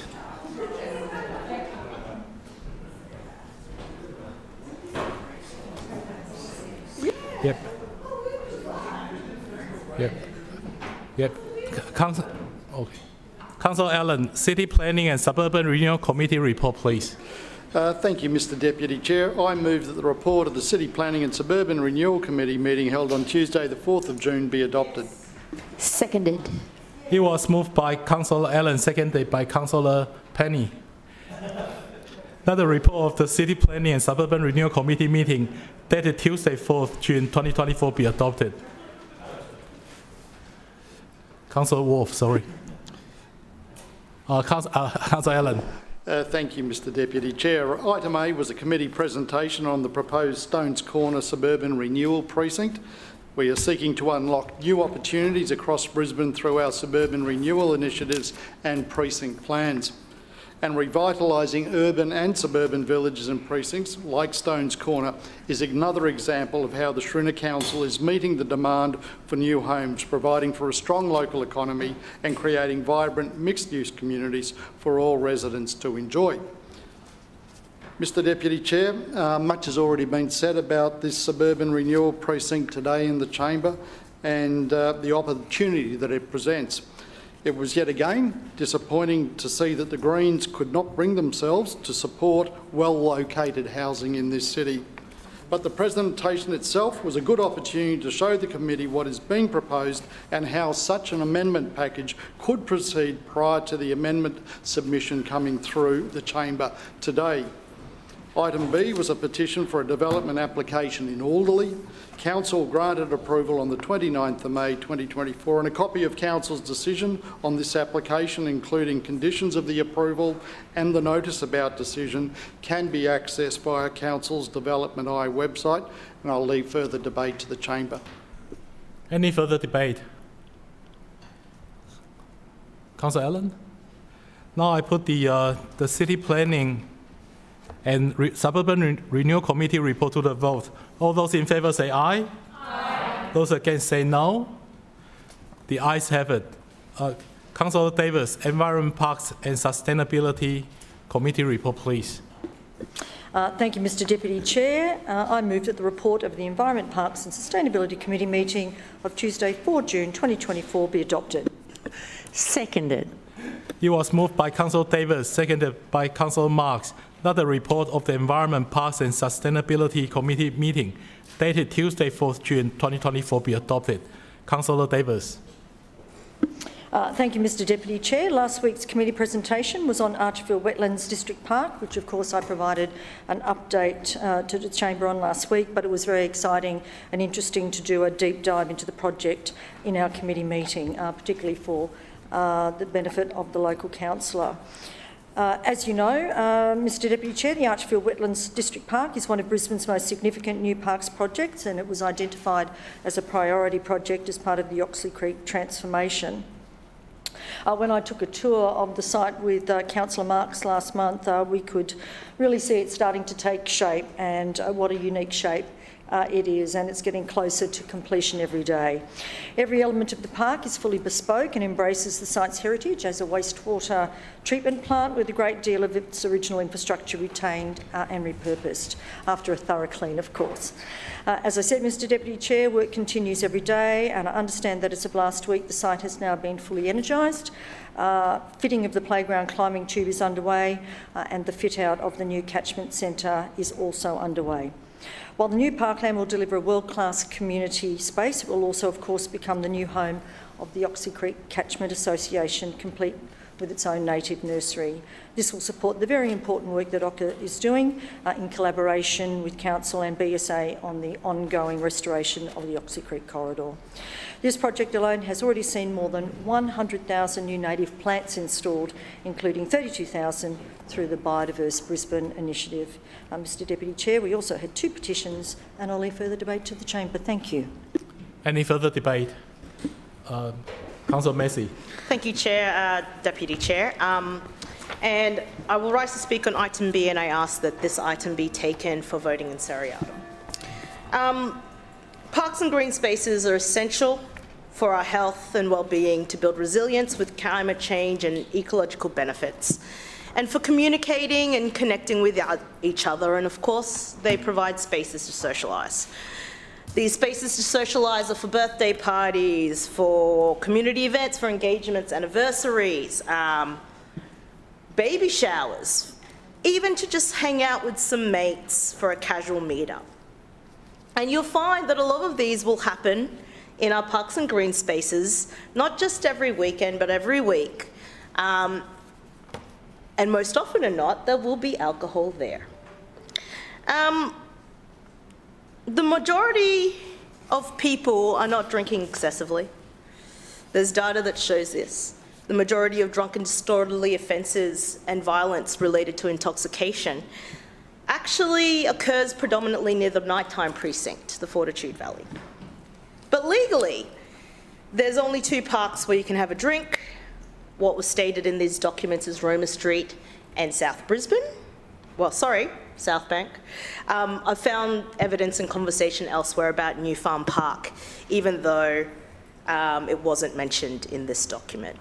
But what we do know this weekend is that there will be drinks at the park, any across our wards. And for most, nothing will happen. The police will not stop by and life will continue. But for some, those in marginalised communities, those in diverse communities and First Nations peoples, the result of having a drink in a public park can range from embarrassment and shame to death. This is why the Deaths in Custody Social Justice Commissioner includes in their list of recommendations that public drinking should not be used as a form of social control over First Nations populations. And therefore, we should be decriminalising public drinking. With this petition, we had an opportunity to work for a more equitable and just society, prioritising First Nations justice as recommended by the Social Justice Commission.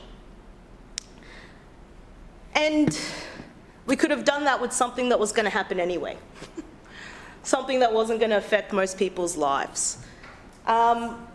The response to this petition, that everything stays the same because it could be too hard, won't tangibly shift anyone's actions this week.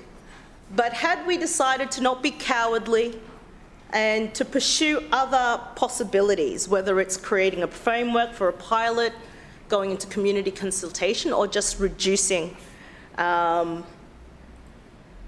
these laws themselves for the restrictions of alcohol consumption in green spaces and parks, I know for a fact that we in this council would have saved someone's life in the future.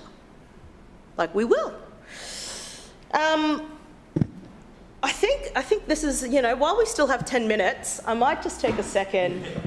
I might just take a second to actually tell a story while we have 10 minutes. A long time ago, a group of friends met up at an inner city park, about 8 of them, to watch the sunset. This group of friends was pretty diverse.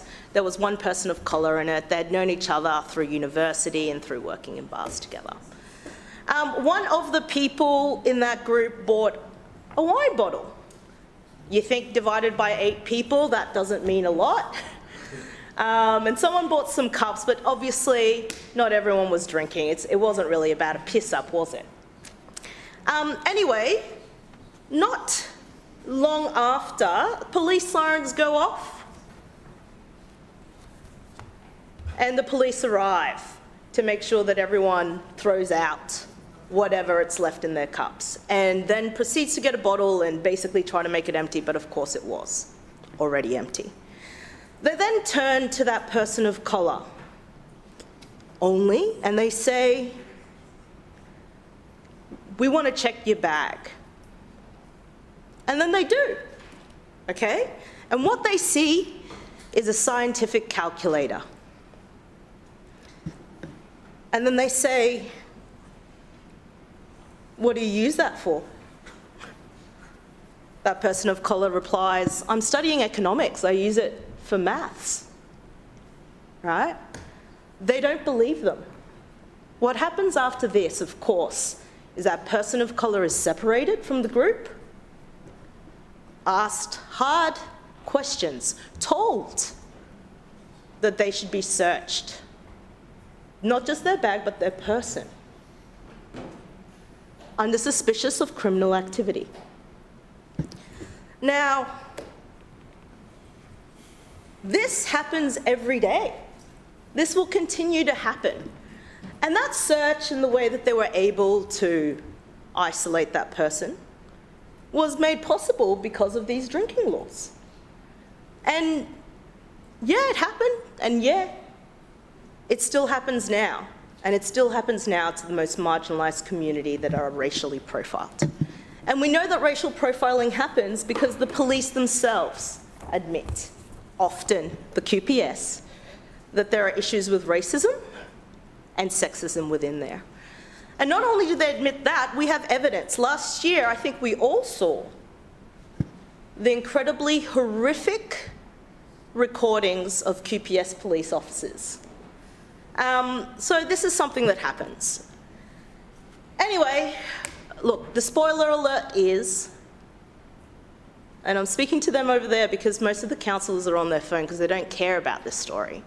But the story and the point is that I was not found with anything on me because I was just an economics student studying maths. Actually, it was Stats A. But I was upset, and I do remember that day clearly. But more than importantly than that, I wonder if I had had social drinks with some friends and was drunk, or if I was less compliant because I had had a bad day, or if I was less articulate in explaining the actual situation, what would have happened to me? Well, yeah, I definitely would have been arrested and others possibly. So I guess it's easy for us to make decisions here. Point of order against you. Councillor Toomey? I do understand that you're giving Councillor Massey some leniency, but can she please put a civil tongue in her head? Councillor Massey, please come back to the report. Can you make a ruling on that point of order? Do you? Yeah, please come back to the report. The QPS wasn't in here, wasn't the point of- and your that wasn't personal the point of story wasn't order. in here. So I've been giving you leniency, It's fine, it's but fine. No, please. it's not okay. I'm nearly done, but it's fine. It's not okay. Point of order. Point of order, Councillor Johnston. Mr Chairman, under the meetings local law, it is unsuitable meetings conduct to be disrespectful and discourteous to other councillors. Asking another councillor to put a civil tongue in their head is incredibly disrespectful. Councillor Massey was not being uncivil, rude, discourteous or any of those things. Councillor Toomey's remarks are unsuitable meeting conduct, and I ask that you ask him to withdraw them. I've been giving leniency to both sides to speak, bit beyond the topic. So point of order, Mr. Chair. I'm happy to withdraw on Councillor Johnston's advice, but I would like the chamber reminded that swearing is inappropriate in this place, and I have had to withdraw for the same reason. Thank you. Okay, thank you. Okay. Was there a request to withdraw that word? Yeah, but thank you for the reminder, Councillor Toomey. Sorry? Yeah, we're all good. I continue though. It's easy, I guess, for us in this chamber to make decisions here on what seems reasonable on paper. But had this LNP Council been brave and not cowardly and recognised how these decisions have negative consequences on people's lives, maybe we would have worked towards a more just and equitable society for Brisbane residents. The Greens believe a more just and equitable society is possible. We believe that first justice should be at the forefront of some of our work, which is why we will be recommending the recommendation to this petition. Any further debate? Yes. Yeah, Councillor Griffith. Thank you, Madam Chair. Madam Chair. Sorry, Mr. Chairman.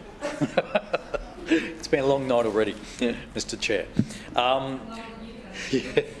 Oh, I missed that sort of little quip. What was that little quip? Point of order. Yes. Point of order, Councillor Johnston. Yes, the Deputy Mayor is again calling out across the chamber and interjecting, and will you take action against her as other councillors, including myself, have been warned this evening? That's the second time. It was the same circumstances when Councillor Toomey and Councillor Massey had that discussion. So, Councillor Griffith, you have the floor. I don't uphold your point of order. Councillor Griffith, you have the floor. Of course not. That's multiple times now then. I missed what the Leader of the House or the Deputy Mayor said in a little shouting match. But anyway, I just want to note that based on the changes that the Lord Mayor and the LNP councillors are proposing that will be put through at the next meeting, we would have now guillotined the meeting, and we'd actually still have 5 committees. Mr. Deputy Chair. Yep. Deputy Mayor, yep. I ask you to make a ruling on the topic of discussion. What item is Councillor Griffiths speaking to? And this is not in Environment, Parks and Sustainability Committee. Okay, Councillor Griffiths, please come back to the report. It's interesting that the Deputy Mayor, Leader of the House, is so forthright with these new rules. But we would have missed 5 meetings, 5 of these committees, based on the new rules that you're proposing. Shame. There you go. So much for good governance. I do want to speak about, Bud, the item here that we had a presentation on in relation to Archfield Wetlands. It was a really good presentation, and can I commend the officers for their presentation and for the work they've been doing. My ward stretches from Toohey Forest way down to Oxford Creek, so it's a very interesting ward in terms of natural areas of our city on the south side, and we have an amazing amount of wildlife in those areas, and I'm really enjoying being involved with the community in those areas. Can I say that this is a very good project? It is funded from the Bushland Levy, so it's not funded from our from our parks areas. It's funded by the Bushland Levy to do this project. I acknowledge that. There is $20 million going into this project, and it will produce a very good, I believe it will produce a very good outcome for the community on that side of my ward, in that very far pocket of my ward. That will be a new playground for the residents, probably more so in your area, Councillor Strunk, who will benefit from this new playground, the rehabilitation of this site, and also the opening of the new walkway through there, which has the most number of bird species in any capital city in Australia, on that particular walk through Archfield Wetlands. I really believe it's important that we rehabilitate Oxley Creek, and one of the issues that I think isn't addressed through this report, and I have raised it previously in the chamber, is there at least 8 waterways flowing into Oxley Creek. Blunder being one, Moolabin Creek, there's a range of others, Stable Swamp Creek. There's numerous waterways that flow into the Oxley Creek catchment, and what I'd like to see is a plan for those creeks to be dealt with environmentally and in terms of flood management as we go forward. Because at the moment we have no plan for addressing those waterways and their flow into this particular project. I don't think it's a particularly hard piece of work to do, but it seems to be a difficult piece of work to convince the organisation to say that that is important. So I will keep raising this as an issue, because it needs to be done in the rehabilitation of both Oxley Creek, which is our largest catchment in Brisbane, and also flowing into the bay as well. I thank the officer for their presentation. Look forward to seeing this work completed. Any further debate? Councillor Davis. Thank you very much, Mr Deputy Chair. I think it's really important. Can I thank the councillors for their contributions? I think it's really important to point out that the response reflects what has been a very long-standing policy regarding alcohol consumption in Brisbane parks. It's something that most people are absolutely aware of. They know that alcohol can only be consumed in limited designated areas or under an event permit. And while we're always looking at ways that we can create more to see and do and to activate our parklands, we have to do so in a way that promotes community health and safety. As you would be aware, we have more than 2,000 parks and reserves across our city. Council simply does not have the resources to police alcohol consumption in our parks to ensure that it's enjoyed safely and responsibly. The petition response points out 2 parks that where you can drink without a permit, and that is South Bank and also Roma Street Parklands, but that's of course because they have a particular level of management over those 2 parks, and that's not generally across the remaining parks in our estate. I think it's also important to say that there is no bias against certain groups or regions here. It's just one rule that applies to everybody fairly and equitably. So thank you again for those that contributed. It was a wonderful presentation. I'm sure Councillor Griffiths can't wait for it to be open, and of course he's welcome to go down and inspect the site during the course of the construction if he arranges that with the site manager. Thank you very much. Now I put the item A and C of the report to the vote. All those in favour say aye. Aye. Those against say no. The ayes have it. And I put the item B of the report to the vote. Those in favour say aye. Aye. Those against say no. No. Ayes have it. Division. I second it. Division called by Councillor Massey, seconded by Councillor Chongwa. Ayes to my right, noes to my left. Please ring the bell.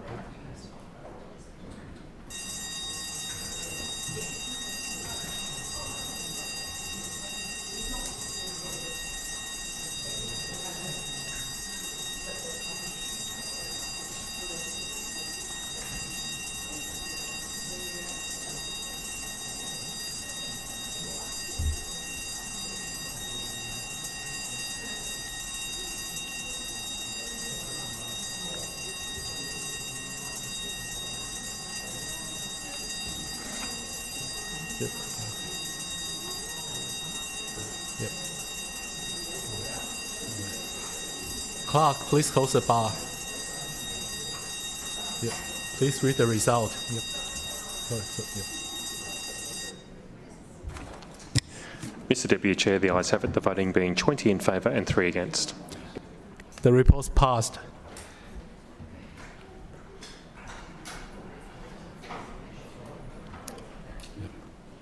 Yep. Councillor Hutton, City Standards Committee. Thank you, Chair. I move the report of the City Standards Committee meeting held on Tuesday, the 4th of June 2024 be adopted. Seconded. It was moved by Councillor Hutton, seconded by Councillor Edelman, that the report of the City Standards Committee meeting dated Tuesday, 4th June 2024 be adopted. Councillor Hutton. Thank you, Chair. On Tuesday, the City Standards Committee had a presentation on the bin collection from our Waste and Recovery Resources branch. Across Brisbane, over 600,000 wheelie bins are collected each and every week, and we have come a very long way since the first bins were collected by horse and cart in 1941. It took until 1969 for Brisbane's first front lift style vehicles to be introduced, and fast forward to 2024 and Council uses a variety of trucks to collect Brisbane's rubbish each week. Not only are these trucks customised to different styles of bins and locations that they collect from, they are also fitted with technology to enhance the safety of both drivers and residents. Our collection partners, Veolia, have 8 cameras installed on the vehicles and 1 placed over the hopper to identify any contaminants or hazards that might be tipped into the truck. These cameras have been crucial in identifying risks of hot loads, confirmation of services and providing evidence of damage to private property during insurance claims. Hot loads, for those of you who don't know, occur when fire ignites inside the truck after collecting often batteries, gas bottles or other hazardous materials. This is a really serious issue and something that we identify obviously in our Towards Zero Waste strategy as a waste stream of concern. I do want to give a shout out to our wonderful drivers and to say a big thank you to the waste collection team for their essential service in supporting residents each and every day. The committee also considered 3 petitions for Council to undertake resurfacing on Oxley Road. Council completed 2 site inspections along Oxley Road between Chelmer and the Ipswich Road motorway of Oxley. The inspections found that the Oxley Road surface was at a safe standard. However, a section of the roadway was identified as meeting intervention standards for resurfacing from Sherwood Road, Sherwood to Graceville Avenue, Graceville. This project has been listed for consideration as part of Council's future capital works program, and we will continue to obviously maintain and monitor the status of Oxley Road and carry out works when required. I'll leave further debate to the chamber. Any further debate? Councillor Johnston.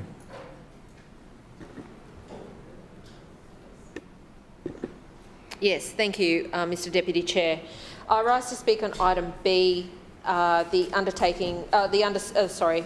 resurfacing of Oxley Road, Oxley. Firstly, I want to say that this is the most appalling response to a petition. Oxley Road is an arterial road that carries between 30 and 35,000 vehicles every day. It is in appalling condition. There are huge cracks through the road and grass is growing up through the cracks in the road, and that includes in Oxley, Corinda and Graceville. It is dangerous, without question. So, number one, I don't accept the advice that it's safe. It is dangerous. Number two, it is immediately apparent to anybody who drives on it what an appalling state it is in. It's been patched, it's been cut up, it's had water in through it through the floods. Council hasn't resurfaced this road post the floods. Officers have told me that is because the road was in such bad conditions before the floods. It wasn't eligible for the National Disaster Funding because you could only restore an asset to the state that it was in before. And this road is so bad that we didn't qualify, even though Chelmer, Oxley, parts of Corinda, all underwater and flood damaged. Now, down near Graceville State School, it's a huge amount of grass growing up out of the big cracks on the road. Down in Oxley, it's been glued back together with the black hot tar. It is just appalling that an arterial road in Brisbane is in this bad a condition. One of the best sections of the road is actually the area between Sherwood Road and Graceville Avenue.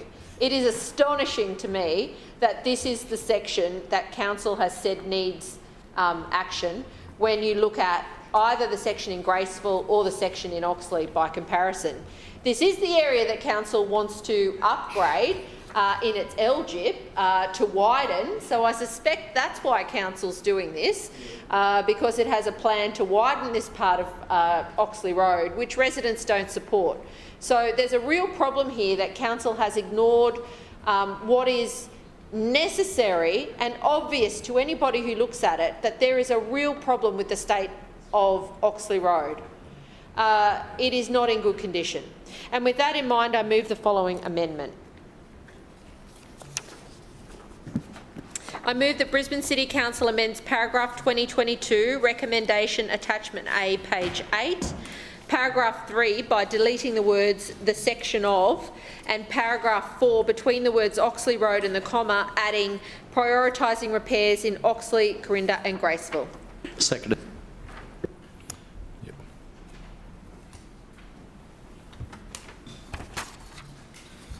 It is. I just said it's moved.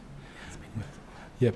An amendment is moved by Councillor Johnston, seconded by Councillor Griffiths, that Brisbane City Council amends paragraph 22 recommendation attachment A, page 3, paragraph 3 by deleting the words "the section of" and paragraph 4 between the words Oxley Road and the comma, adding prioritising repairs in Oxley, Corinda and Graceville. Councillor Johnston. Yes, thank you. The amendment I'm moving here today is quite minor. It essentially will ensure that Oxley Road is listed for capital works, and that I'm not changing that it be prioritised above others, but it will ensure that Oxley Road is listed for future resurfacing. It also ensures that Council will undertake minor repairs along Oxley, Corinda and Graceville, which are required now. So it simply demonstrates to residents of my ward, of Councillor Hutton's ward who use Oxley Road. This is the astonishing part of all of this, because the amount of people from Jamboree Ward who drive up and down Oxley Road, I gather they all did it today because of the crash on the Centenary motorway. They all use this road. It would be astonishing to them that Councillor Hutton is opposed to resurfacing Oxley Road, that Councillor Hutton says Oxley Road's perfectly fine.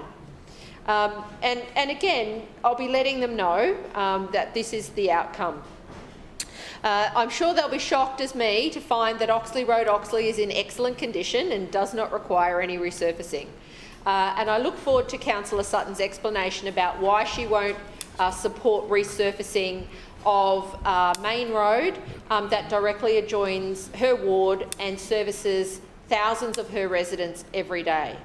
These are minor amendments that will ensure Council fully lists Oxley Road for resurfacing and undertakes urgent repairs in Oxley, Corinda and Graceville to those sections of Oxley Road that are in appalling condition.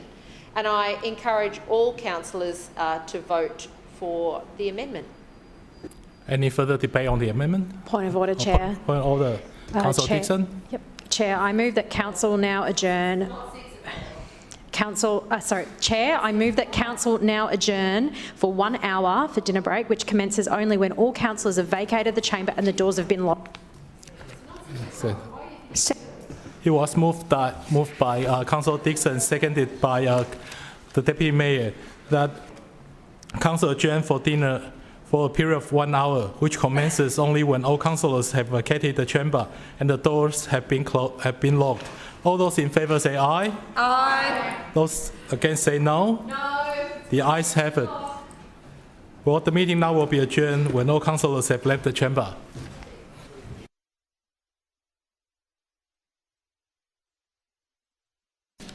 As there's no further speakers, we'll now go to the vote. All those in favour say aye. Aye. Those against say no. No. The noes have it. Division. Division. Division has been called by Councillor Johnson and seconded by Councillor Cassidy. Ayes to my right and noes to my left. Yes, please ring the bell.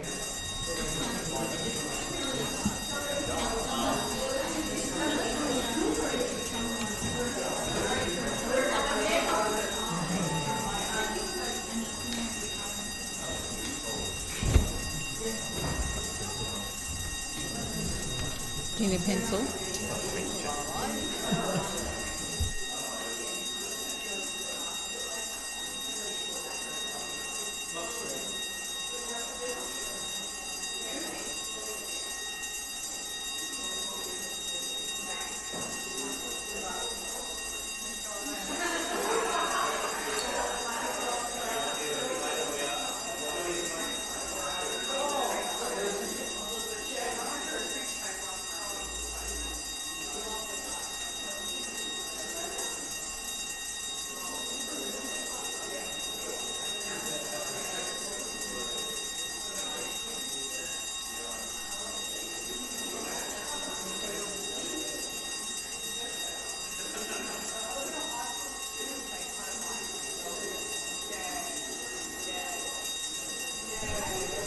Clerks, please read the result.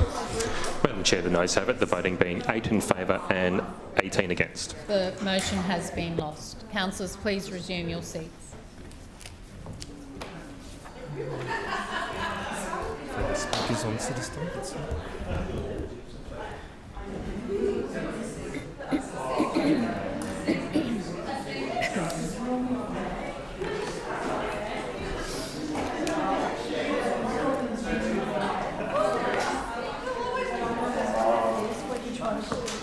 Are there any further speakers on the City Standards Committee, please?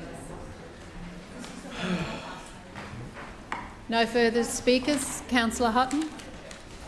We'll now put the report to the vote. All those in favour say aye. Aye. Those against no. No. The ayes have it. Division. No seconder. Thank you. Division has been called by Councillor Johnston and seconded by Councillor Griffiths. All those in favour say aye. No, we're doing division. Sorry, division. All those ayes to my right, noes to my left. Point of order, Chair. What item is this? This is on City Standards. Yeah, sorry. Just item A is this, the report? Oh, okay.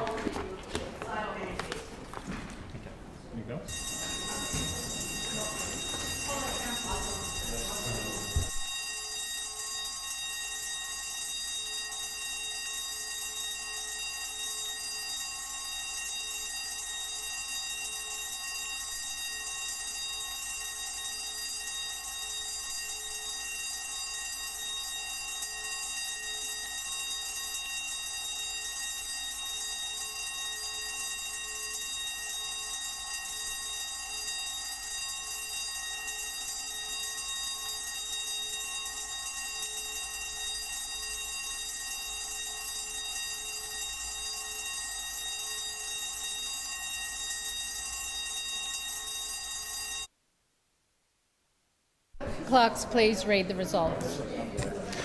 Madam Chair, the ayes have it, the voting being 18 in favour, 3 against and 5 abstentions. The report is carried. Councillors, please resume your seats. Councillor Howard, Community and the Arts Committee.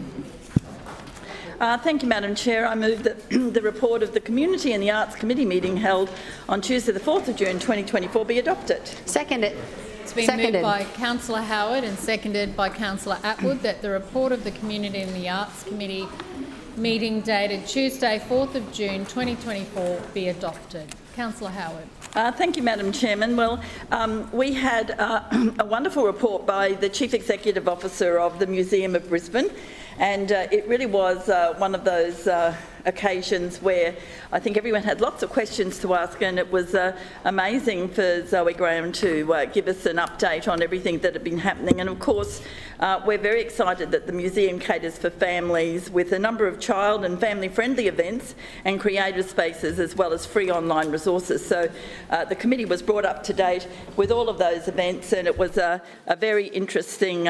It was a very interesting report. So, I will leave a debate to the chamber on that. But Madam Chair, I move that the motion currently on the table regarding Aboriginal and Torres Strait Islander flags be taken off the table. Seconded.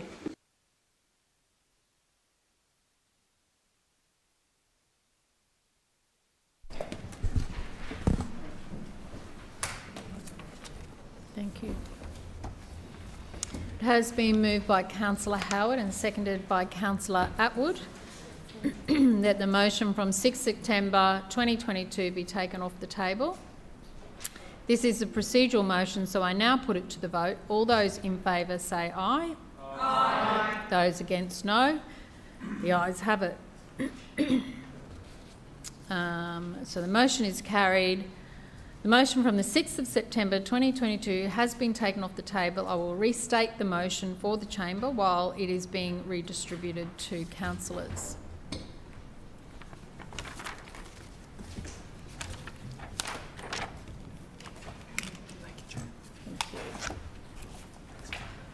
Oh, there's a couple more there.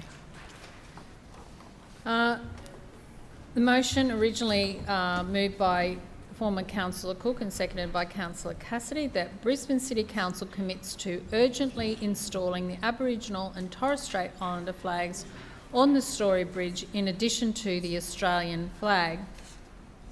Councillors who have already spoken are former Councillor Cook and the Deputy Mayor. Debate now resumes from where it left off on the 6th of September 2022. Is there any further debate? Councillor Howard. Thank you, Chair. I rise to speak on this motion and to provide an update on the work undertaken by Council to guide when and where the display of the Aboriginal and Torres Strait Islander flags occurs. Feedback provided to Council from the Aboriginal and Torres Strait Islander community, as well as our RAP Community Advisory Group, has included the importance of flying flags at Sorry Day sites across the city and on flying the Aboriginal and Torres Strait Islander flags on dates of significance.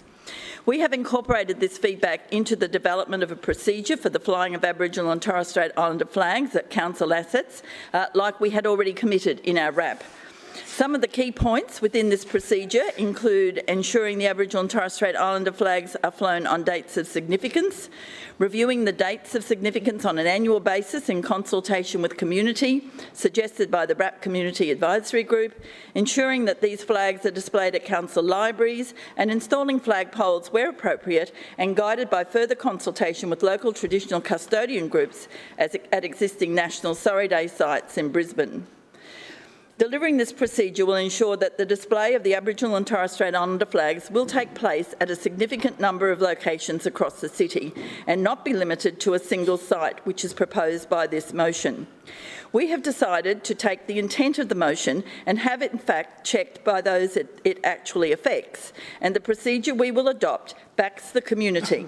It does not back the Labor councillors and their attempt to grandstand. That is why we will not be supporting this motion. Further speakers? As there is no further, Councillor Massey. Thank you, Chair. I rise to speak on this briefly. From recollection, I know that there was a petition that was delivered very early on when I first arrived in Chambers that was signed. The head petitioner was Cara Cook, former Councillor Cara Cook, and was signed by 5,000 people. Over 5,000 people from memory. And, you know, when we're talking about this, and through you, Chair, to Councillor Howard, when it says that we've taken on the feedback, we actually don't know who that feedback is, where that feedback happened, how that feedback happened. I think the intention of this motion isn't about reducing it to one site. The intention of this motion is putting and ensuring that the Torres Strait Island and First Nations flag are visible at a prominent site throughout every day during the year. And so while it is great, wonderful that there is progress to flying the Aboriginal of First Nations and the Torres Strait Islander flags, which are, let's be clear, classified as Australian flags.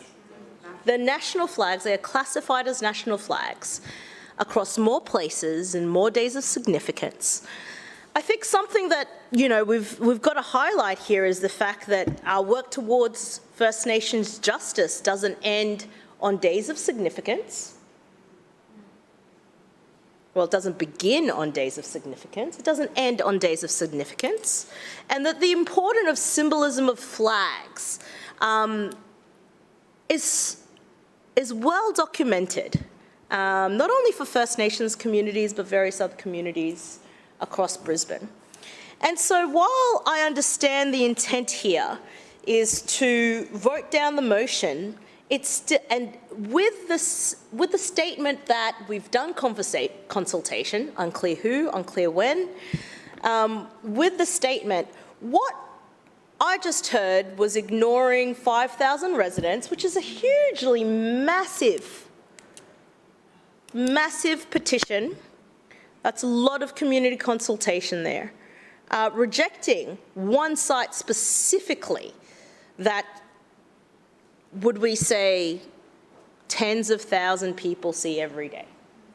Not only tens of thousands of people see every day because of their cars, but tens of thousands of people see every day because of tourism, when they're on the ferries and they're going down.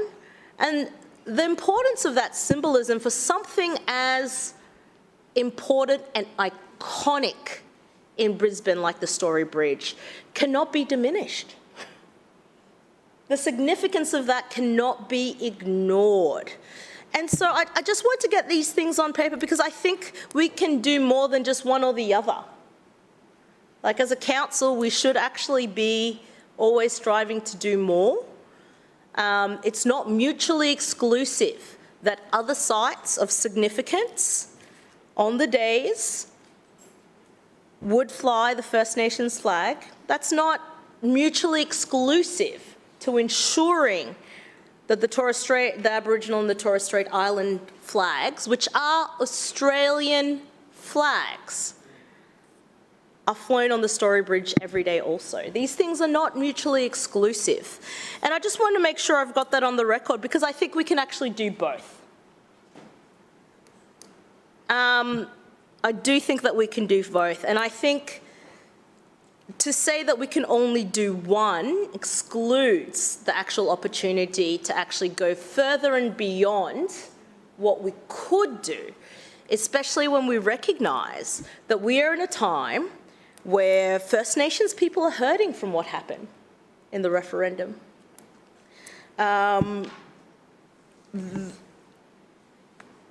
Children are still, First Nations children are still disproportionately being taken into not only custody but also into foster homes. We've got the continual separation. The work towards First Nation justice isn't going to continue in this, and symbolism plays a really important role in that. And I just thought it was important to get these points down on the record, because as I said earlier today when I talked about First Nations justice, we should be not looking for one easy solution. We should be trying constantly to go further with the solutions, because the history of colonisation in this country is unforgettable and was and continues to be incredibly damaging. And we here in this chamber are making these decisions on what is and always was Aboriginal land. Further speakers. Councillor Collier. Thanks very much, Chair. And I just rise to speak on this debate. Before I sort of speak more broadly, I do want to address a number of points that Councillor Howard made. I am, disappointed but not entirely surprised at the approach of this administration, and certainly, after years and years, literally years and years of trying to get this on Council's agenda. It is good to have it here tonight, however the outcome is not one that the community will be happy with, I'm sure.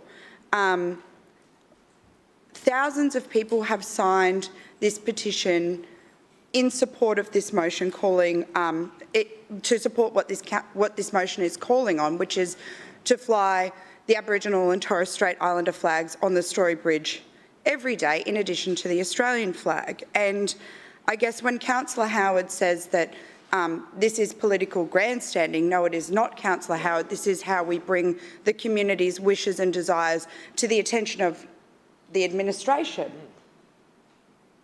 And in the context of, the changes that we've been speaking about tonight, it isn't entirely surprising that, at 7:22 at night, after 2 years of this motion sitting on the table, Council decide to bring it tonight and sweep it under the rug and say, well, we decided not to do it. But let's go back to the real point, which is it's symbolic.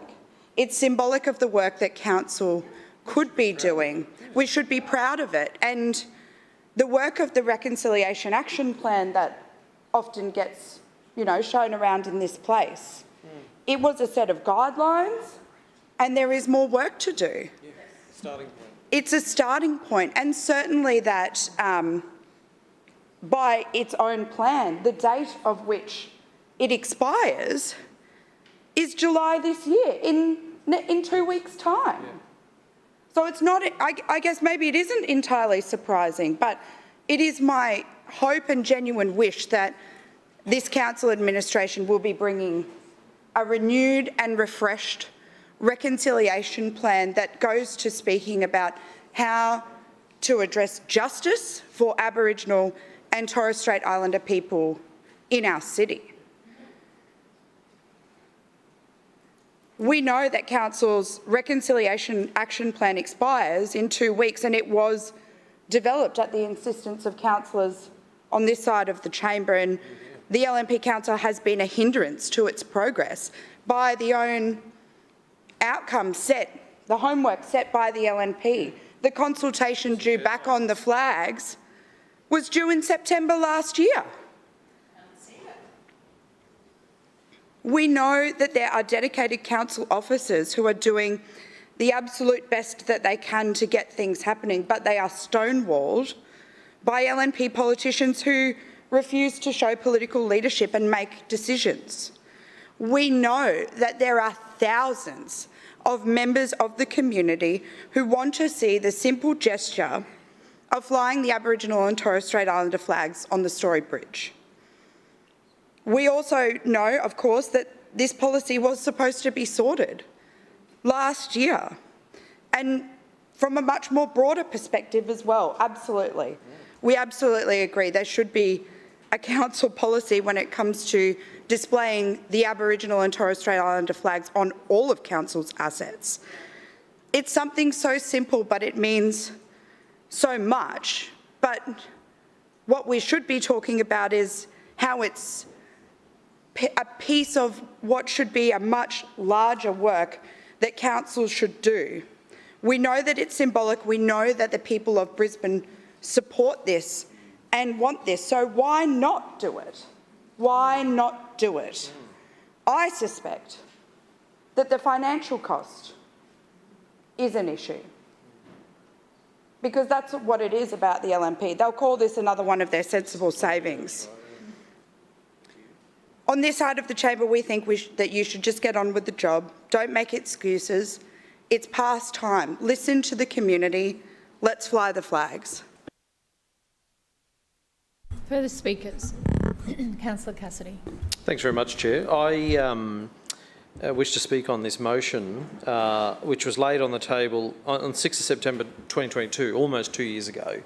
And the reason at the time was that the Deputy Mayor and Councillor Murphy said that consultation would be complete by September 2023 on developing the policy to fly the Aboriginal and Torres Strait Islander flags on council assets more broadly than just the Story Bridge. Now, the Story Bridge is a special case, as councillors on this side of the chamber have demonstrated outside of that policy. It should, of course, be included, but as our city's bridge, as the marquee bridge in Brisbane, it's iconic. It is the bridge which is our version, I guess, of the Sydney Harbour Bridge. The gateway bridges aren't, of course, they're big, but our version of the Sydney Harbour Bridge is a Story Bridge. And if the Liberal Premier of New South Wales, all those years ago, it was the one before Gladys, I can't remember his name. Mike Baird. Yeah, Mike Baird, I think. Dom Perrottet. Or maybe it was Dom Perrottet. One of those Liberal Premiers of New South Wales decided this was an important enough issue all those years ago to fly the Aboriginal flag on the Sydney Harbour Bridge. So why can that Liberal, it's clearly more progressive than Councillor Howard, think that that was an important symbolic thing to do to show the Aboriginal community in New South Wales that government and the government in New South Wales had moved so far along to be walking with them, to be proud to show on that city and that state's bridge the Aboriginal flag. Here in Queensland, of course, we have the Torres Strait and a unique culture, and we are the capital of Queensland, so displaying both the Aboriginal and Torres Strait Islander flags is really appropriate, extremely appropriate.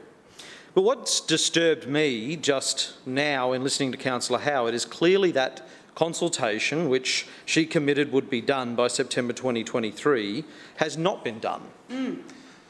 It has clearly not been done, and as we know, the Reconciliation Action Plan expires in 2 weeks' time, and that's going to have to be a carryover. That's a feature of LNP administration's carryovers. Clearly that work has not been done, and I think Councillor Howard was trying to intimate that it had in some way, and the LNP were listening to the community, and I think trying to put out there without actually saying it that this is something that Aboriginal and Torres Strait Islander people in Brisbane didn't want. I think that's what she was trying to get at in her statement, in her contribution to this debate. Well, I don't buy that. I don't believe that. I don't believe that. And if that's the case, then Councillor Howard should tonight stand up and table that consultation. Table that document publicly, which says that Aboriginal and Torres Strait Islander people in Brisbane don't want the Aboriginal and Torres Strait Islander flags flying on the Story Bridge, because it doesn't exist. It doesn't exist. That consultation either hasn't been done or it has been done, and the people have spoken and said, yes, this is an important symbolic gesture, and the LNP are ignoring it. It's one of two things, Chair, when it comes to that consultation there. So it is extremely disappointing that we have this extremely conservative faction of the LNP now ruling here in the Brisbane City Council. So much so, what did the Lord Mayor earlier say, our part-time mayor say about he skipped the bits that weren't important in council meetings? He said he only stays for bits that are important in council meetings now. Where is he? Where is he? Where is he? We are now discussing Council's Reconciliation Action Plan, and this part-time mayor reckons that's not important. Well, that says everything you need to know about this LNP administration's approach to reconciliation here in Brisbane. It is just lip service. Councillor Howard and this LNP council clearly don't care that much about the steps they committed to in the Reconciliation Action Plan because they haven't completed them. And then they're getting up tonight on state budget night, as Councillor Colley said, now at 7:30, trying to sweep this one away so it'll go unnoticed. So I look forward to seeing that consultation report that Councillor Howard will publicly release at the conclusion of this Reconciliation Action Plan, because we all want transparency. We'll of course call the file and we'll release that information publicly if Councillor Howard won't, because I don't think that's been done. I don't think that's been done. This part-time council, it's showing up everywhere, isn't it? Yeah. Their lack of work ethic when it comes to these important issues. And we discussed things relating to the Reconciliation Action Plan just a couple of weeks ago, and this is one of the reasons the LNP councillors got up tonight and said, woe is me, we have to shut down council meetings because Labor councillors are bringing these motions for debate. Well, they are important. Reconciliation is important. Justice for First Nations people is important. We think our reconciliation action plan is important. We clearly place more importance on it than the part-time Mayor of Brisbane does. Further speakers? As there's no further speakers, I'll now put the motion. Those in favour say aye. Aye. Those against no. No. The noes have Division. it. Division. Division has been called by Councillor Cassidy and seconded by Councillor Collier. Councillors ayes to my right and noes to my left. Please ring the bells.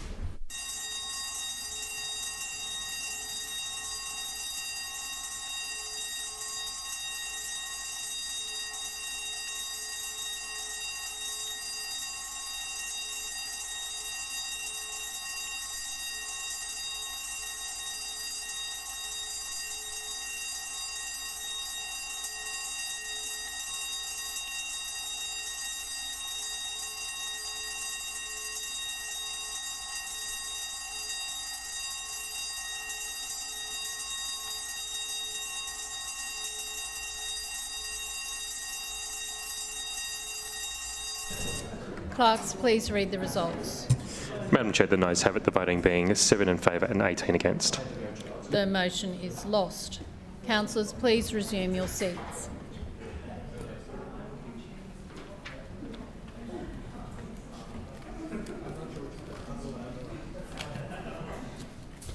We'll now return to the Community and the Arts Committee report. Community and Arts Committee report. If any more, thank you. Are there any further speakers to the Community and Arts Committee report? Councillor Strunk, are you standing to speak? Okay. Councillor Howard? No? Okay, we'll now put the report to the vote. All those in favour say aye. Aye. Those against no. The ayes have it. Councillor Cunningham, Finance and City Governance Committee. Thanks, Madam Chair. I move that the report of the Finance and City Governance Committee meeting held on Tuesday the 4th of June 2024 be adopted. Seconded. It's been moved by Councillor Cunningham and seconded by Councillor Huang that the report of the Finance and City Governance Committee meeting dated Tuesday the 4th of June 2024 be adopted. Councillor Cunningham. Just very briefly, Madam Chair, we had a presentation from LGAQ led by Alison Smith, and it was a very informative presentation to councillors, as we have a number of new councillors on the committee, where we heard about what LGAQ does specifically for Brisbane City Council and also some of the issues in cost shifting from other levels of government to councils in Queensland. It was a very informative presentation, and I commend the report to the Chamber. Thank you. Any further speakers? Councillor Massey. Thank you, Chair. I'll try to speak on this briefly, but maybe I won't because there's 10 minutes. I rise to speak on this presentation, which was very informative, because there were two significant campaigns that LGAQ talked about.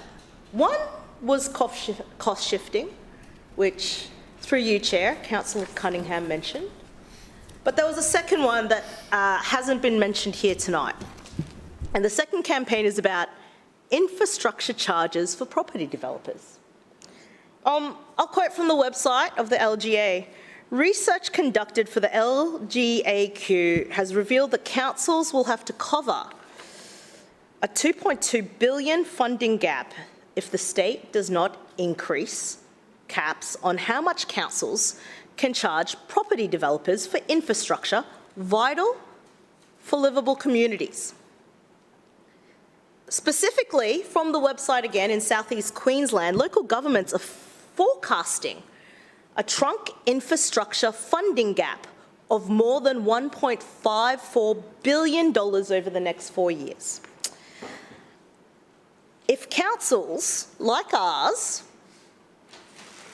are forced to pass that on, what was stated on this website and talked about in this presentation is that it could cost each ratepayer an extra $269 a year to resident rates bills. So if you do the maths for the number of rates that would cost for Brisbane ratepayers, that goes into the hundreds and millions over the next 4 years. And let's be clear, this campaign is talking about trunk infrastructure. And what is that trunk infrastructure? It's significant infrastructure that supports large areas or catchments. This includes major stormwater pipes for entire neighbourhoods, transport, public parks, lands for community facilities. Of course, increasing the cap for what councils like Brisbane City Council can charge property developers for infrastructure contributions is and has been a sensible Greens policy for a while. Ironically, though, any potential ALP state government's lifting of the cap for infrastructure charges, which aligns again with not only Greens policy at a state level but also at a council level, would be completely ineffective for Brisbane City Council residents and ratepayers, because this LNP administration, with the support of the ALP councils, provided support to give developer handouts and tax cuts for not only retrospective, but also for the next 4 years. Ironically, who loses again? The residents. The research has shown ratepayers will bear the brunt of these policies, both financially to the hundreds of millions of dollars and in the terms of reduced amenities for their local communities. For the Gabba, what does this mean? It means the lack of green space, no second ferry terminal, isolated public transport islands like Kangaroo Point, and much needed stormwater and drainage upgrades for one of the most flood impacted wards in the city will not happen. And these are just a few examples. Granting property developers unlimited height limits in the Karopa TLPI has proven to be a failure. The retrospective and current 4-year cut in developer infrastructures for the next 4 years has left us in dire financial situations. This misguided approach hasn't led to a flurry of development. Why? And the Lord Mayor, who is not here right now, but mentioned it earlier. It's because property developers, historically, have been land banking. An example of this, and I'll give some examples just to make sure that we have an understanding of this. A well-known developer has publicly said, we only build one development at a time to ensure the maximum price per unit sold. Another developer in 2023 publicly said, if you understand your competitors and that they have not much land left, you'll reduce your supply and wait for them to finish and jack up your price. Of course, maybe not all developers. Madam Chair. Point of order. Can I ask you a ruling on irrelevance? Yes, definitely. We had infrastructure charges in this committee report, but not about land banking. That's a general business discussion. Thank you, Councillor Massey. If you can... But that's all right. Thank you. If you can come back to what was Deputy Mayor. I will stop there because we don't want to talk about land banking, just in case it's too real. I'll finish with this because, you know, why not? It's high time that the LNP Council acknowledges their mistakes and starts implementing effective policies like the vacancy levy and the inclusionary zoning to address the housing crisis and the rental crisis. Yes, it would mean egg on the face. But the real question here that I will finish and ask is, when will the LNP administration start prioritising listening to experts like the association and the research, rather than helping their property development mates? Further speakers? Councillor Cunningham? We'll now put it to the vote. All those in favour say aye. Aye. Those against, no. The ayes have it.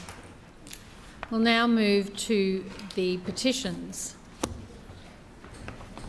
Councillors, are there any petitions? Councillor Massey? Chair, I am submitting a petition requesting that Council reinstate the 27 bus as a permanent service. Councillor Davis? Thank you, Madam Chair. I've got a petition requesting Council install wildlife fencing on both sides of Hamilton Road and Hamilton Road, Quarry Park, Chermside West. Councillor Griffiths? Thanks, Madam Chair. I have a petition requesting a new park naming by the Oxley Mount Omni Neighbourhood Watch at Oxley. Thank you. Councillor Dixon, may I have a motion, please, for the receipt of those petitions? Chair, I move that the petitions as presented be received and referred to the committee concerned for consideration and report. Second. It has been moved by Councillor Dixon and seconded by Councillor Strunk that all petitions as presented be received and referred to the committee concerned for consideration and report. All those in favour say aye. Aye. Those against, no. The ayes have it. Councillors, are there any statements required as a result of an Office of the Independent Assessor or Councillor Ethics Committee order? Are there any matters of general business? Councillor Givney. Thank you, Madam Chair. I rise to speak about a local community event that was hosted in our ward this weekend. I want to share my gratitude with the Chamber for the wonderful success of Rotary of Wynnum Manly's Family Fun Day that was on Sunday at George Clayton Park in Wynnum. We were blessed with perfect weather on the Bayside, making it a day to remember for all those who attended. Since 2017, this annual celebration, made possible through the support of AMPOL, draws a vibrant community together, and this year about 4,000 attendees came along. From the huge lines of children getting their faces painted, to the excitement of the patting the baby animals, bouncing on the jumping castles and enjoying an Aussie sausage sizzle and fresh fruit, every aspect of the event was made possible through the generosity of our sponsors. AMPOL, Port of Brisbane, Perry's Fruit Barn and Australia Country Choice exemplified the spirit of giving, ensuring that every family could partake in the festivities by allowing Rotary to keep this event free for everyone who attended. Beyond the attractions and entertainment, what made this day truly special was the participation and collaboration of many of our dedicated community groups. Together, organisations like Ozfish, Rosie's Friends on the Street, the Queensland Police, Crime Stoppers, Wynnum Scouts, Wynnum Manly Community Kindy, Zonta Club, Sailability and YMCA Community Hub, along with the loyal members of our Rotary Club of Wynnum Manly, came together for a great day out for the whole family.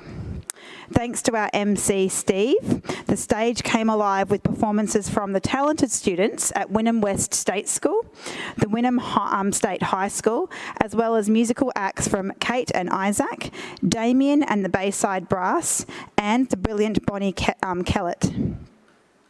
I would like to extend a profound thank you to Tracy Wyatt from the Rotary Club for her tireless dedication to bringing this event to fruition. Her leadership and commitment to her leadership and the commitment of the Rotary volunteers were the driving force behind the day's success. As we reflect on this remarkable event, I'm committed to organising more free events like this on the Bayside, ensuring that our families have access to family-friendly activities, especially during times where the household budget might be a little bit tight.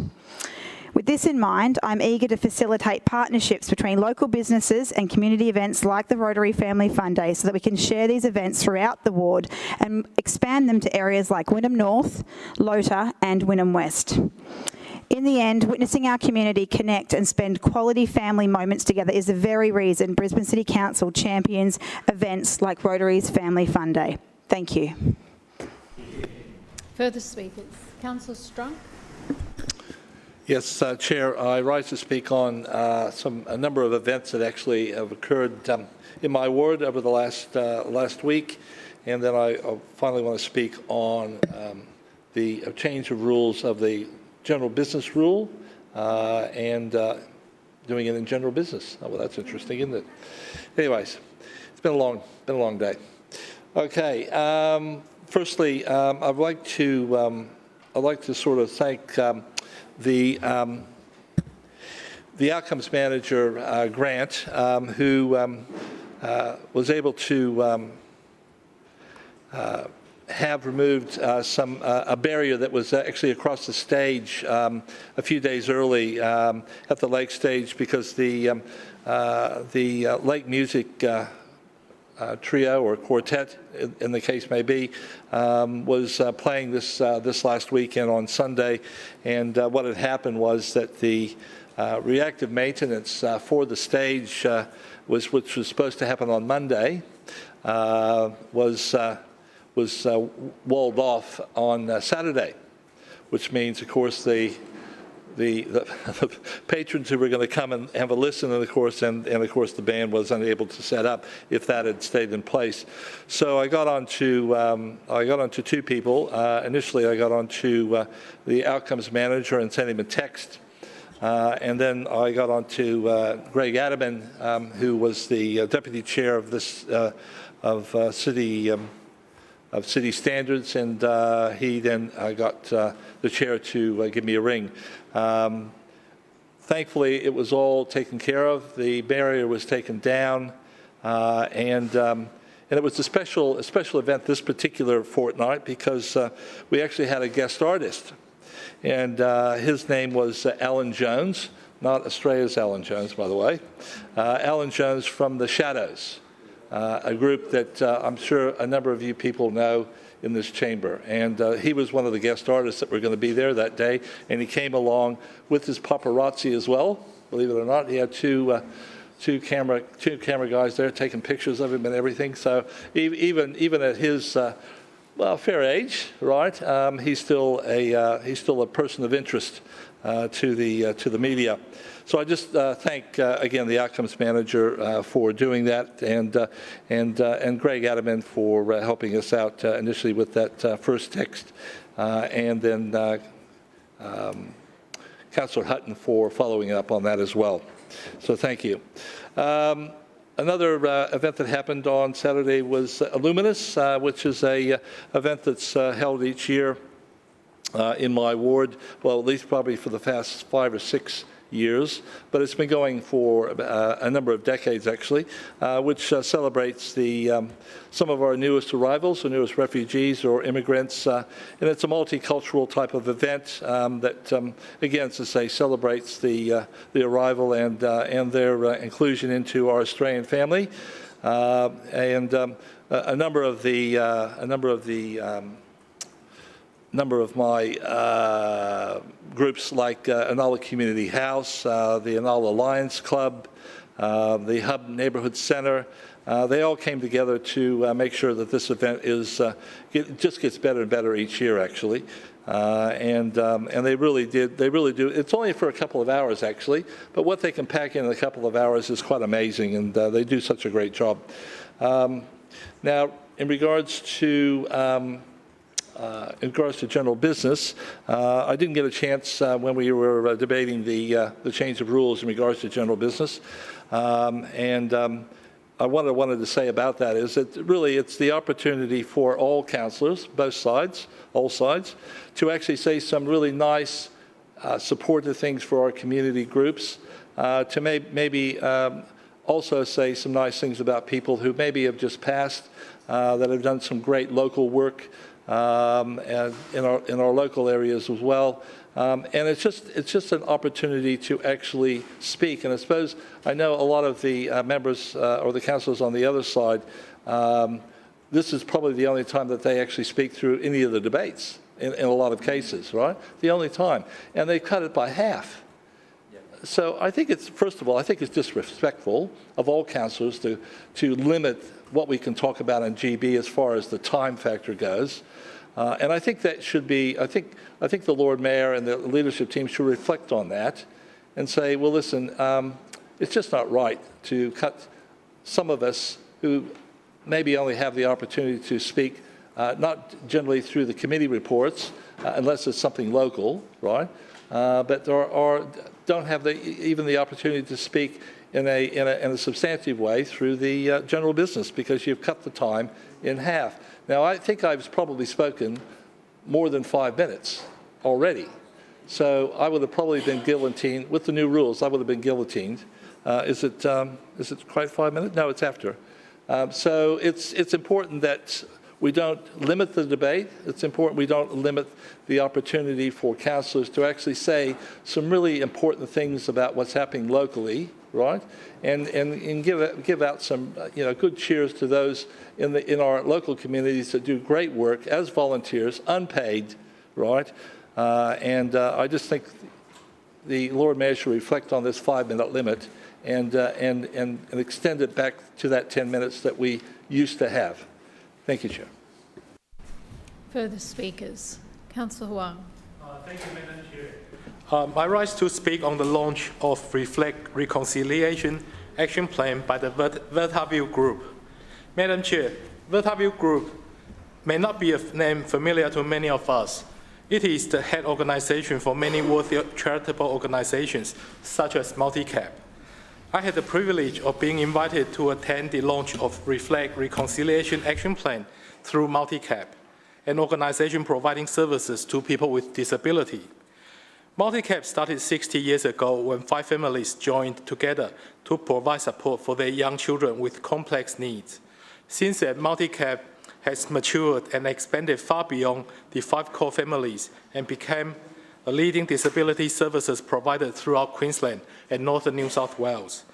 Madam Chair, this time, Multicap and their charity partners gone above and beyond to support the inclusive causes by launching the Reflect Reconciliation Action Plan, a working group that was headed by Ms. Jo Jessop, who is now CEO of Vertaview Group, and many other dedicated members worked to develop the plan.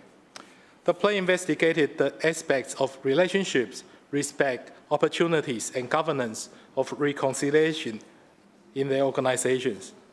On the day of launch, it was well attended by their clients, staff, and guests, including students from Sunnybank Special School.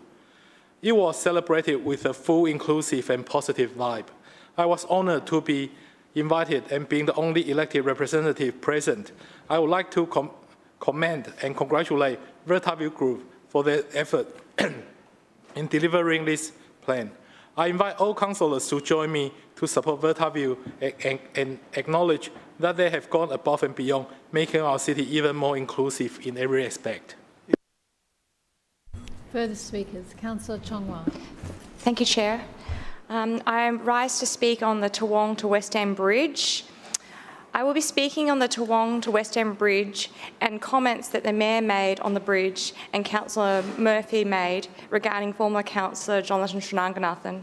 At the last Council meeting of the 4th of June, in response to a question by Councillor Trina Massey, the Lord Mayor stated, and I quote from the minutes, "I do remember the former councillor for the Gabba ward campaigning against the West End of Toowong Bridge. We all remember that, don't we?" This statement was then loudly backed by his posses, the Srina team, at his beck and call, not because they actually remembered it, but because they were responding to their great leader in command. Now today, in the chamber, Councillor Murphy restated the same deceptive statements. I would like to correct the Mayor's misleading... Sorry, Councillor. Councillors, if you are having to have conversations, please take it outside. It's a bit loud. Thank you, Chair. I would like to correct the Mayor's misleading, deceptive and unfounded assertions that the former councillor for the Gabba campaigned against the Toowong West End Bridge. They are clearly trying to rewrite history, to rewrite a narrative as they did in their disgusting, negative and personal attack election advertising campaign. This politics of fear, a politics of deception. On March 31st, 2019, the Brisbane Times ran a story headed 5 green bridges for Brisbane at $550 million price tag, in quotations. In this Brisbane Times report, Jonathan Shree was quoted as saying, "I warmly welcome the announcement. I feel like they have directly copied our policy proposals from the previous Greens election campaigns, which is exactly what we wanted them to do." On March 30th, 2021, the West Ender published a story called West End Bridges Connecting or Dividing Communities. Former Councillor Jonathan Srinivasan is quoted strongly supporting both proposed West End bridges. In the same article, the former councillor pointed out the option A for the West End to St Lucia Bridge, not the West End to the Toowong Bridge, has been the most heavily criticised option by those groups wanting to protect green space, but has the support of two key cycling groups. Perhaps the Lord Mayor and the Councillor Murphy are confused between the bridges and confused by former councillors. In fact, in that same article, former LNP Councillor Mackay for Walter Taylor Ward made comments about the West End to St Lucia Bridge. Note, this is not in regard to the West End to Toowong Bridge, but rather St Lucia Bridge. And I quote former Councillor Mackay, "I haven't made any friends with the Lord Mayor or Ryan Murphy, the public and the active transport chair, when I came out and said I don't support the bridge in Guyot Park," Councillor Mackay said in quotations. On the 15th of November 2021, the ABC ran an article headed West End Greens Bridges Design released by Brisbane City Council for public comment. This ABC article confirms the former councillor's support of the bridge, stating Greens councillor Jonathan Shree welcomed the announcement, saying he had advocated for the bridges for years and wanted the Toowong West End Bridge to begin construction as soon as possible. To attack a former councillor in this way, to reconstruct the narrative when someone has left these changes is sad, immoral and shameful. This attack even more shameful when former councillor not only advocated strongly for the Toowong to West End Bridge, but he also undertook a huge amount of community consultation through surveys and forums to involve the community into the various landing options and to ensure there was wide community support for this bridge. If you're going to criticise a former councillor, please take time to get your facts straight. Through the chair, I hope the Lord Mayor and the Councillor Murphy consider that truth and integrity in this chamber should be respected, and that both the Lord Mayor and Councillor Ryan apologise in these chambers to the former councillor for the Gabba ward. Further speakers. Councillor Wolfe. Thanks, Madam Chair. And I rise to speak of some good news. I rise to speak of the fabulous new dog-off leash area in the Walter Taylor ward. The Lexord Park South dog-off leash area is officially open for our four-legged friends to enjoy. Located at Indooroopilly Road at St Lucia, near St Lucia Golf Links and the St Lucia Community Garden. The new dog-off leash area is between two other parks, being the Lexord Park Playground, and also across the road is Robertson Park with nearby toilets. The park is sure to please with easy access, ample parking and good visibility from the road for safety. I've loved seeing all the wagging tails and devoted owners enjoying this new space over the past week as they roam and discover the new space, which is approximately 2,500 square metres and includes shelter, seating, water tap, bins and dog waste dispenser. I encourage all Brisbane locals to bring their pups down to enjoy this new St Lucia destination. Keep an eye out on my socials for the official opening, which will be celebrated in August. Thank you.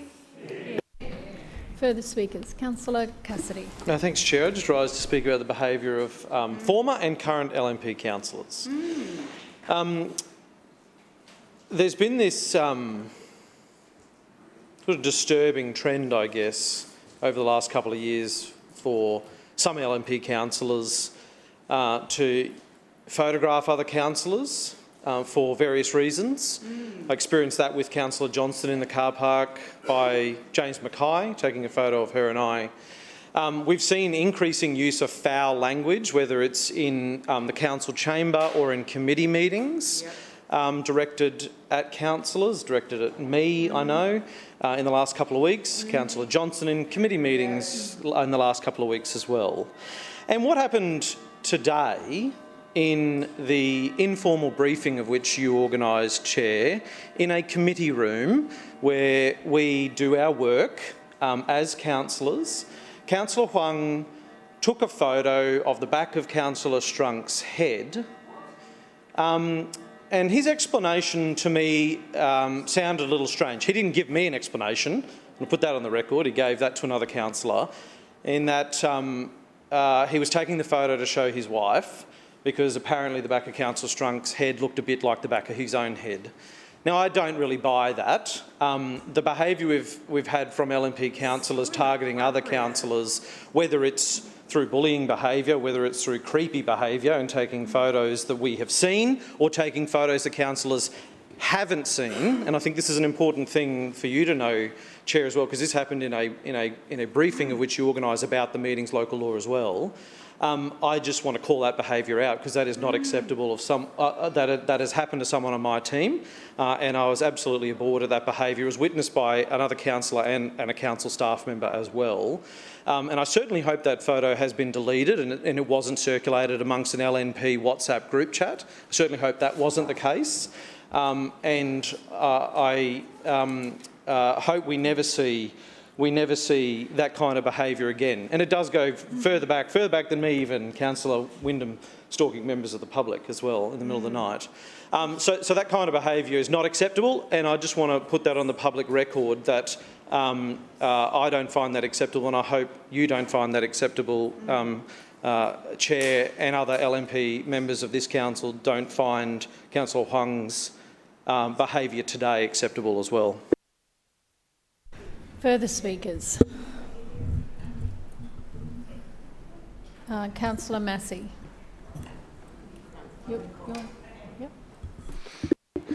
Thank you, Chair. I rise to speak on 4 items today: Lantern Fest, Space for Cycling Film Night, Brizzy to Bay, and behaviour in this chamber and in the committee rooms. I'll begin with Lantern Fest by the Brisbane German School, which happened on Saturday. This event is a fundraiser for this school, and it was absolutely my pleasure, but a difficult decision to help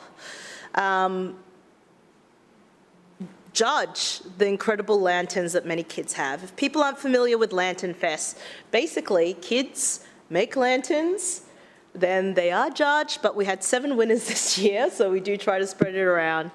And then they go on a parade down Kangaroo Point. Very cute, really lovely. So I want to thank them for the invitation, and I also want to thank them for a wonderful evening spent with them, well, an afternoon, acknowledging the amazing work they did, because they sold out this year with 770 tickets. So huge community event, great work by that, by the Brisbane German Language School. Secondly, I want to talk about Space for Cycling Film Night. Thank you first to Council for providing extra bike parking for the slow ride that happened towards the film night. What we had again was an incredible event. I believe the theatre was pretty much sold out with maybe 120, 140 people. And it was a wonderful film night with incredible short films that were delivered to the community that were incredibly funny. But beyond that, I want to acknowledge the work and advocacy of volunteers at Space for Cycling. Contrary to what the Lord Mayor has stated here previously about a group of radicals that have been co-opted by the Greens, I think it's really important to get on the record that just this election, councillors that are here present that were candidates, and also other candidates of LNP, Greens, Independent, ALP, were engaged by this group. They were all in good faith asked to ride with them.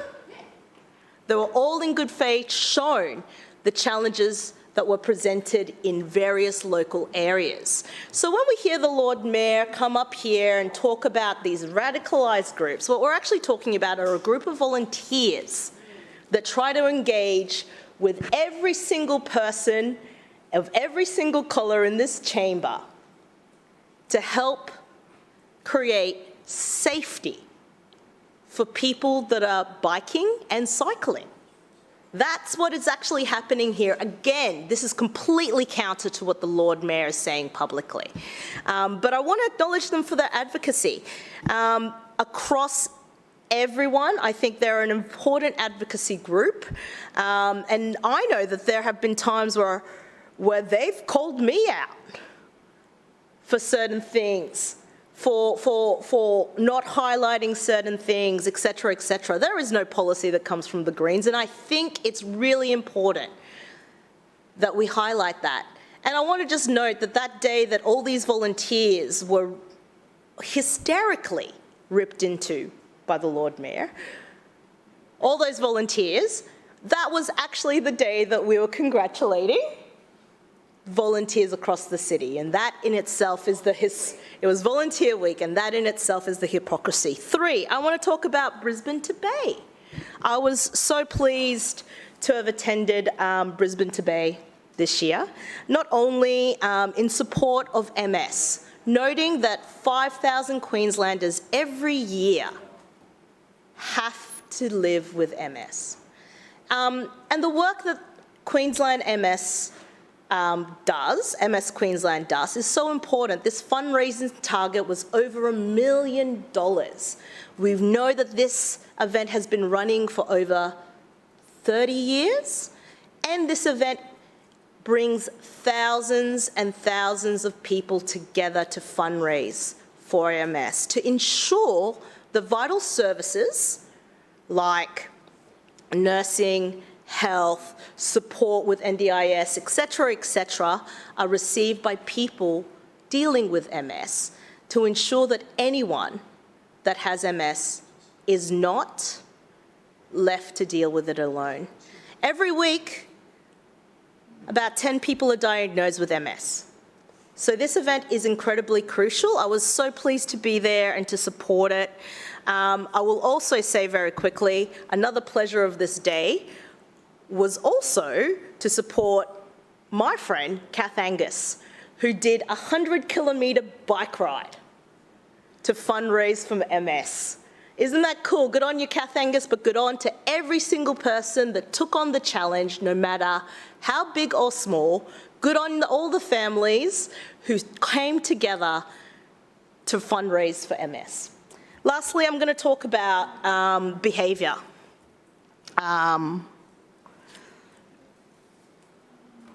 When I first got to Chambers over a year ago, former councillor Sriganathan said to me very clearly, it's a circus. But what former councillor Sriganathan didn't mention was the words of bullying that I would see in various things. I recall last year sitting on a planning committee when Councillor Johnston was said, I won't say that out loud because we can't swear in Chambers, and I take that on. Sorry, I could say it and then withdraw. For the OIA. This was in a workplace. Since then, of course, we've seen various name calling. I was shocked by the term groin rub. I was shocked. I was shocked to hear that there was also councillors in another committee that Councillor Johnston was using very rude swear words. And then reprimanding for a swear word that I might have used that wasn't actually directed to anyone. Which is weird, which is interesting because, of course, that swear word was directed to specific councillors. And, of course, in full transparency, I was completely shocked when I watched, through you, Chair, Councillor Huang take a picture of Councillor Struck, back of his head. And, you know, I sat there a little bit confused because why would we be doing this? In our workplace, in our meeting, and I will, in full honesty, I did say to Councillor Huang, through you, Chair, you shouldn't take pictures of people if they don't know you're taking a picture. And I said that because that was the right thing to say. And And so, you know, we've seen an escalation, and we know the meetings laws has passed, but we've seen these kind of escalations. There's many examples of this here. And what I find distasteful is how it seems to be becoming more and more rife and normalised. And it's not normal. In any other workplace, taking, through you, Chair, Councillor Perry's statement about corporations, right? If we were in any other corporate environment, had any of those incidents happened in that corporate environment, any single incident, taking on that example, people would have been reprimanded, people would have gone into like arbitration or mediation, right? There would have been performance reviews, taking on that, right? Because if we want to say that we can do one thing, like add corporate values onto political... Point of order. Point of order, Councillor Murphy. Madam Chair, will Councillor Massey take a question? Councillor Massey, will you take a question? Of course not. Thank you, Councillor Massey. Continue.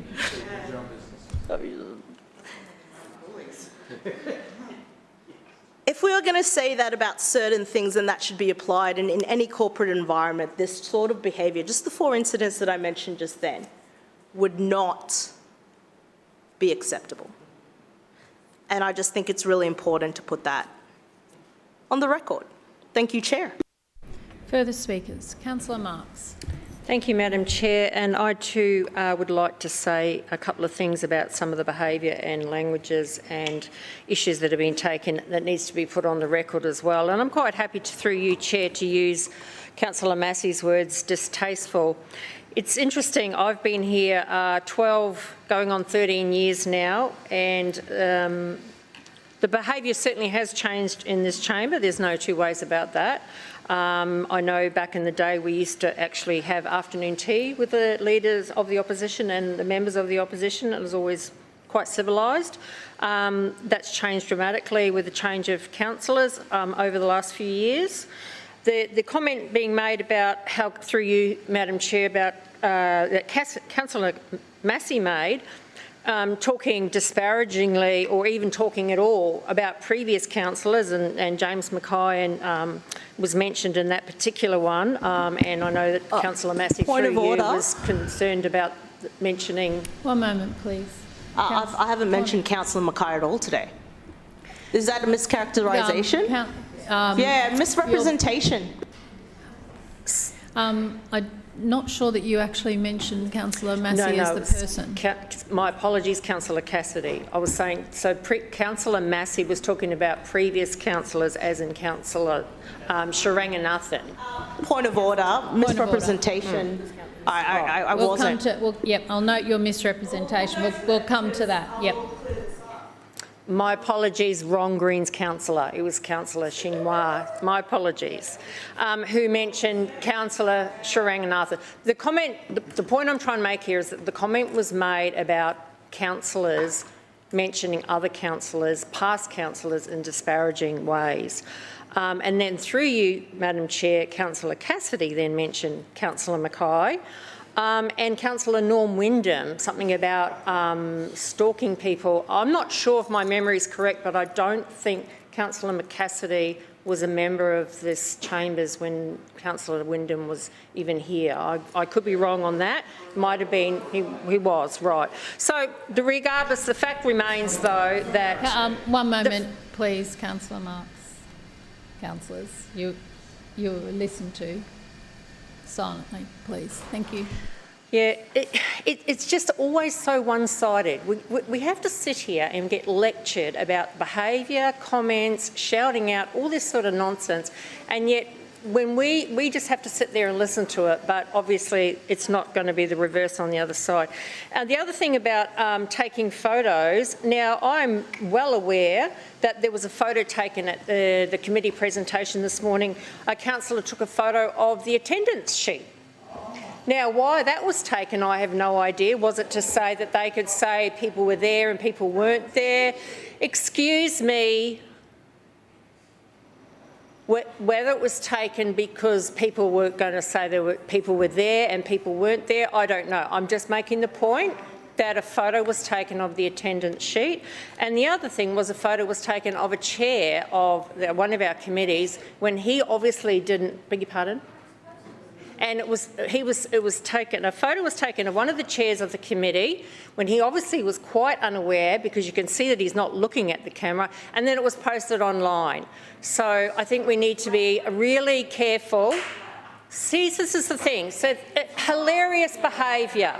Hilarious behaviour. This is just, you know, this is the point I'm trying to make. You know, I've sat here, I've all night listened to the carrying on and the snarking at us and the you're this and you're that. I've not said a word about any of it, and yet the minute I try and bring up something that was obviously behaviour that was carried out by a councillor on the opposite side, it becomes an hysterical joke. Well, it wasn't funny. It was a photo was taken and it was posted online with commentary, derogatory comments. And I'm not even mentioning who's done it or anything. I'm just saying if you're going to talk about taking photos, you need to watch what everyone else is doing in your own team. Thank you. Glasshouse. Yeah. Thank you, councillors. Further speakers. Councillor Johnston. Yes, thank you. I'd like to speak about LNP behaviour in the council and committees, and former councillors possibly as well, because they've sort of left out the worst one altogether. But firstly, let me clear up my behaviour. We were invited to, I quote, an informal councillor briefing about the meeting's local law this morning. When I arrived, I was given a sign-in sheet where I had to sign my name to attending. So I've taken a record of this because I do not know why at an informal councillor briefing I am required to sign my name. That is the process we use for formal council processes, and whilst I haven't raised it with the CEO yet, that is what I will be doing next. It is completely inappropriate that we are told something is an informal meeting and then we have to sign in on a piece of paper. Now, if I hadn't have signed it, I don't know what would happen. But I am concerned that the LNP will use this. This is what they do. They say, stand up in here all the time. Councillors weren't present at that briefing. It's not me that does it, or the Labor Party, it is the LNP. And I suspect any Labor or opposition councillor that was not there will be the subject of derogatory comments from the LNP in future. And it is just completely at odds with, quote, informal councillor briefings that we are formally told we have to sign in. So that's number one. Number two, I also would like to talk about Councillor Wines' failure to attend the Infrastructure Committee in a timely way for the first few meetings of the year. Before the meeting started, I took a photo of his empty seat at about 9 minutes. No meeting was underway. The second time he was late, again about 9 minutes, I took a photo of him arriving. Also, the committee was not underway. At no point did I take a photo of somebody in the middle of a committee meeting. That would be a breach of the meeting's local law. So any implication that I've done something wrong here is completely untrue. We're in public meeting spaces in council, not in a meeting room in the middle of a meeting. And I'm horrified that somebody, again, Councillor Marx, who I've said this before, I think has a really level head on her shoulders, can make an equivalent between Councillor Wines not turning up for his statutory responsibility, which starts at 9 a.m, and Councillor Wong taking a photo of another councillor in the middle of a briefing about the meeting's local law. Like, what is going on that somebody thinks they're the same thing? Now, I appreciate that some people have put on the record what's happened in some of the council meetings and committee meetings this term. This is just this term. Councillor Landers has shouted at me to sit like I'm a dog. Last year, Councillor Hammond said an extremely rude B word. And only a couple of weeks ago, Councillor Toomey said the most offensive thing, which I can't repeat in here or I'll be in trouble for saying it. Not only that, he was not reprimanded for the chair by his behaviour, and whilst he withdrew it, it's not the same. You can't just go, F you, and then go, oh, sorry. It's... Point of order, Madam Chairman. Claim to be misrepresented. I note your claim. Councillor Johnson. Not only did Councillor Toomey admit what he said, he did it in front of multiple council officers. So everybody knows what Councillor Toomey said, and he's admitted to doing it. Now, the problem with this is what happened next. No action was taken by Councillor Adaman. He was not reprimanded or excluded from the meeting, or an unsuitable meeting conduct order made against him. It was rude, uncalled for, unnecessary, offensive, vile. It was just wrong. Like Councillor Hammond last year. That's it. If you don't... Point of order, Chair. Claim to be misrepresented. Councillor Adaman. Pardon? Point of order, Madam Chair. Councillor Adaman has not spoken. So are you going to allow that as a point of misrepresentation? Thank you. Yeah, you're right. Councillor Johnston, continue. Thank you. Excellent. Thank you. So what happened next is the worst part, and I've now been told by the CEO it was Councillor Hutton's decision. I moved a motion the following week to record that no action was taken. I didn't use the language exactly, I just said offensive language. That motion was accepted by the clerks, it was put in writing, it was debated and discussed, was voted down by the LNP. But the next week, it did not appear in the committee minutes. Councillor Hutton made the decision to remove a properly made motion from the council minutes, so there is no record, and instead insert language that does not accurately reflect what happened. So this is all because Councillor Toomey said massively offensive remarks about me. Now, that's just what's happened in the last couple of weeks. We've had Councillor Mackay turning his back to me. We had Councillor Adams, what was that, last year? No, Councillor Cook was still here. That was the worst thing going, what happened over there that day. But we go back, it's not like this is new. And I think some of the new councillors here go, oh, well, you know, she deserves it or whatever. This started in 2009. Point of order, Madam Chair. Point of order, Deputy Mayor. I've been sitting and listening now for however many minutes it is, and I would like you to remind Councillor Johnson that there is no privilege in this place, and she is flying very close to defamation of councillors in this place. Thank you, Deputy Mayor. Johnston. Actually, your time has expired. Point of order, Madam Chair. Point of order, Councillor Johnston. Can I just say that that's the best example of bullying that goes on in this chamber? Thank you, Councillor Johnston. Councillors? Thank you. Nobody? Thank you, Deputy Mayor. Thank you, Deputy Mayor. There is a misrepresentation, Councillor Toomey. Thank you, Madam Chair. I'd like to offer a personal explanation underneath meetings local law. I think it's section 21. I can't remember from the top of my head. But in terms of what was said in the committee meeting, it is not represented as Councillor Johnson has done here in this chamber.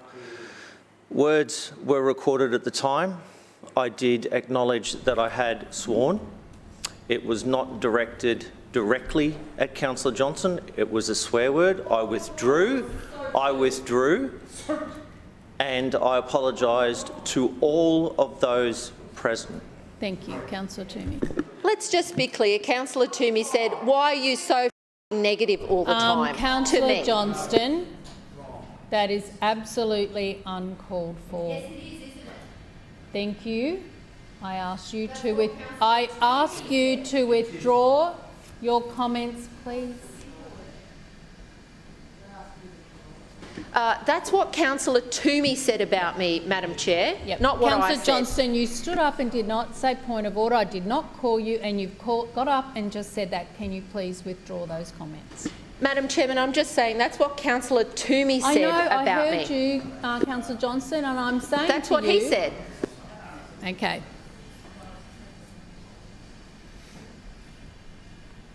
Councillor Johnston, I do caution you, and that is the third time I've had to do that this meeting. And I do consider you are displaying unsuitable meeting conduct, so please refrain. I did not call you your point of order, and I do not accept that use of language in this chamber. Councillors, have a bit of decorum, please. Speaking of decorum. Are there any further speakers in general point business? Of order. Point of order, Councillor Can I just Johnston. clarify, was that a warning? That's me cautioning you that I will formally warn you. Right. I will always do that before I do it. Further speakers for general business. Councillor Collier. I just have one item of general business to talk about LNP councillors' behaviour. I'll keep it brief.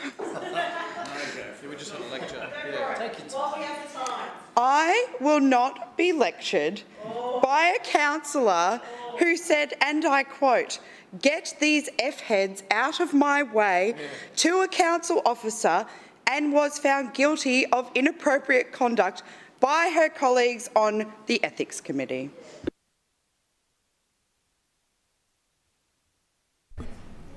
Any further speakers? We'll now move to the motions. Councillors, I draw your attention to the notice of motion at item 6A on the agenda. Councillor Strunk, would you please move the motion? There we go. Okay, with the 100th anniversary of Brisbane City Council in 2025, it is timely that Brisbane City Council work to establish more community-based history groups to preserve our local suburban history. Councillor, can I get you to... Thank you, Councillor Cassidy. Just needed you to actually move the motion and read that. So it has been moved by Councillor Strunk and seconded by Councillor Cassidy that this council acknowledges the 100th anniversary of Brisbane City Council in 2025 and provides more support to community-based history groups to preserve our local suburban history. Councillor Strunk. Thank you, Chair. Thank you for your indulgence. Okay, in 1993, the Sorley administration tasked the existing council libraries to bring about and establish a local history group in their area. Now, I think that was a great thing for the Sorley administration to do because from what I'm told by people that were there at the time or in 1993 that established some of these history groups, that there was indeed a lot of worry about the local histories, the local history of Brisbane, in those local communities that was going to be lost. They were asked to seek out and speak to local community members that they believed would be interested in starting up a formalized history group. Now, that's exactly what happened. I don't know exactly how many history groups were established, but we know by a little bit of research, which will come in a minute, how many are still active, how many still exist but are not active, right? And how many that we've lost over the last couple of years. My research shows that there is currently 22, of course, research shows that there's currently 22 council libraries and that 10 libraries do not have a local history group, right, attached to them or their surrounding suburbs. We also found that that there are 6 suburban libraries, right, groups in the last few years that have become non-active. Right? They still have a presence online, but there hasn't been any postings of any information in regards to their local history for some time. And some of them are like 3 years, but the website and the Facebook page still exist. My own history group, the Anala, have a number of older members, of course, as probably most of them do, that are looking at closing. Well, my own history group is going to close in October, unless by miracle we can find 3 or 4 people to take the leadership group within that history group. But they have been trying for about 12 months to find that and have not been successful, even with a reasonable campaign behind them. There are 2 more history groups that are in the same situation, and one is in Toowong. For the local council there, you may want to look into that, because I'm told through our history group that Toowong is well ready to go along the same lines as mine and close up in the near future.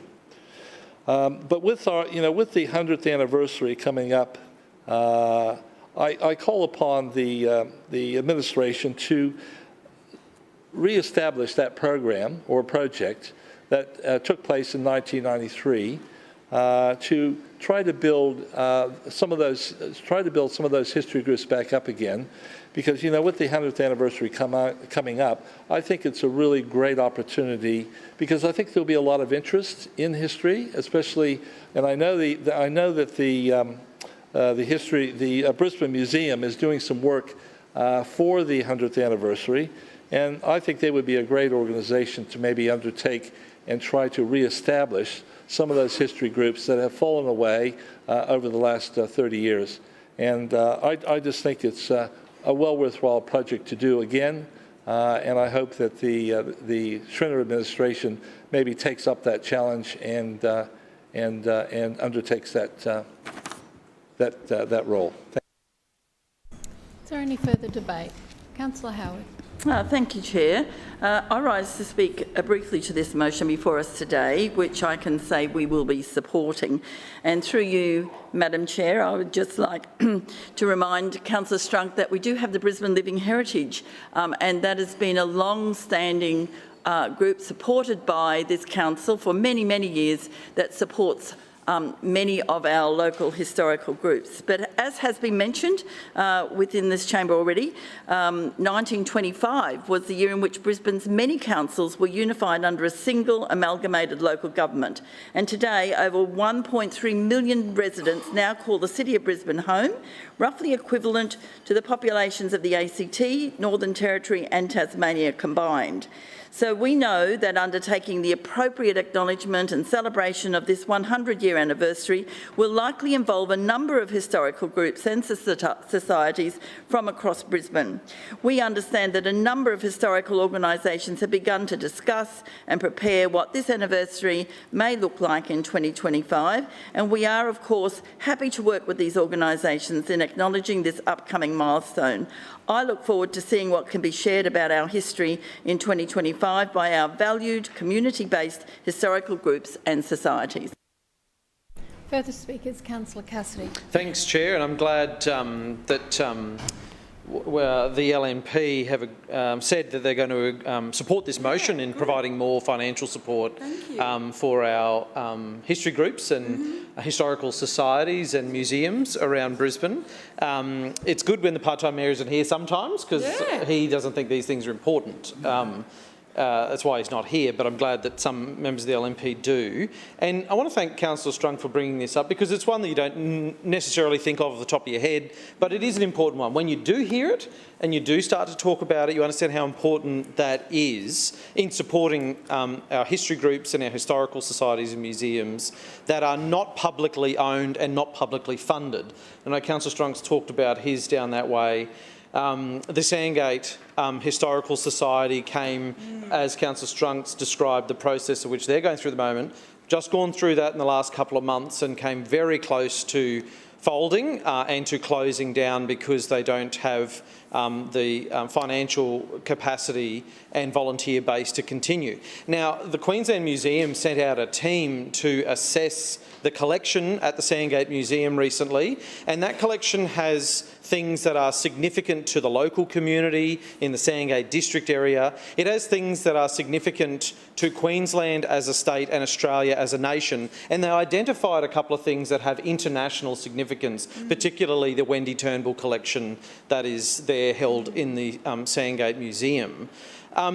But they've really struggled. They had council funding through the organisational grants, which is a 3-year rolling grant, but the restrictions that were put on that was that it couldn't support operational costs of a museum and of a historical society. So new projects had to be started each year, but it was a very small amount of money. And the museum and the historical society really struggled to be able to manage that grant, which was almost a full-time job, and designing a new plan each year and how they were going to do new things when they really just needed support to maintain their collection.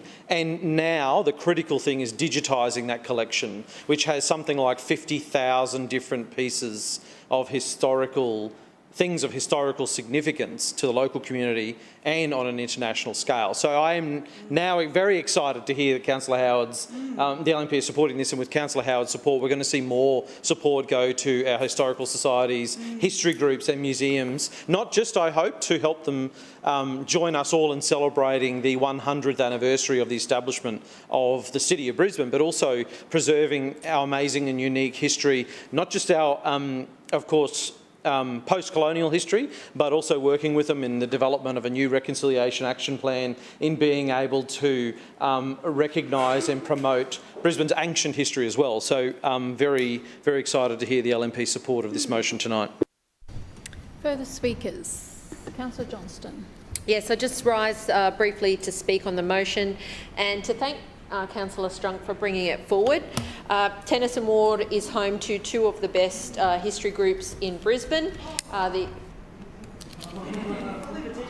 Please, they are two of the best. I didn't say, well, they are the best. Let me be clear, they are the best. The Oxley-Chelmer History Group and the Annalise Stevens History Group. Both are extraordinary organisations who have done so much to document, record and preserve local history in my area. And I'm very pleased to work with both groups and provide funding through my local funds.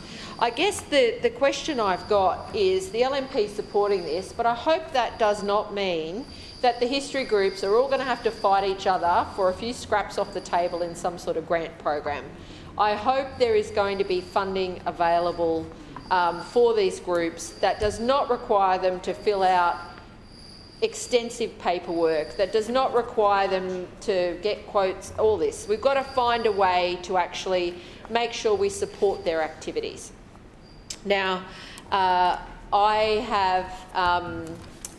think it's a very good idea that we do that. I'd like to put on the agenda that there is something else that we do need to do, and I've asked about this previously and it's not been supported, but many of the rooms in City Hall are actually named after the former shires and town hall areas. However, one of those that's not included is Stevens. So the Stevens Shire was Annerley, Maruka, Fairfield, Yeronga, parts of Cooperoo kind of area.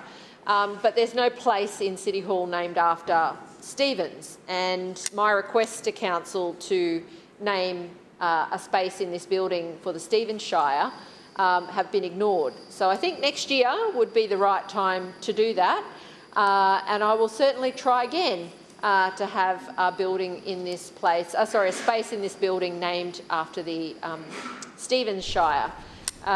It was an extraordinary thing, I think, when the City of Brisbane was created. We certainly have plans underway in my area. One of the very first acts of the City of Brisbane was to create the Sherwood Arboretum. The land had been purchased by the Sherwood Shire Council, but the Arboretum was officially came into being under the Brisbane City Council. So I'm told this is how tricky this is, right? So the assistant curator of the Queensland Botanic Gardens is also the person who is in charge of the Sherwood Arboretum. And I wrote to her, I had some verbal discussions with her earlier in the year, and I wrote to her to say, well, let's get all the stakeholders together to talk about the centenary next year. So this is the person in charge of the Sherwood Arboretum. She's not allowed to talk to me. I have to go and talk to news officers.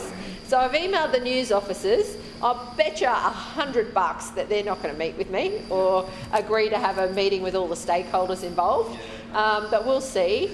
But this is the problem with the LNP standing up and saying they support this motion, when somebody like the Assistant Curator of the Botanic Gardens, who runs the Sherwood Arboretum, can't even have a meeting with local stakeholders about an event that we want to plan for the centenary next year. So the big problem with all of this is the LNP really needs to think about how to make it easy for the history groups and community groups to be involved in centenary celebrations, and that means providing some funding without having to write War and Peace in a competitive grants process, which we all know will favour the LNP wards rather than ours. So whilst I'm very happy the LNP say they support this motion, they need to put their money where their mouth is and make sure that they provide that funding, and they also need to ensure that there is more recognition of our city's history in their actions with respect to the community groups that we all deal with. And I just say the Annalise Stevens and the Oxley-Chelmer History Group that they are absolutely amazing.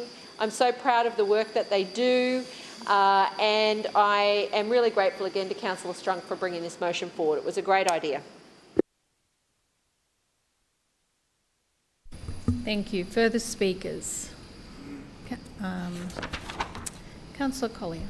Thanks very much, Chair, and I rise to speak in support of this motion and want to echo sentiments. I want to thank Councillor Strunk for bringing the motion tonight, and I do want to thank Councillor Howard and those from the Council administration for supporting this group. This is an important issue to have bipartisan support on, and I know my local history group will be really excited to hear the news that they will be receiving, of course, more funding and support from Council to do the very important work that they do. The Bulimba District Historical Society has around about 50 members, and they're all varying ages and demographics, and they do such important work, and I couldn't miss the opportunity to shout that out.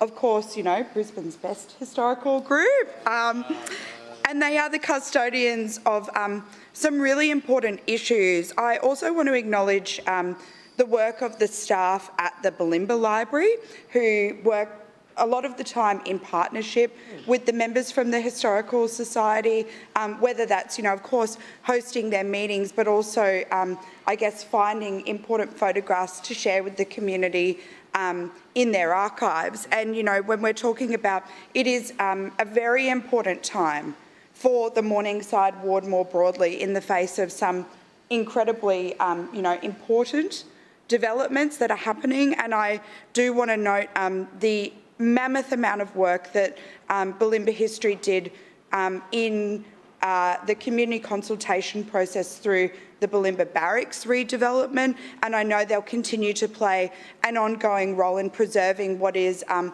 incredibly important local historical site for my community. Locally, of course, I'm working on with them right now on some historical signage for Johnston Park, which is a playground that I'm upgrading, and I'm really excited. Have more to say about the official opening of that soon. But when I did, when I went through the process of doing the playground upgrade, it was important for me to work with Bulimba History to understand the significance of that site, and in its new community use, pay tribute to what it had been before, and of course pay tribute to James Johnston.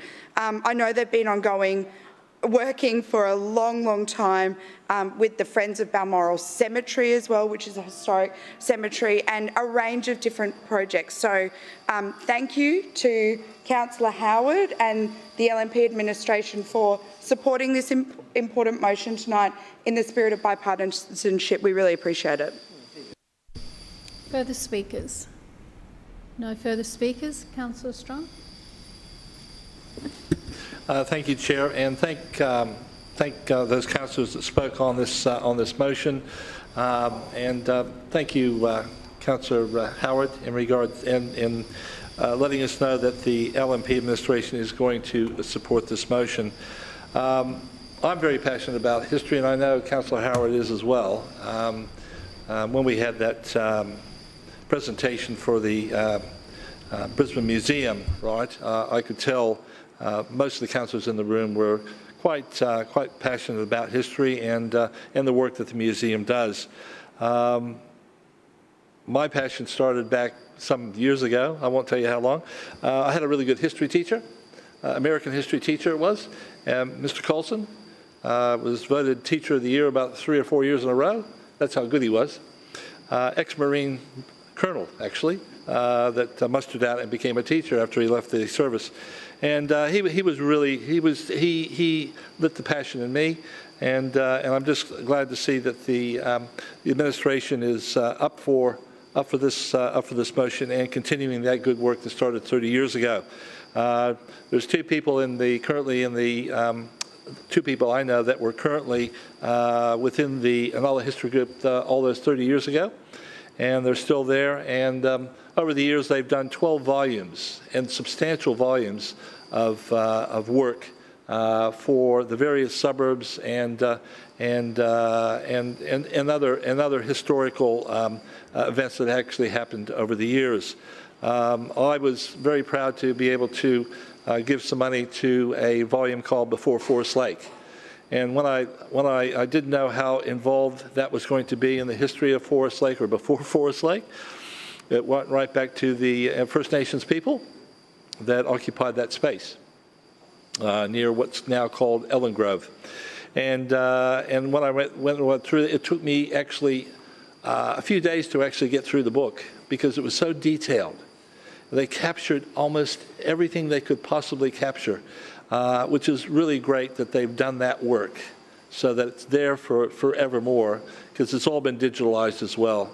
And I'm just so proud of them, and I just would really hate to see them go by the way, that they close down and that work doesn't continue, because it's important that we acknowledge that 100 years of course, Brisbane City Council, but of course that history before Brisbane City Council came into being. So thank you for that support, and I look forward to a positive vote. Thank you. Now put the motion to the vote. Those in favour say aye. Aye. Those against no. The ayes have it. Division. Division. Division called by Councillor Cassidy and seconded by Councillor Collier. Those yes to my right and noes to my left, please. Please ring the bells.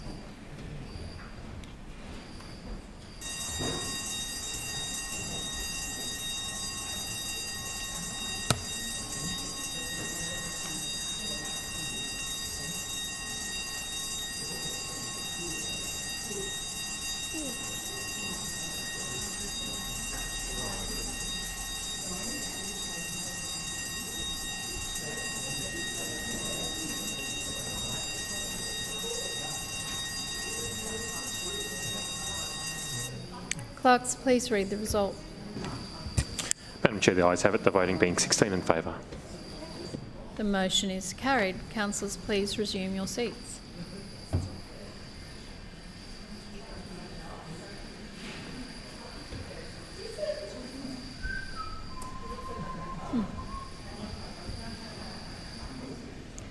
Councillors, I draw your attention to the notice of motion at item 6B on the agenda. Councillor Griffiths, would you please move the motion? Yes, thank you, Madam Chair. The Brisbane City Council includes the delivery of council infrastructure to cater for the 17,500 extra people that it proposes in the draft Nathan Maruka Salisbury Neighbourhood Plan. Council's infrastructure needs to include a new library, new sports and recreation facilities, new community space, a commitment to rehabilitate Moolabin Creek and the creation of a green corridor, new parkland in areas of greatest density, new regional playground, pedestrian overpass over Ipswich Road to the Maruka Railway Station, more accessible and active transport, upgrade Lucy Street Bridge to be flood resilient, and provide an alternative street access to Fairlawn Street. Nathan. Seconded. It has been moved by Councillor Cassidy and seconded by It has been moved by Councillor Griffiths and seconded by Councillor Cassidy that Brisbane City Council includes the delivery of council infrastructure to cater for 17,500 extra people that it proposes in the Nathan Maruka Salisbury Neighbourhood Plan.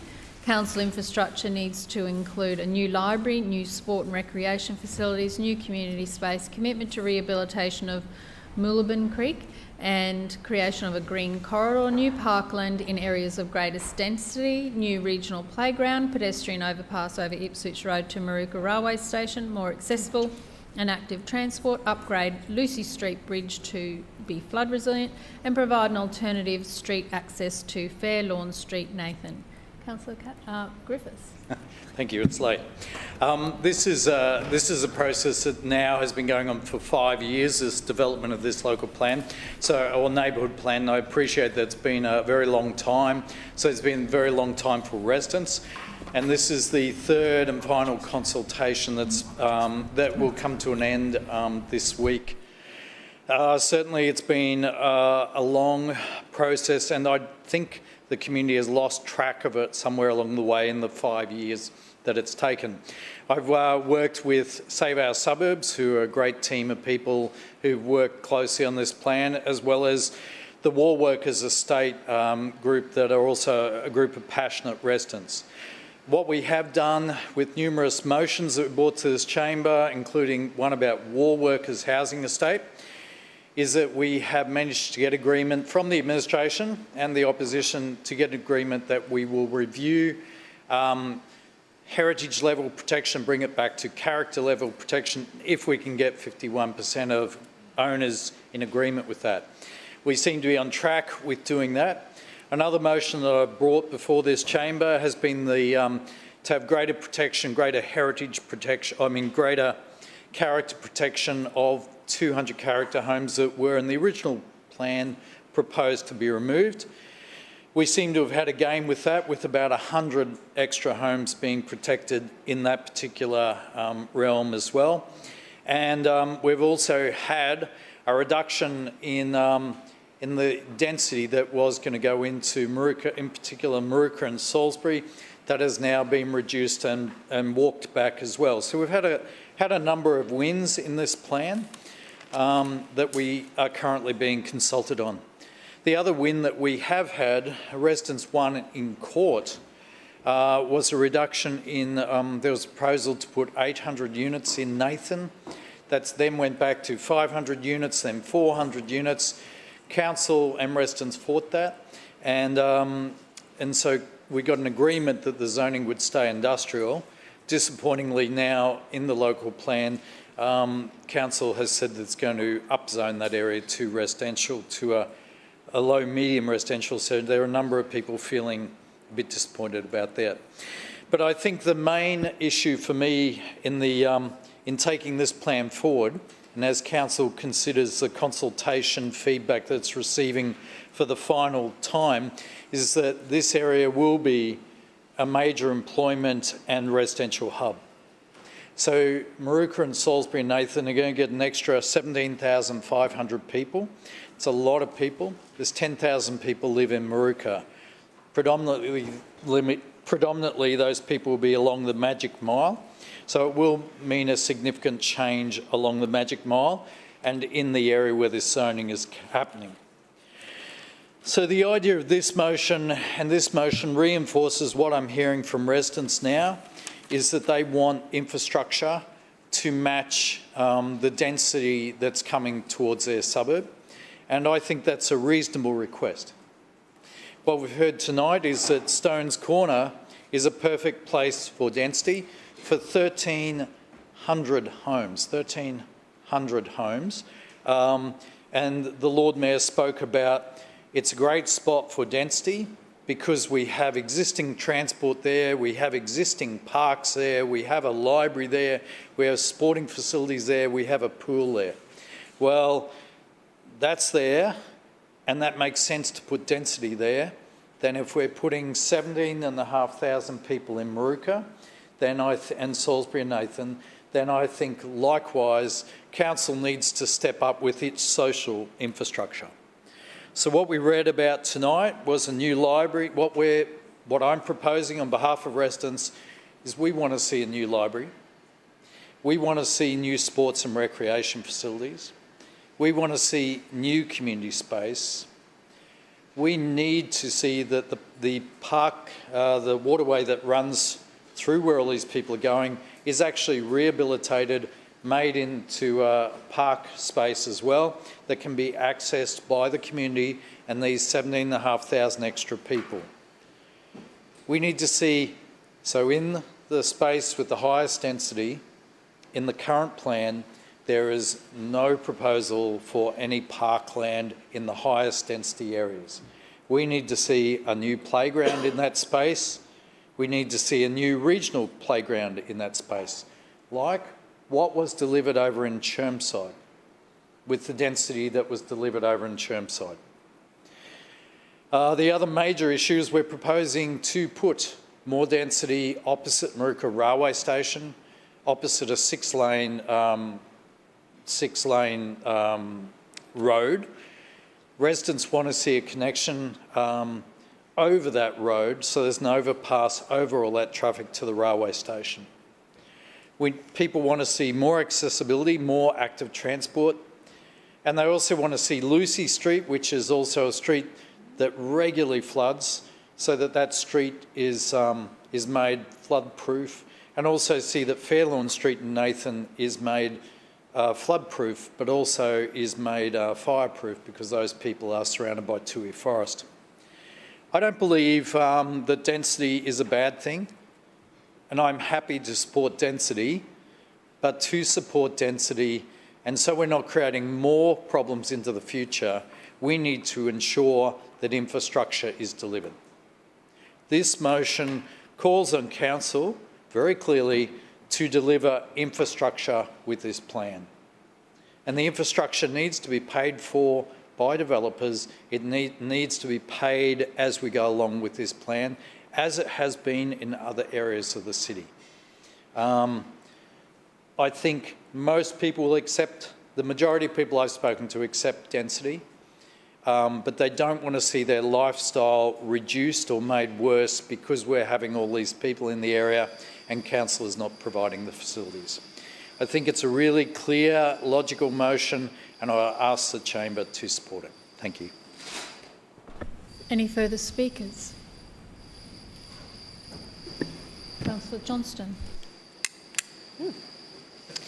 Yes, I rise to speak on the motion put forward by Councillor Griffiths today, and I just want to note that the part-time Lord Mayor is absent from the chamber yet again. I think he's probably been here for maybe less than an hour today, question time, and then he left during the ENC.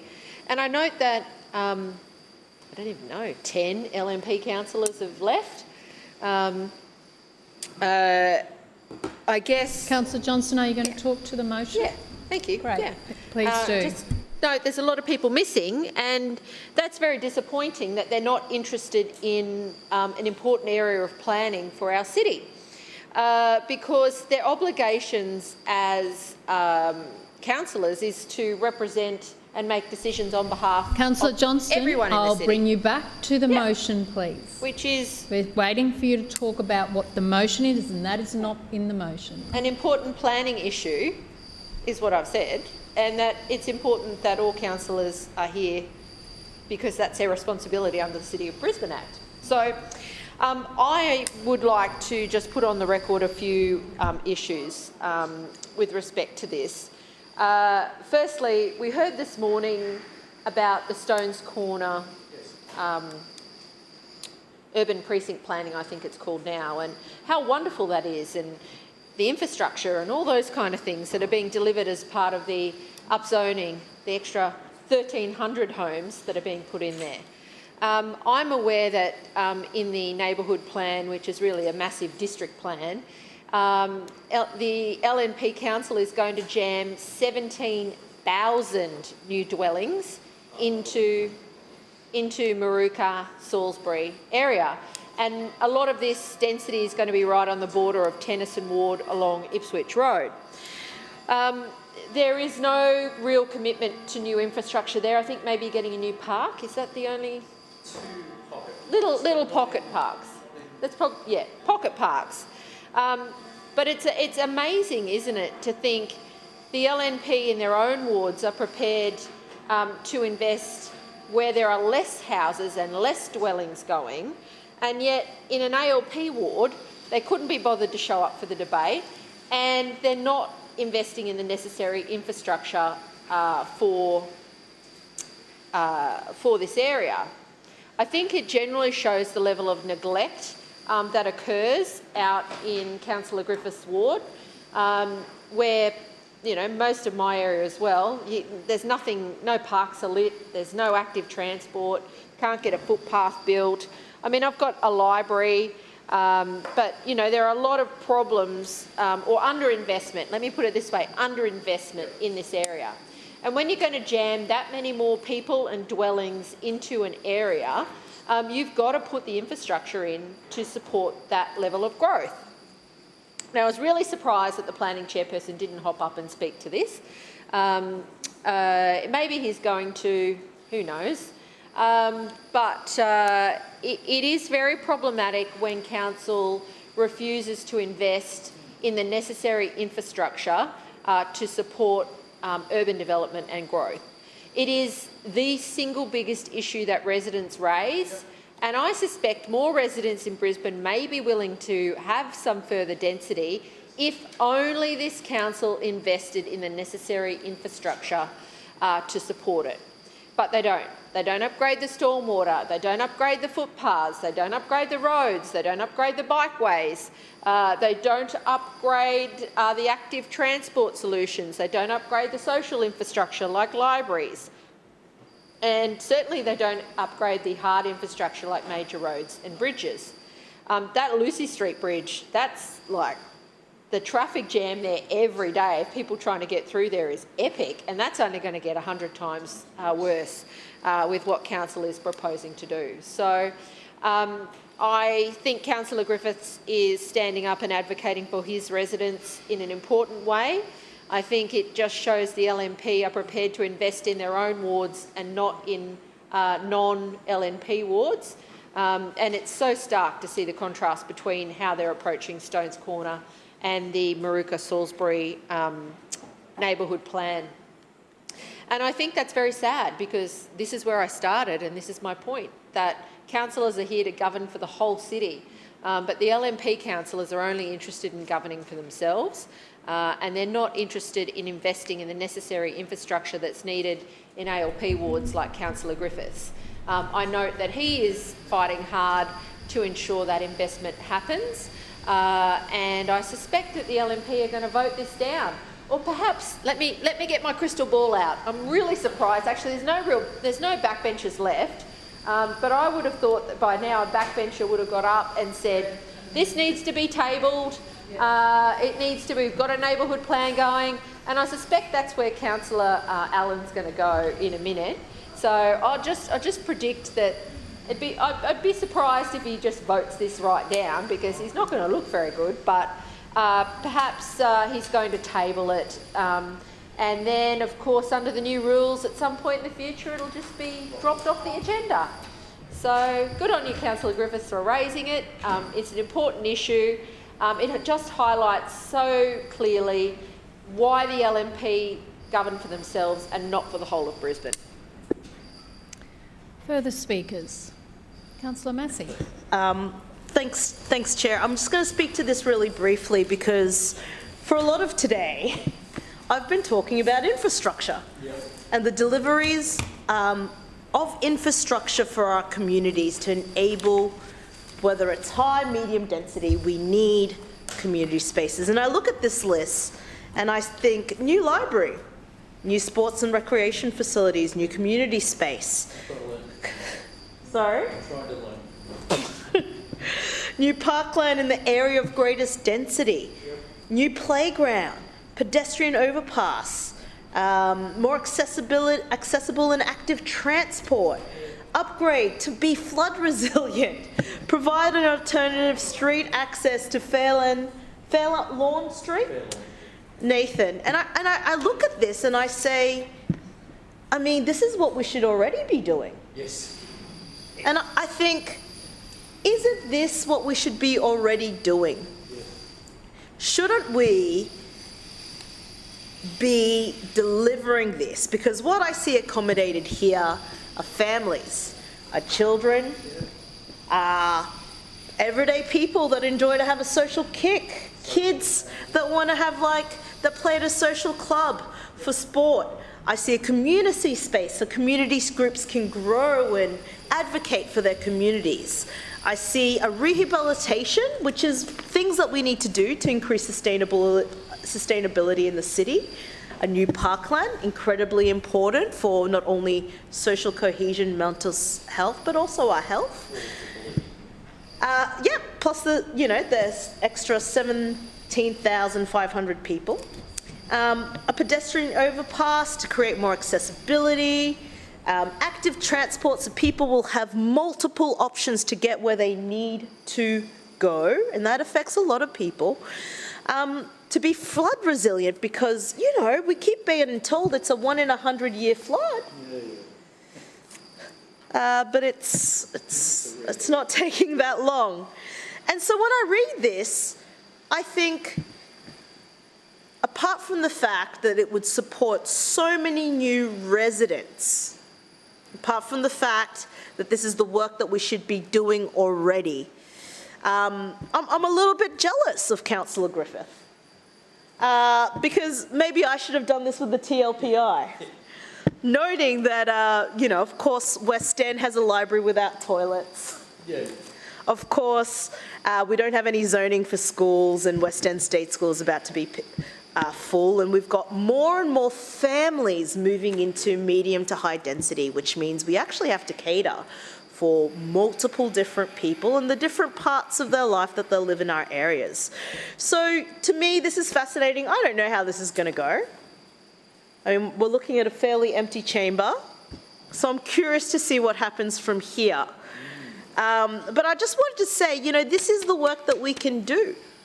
This is the work that we can do. And it's clear with the Stones Corner precinct plan and the shift to precinct planning, I think the TLPI was a mistake, and I acknowledge that now they've moved to precinct planning because I don't think they want that kind of community campaign happening again. But this is the work we can actually do before we get to the end of a neighbourhood plan. Yes. Because there will be, I think this is going to be the last neighbourhood plan that passes. Today was the first day that we talked about a new precinct plan. I think we're moving forward, we're looking at precinct plans. And when we're looking at precinct plans, we can deliver these livable cities that accommodate so many people. And what we have here, and the stuff that I've talked about all day today and often when I'm in here, is a list of things that are deliverables for the community that will enable them to have a functional and good life. And isn't that our role as council, as a city, to help to facilitate and to deliver a better life for all Brisbane residents? Further speakers? Councillor Allen. Thank you, Madam Chair. I rise to speak on the notified motion before us today regarding infrastructure within the Nathan Salisbury Maruka Draft Neighbourhood Plan. Madam Chair, firstly I'd like to clarify some things, as it appears that Councillor Griffiths may have confused some of the planning processes underway within the Nathan Salisbury Maruka area. Currently, we are consulting on the neighbourhood plan. For the benefit of the Chamber, neighbourhood plans help guide future development and coordinate land use and infrastructure over a 10-year period and beyond for the area. The area has significant potential as it will be able to capitalise on the significant infrastructure in the area, including world-class education and sporting facilities, existing rail infrastructure and planned public transport upgrades, and there is a very significant commitment in this area around rail. The figure of 17,500 people that Councillor Griffiths has referred to needs to be put into context. Madam Chair, we certainly don't expect 17,500 people to turn up tomorrow or in a year or in 2 years. Instead, over the life of the neighbourhood plan, we anticipate an additional 3,000 new dwellings, and Councillor Johnston, please note that, not 17,500. And these additional 3,000 dwellings will house 5,500 new residents. And due to the renewal within the area, we anticipate an additional 12,500 jobs to be created. Secondly, late last year we commenced consultation on the amendments to our Local Government Infrastructure Plan, LGIP, and the Long-Term Infrastructure Plan. The LGIP is the mechanism through which local governments identify trunk infrastructure that's needed to support urban development in our community. It is also a statutory requirement that enables Council to continue to levy infrastructure charges or condition development for the delivery of future trunk infrastructure. Many of the items Councillor Griffith listed are included in the proposed LGIP 1B amendment. And I would encourage Councillor Griffith to have a good look through that amendment, because there is quite a significant increase in spending proposed in the Maruka ward. Now, of the amendments that are already, of the items already included in LGIP, there are 2 new parks, one located in Hanson and Lion Street, Maruka, one located in Greer and Tucker Road, Salisbury. The proposed LGIP 1B amendment also includes a substantial allocation to embellish Toohey Forest. Rather than support future trunk infrastructure across our city, the opposition councillors chose to abstain from voting on the LGIP 1B amendment when it previously proceeded through the chamber. In an ideal world, a neighbourhood plan would indicate future trunk items and an amendment to the LGIP would follow. However, the timing of both the neighbourhood plan and the LGIP amendments are out of sync, and this is partly because the state government took 218 days to support commencing consultation of the neighbourhood plan. However, I can assure Councillor Griffiths and the Chamber that future citywide amendments to LGIP and LTIP will include updated growth assumptions, especially given the state have now released Shaping SEQ, the South East Queensland Regional Plan, late last year. The regional plan sets out forecasted population growth for Brisbane as well as dwelling targets. I would also like to take this opportunity to remind Councillor Griffiths that local governments collect only 3% of total government taxes. Given this lack of funding, the current cap on infrastructure charges and increasing construction costs, we need the state government to consider a more equitable approach towards infrastructure funding, one that accounts more appropriately for housing and infrastructure delivered by local councils. Madam Chair, through you, I would be interested to know if Councillor Griffiths has approached his state colleagues regarding his infrastructure concerns. We would also probably need to consider approaching the state and Queensland Rail for infrastructure that encompasses state assets, such as an overpass to the train station. Madam Chair, given that the consultation on the neighbourhood plan and the LGIP process are still underway, we will not be supporting this motion today. Councillors, are there any further speakers? Councillor Griffiths. That was pathetic. Through you, Madam Chair. The area, when we're having density, when we're increasing populations, we need to have infrastructure tied in. It's simple. People get it where, you know, that was pathetic. Just pathetic. And to say we have no money to provide this infrastructure is just pathetic, because we keep seeing new bridges built and new metros built, and we're not seeing money spent in the suburbs. This is a shocking outcome, and one I'll take back to my community and let them know that this LNP mayor and these LNP councillors do not support putting infrastructure with development. This is going backwards at a rapid pace. We know to go forward, you tie infrastructure with population. We know that. We know that to create good cities, cities people want to live in and cities people want to be in, you provide infrastructure. Social infrastructure, hard infrastructure, that's what you provide. That's what you've done in Chermside, it's what you've done in Mount Gravatt, it's what you're doing in Stones Corner, it's what you're doing in parts of West End. Parts, but we are not seeing that happen here. It was a clear list. This is what people are saying. This is the advice I got from your officers. This is what they told me to do. Councillor, raise this in the chamber. Councillor, put it in your submission. Tell residents to put it in their submissions. That's what I've been doing. Once again, in this crazy world, we have where the officers are giving us one form of advice, and then you're coming into this chamber with the opposite advice. This is wrong. This is not how you run a city, or it might be how you run an LNP city, where you look after your own areas, but you smother the other areas. And you stuff people in, and you provide no parks and no amenity, and then you say how great it is because you're going to build a park next to a Woolworths that's nowhere near the high density of the 17,500 people you're bringing into a suburb. Shame on you. Shame on you, short-sighted, backward people. Shame on you and the way you're running this city.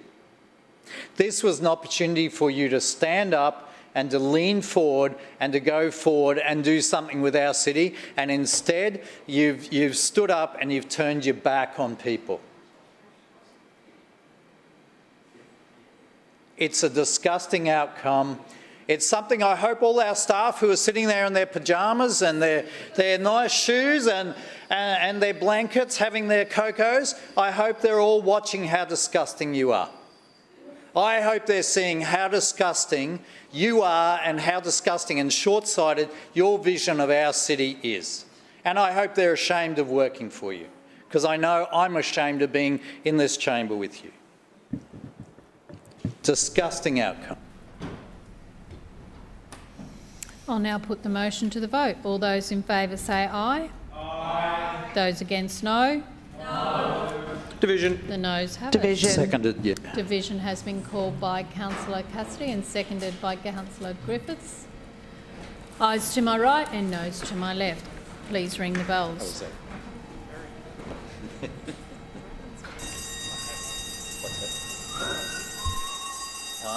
Well, technically, some of us could work.